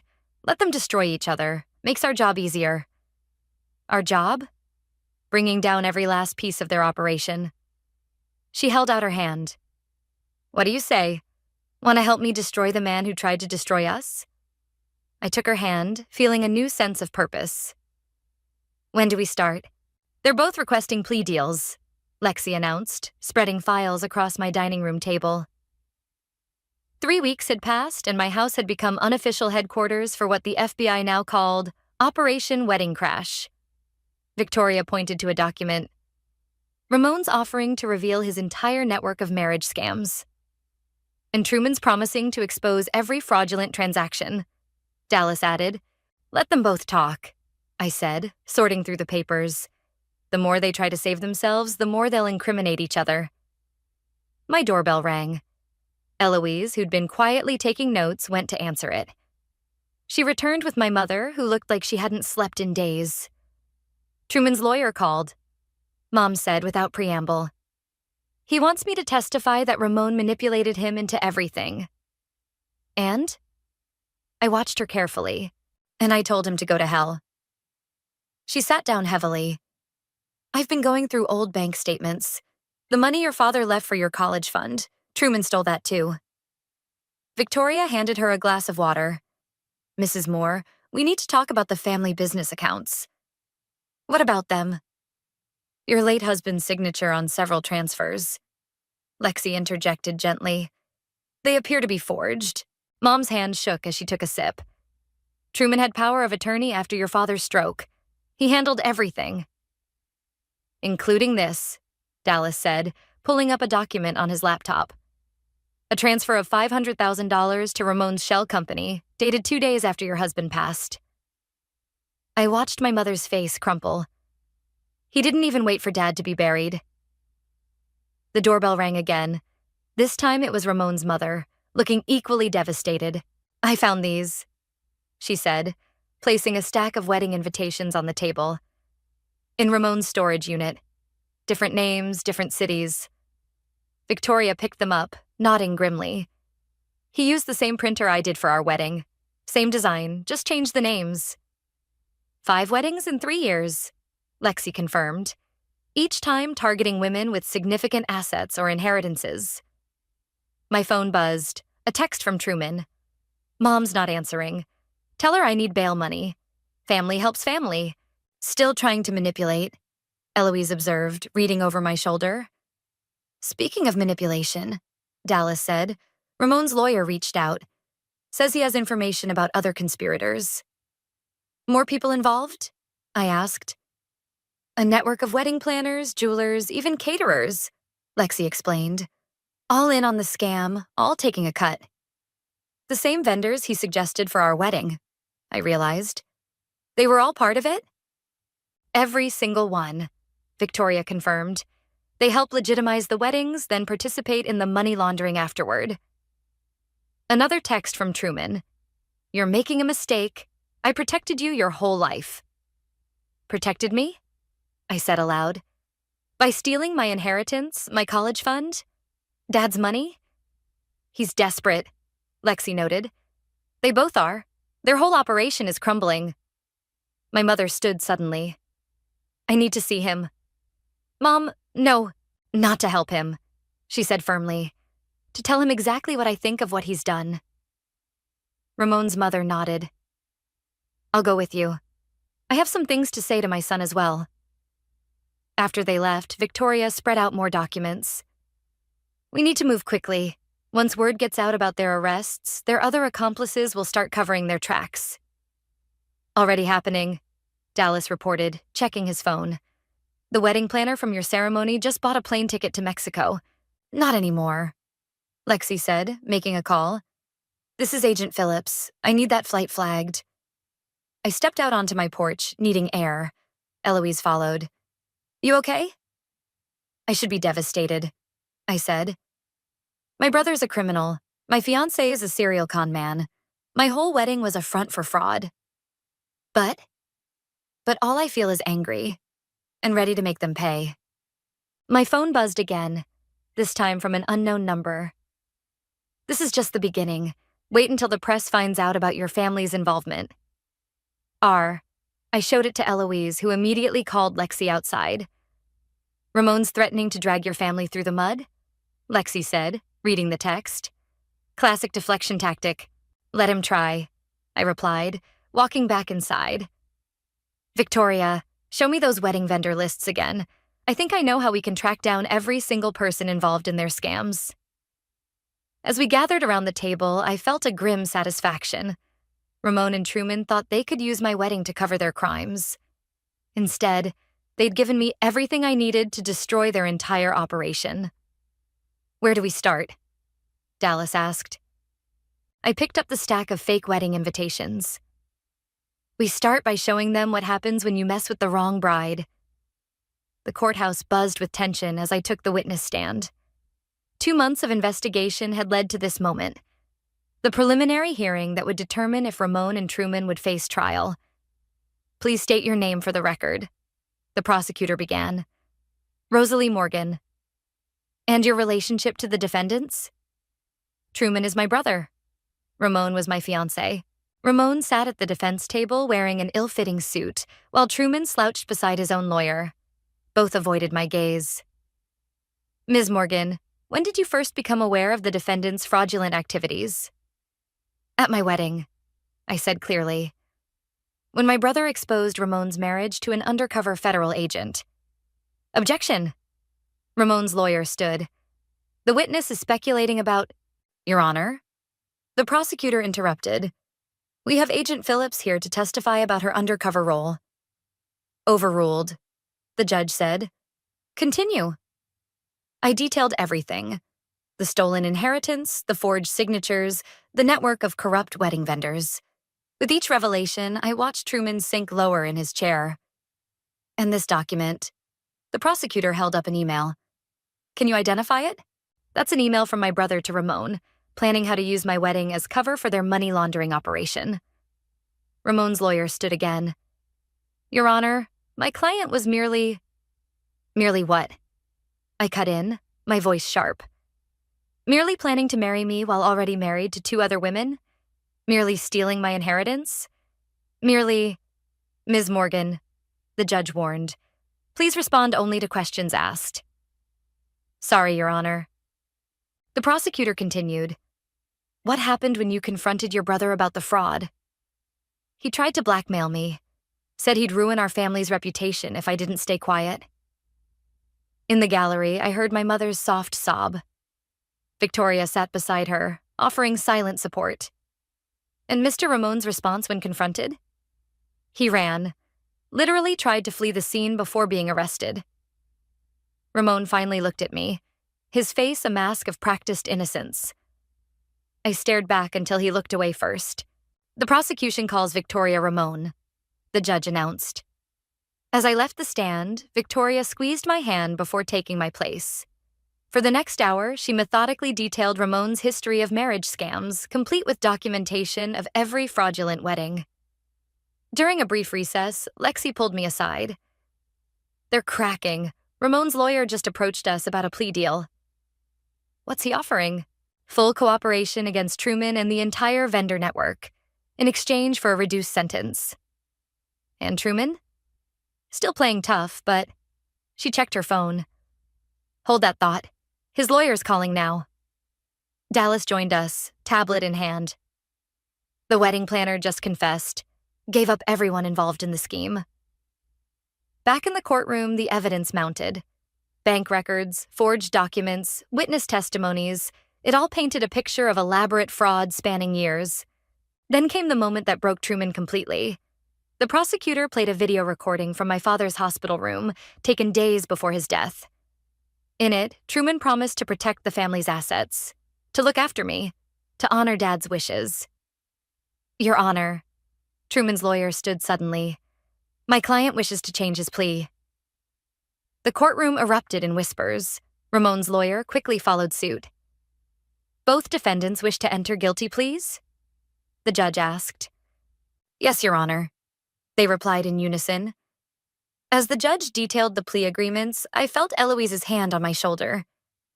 It's really over, she whispered. But I wasn't done. I stood up. Your Honor, before you accept their pleas, there's something else. The judge nodded. Proceed. I turned to face my brother and ex-fiancé. You didn't just steal money. You stole trust. You stole family. You stole memories that should have been real. No plea deal can fix that. Ms. Morgan, the judge said gently, are you opposing the plea agreements? No, Your Honor. I just want them to know that while they're sitting in their cells, I'll be working with every one of their victims. We're going to rebuild what they destroyed, and we're going to make sure everyone knows exactly who they really are. Truman finally spoke up. Rosalie, please. No, I cut him off. You don't get to beg anymore. You're not my brother. You're just another criminal who picked the wrong target. The judge called for order as Ramon and Truman were led away. Outside the courthouse, reporters waited with cameras and microphones. Ready for this? Lexi asked. I straightened my shoulders, Victoria and my mother flanking me. Time to tell the real story. No more secrets, no more lies. As we pushed through the courthouse doors, cameras flashing, I realized this wasn't just an ending. It was a beginning. A chance to help other victims, to expose other scammers, to turn my ruined wedding into something meaningful. "Ms. Morgan," reporters called out. "What do you want people to know?" I stepped up to the microphones, ready to speak my truth. "Another one?" Eloise handed me a letter as I walked into my office at the Fraud Victims Advocacy Center. "Third this week," I confirmed, recognizing the prison letterhead. "Truman's getting desperate now that his appeal was denied." "Want me to shred it like the others?" "No." I sat at my desk, opening the envelope. Let's see what creative excuse my brother has today. The letter was shorter than usual, just 3 lines. "I'm sorry, I know that's not enough, but it's all I have left to give." "At least he's finally being honest," Eloise said, reading over my shoulder. My phone buzzed, Victoria calling. "You're not going to believe this," she said when I answered. "Ramon's mother just turned over all his offshore account information. Says she found it hidden in their family vacation home." "How much?" "Millions, and a list of every victim going back 6 years." I put her on speaker as Lexi walked in. "Perfect timing," Lexi said. "We just got approval to expand the victim recovery program nationwide."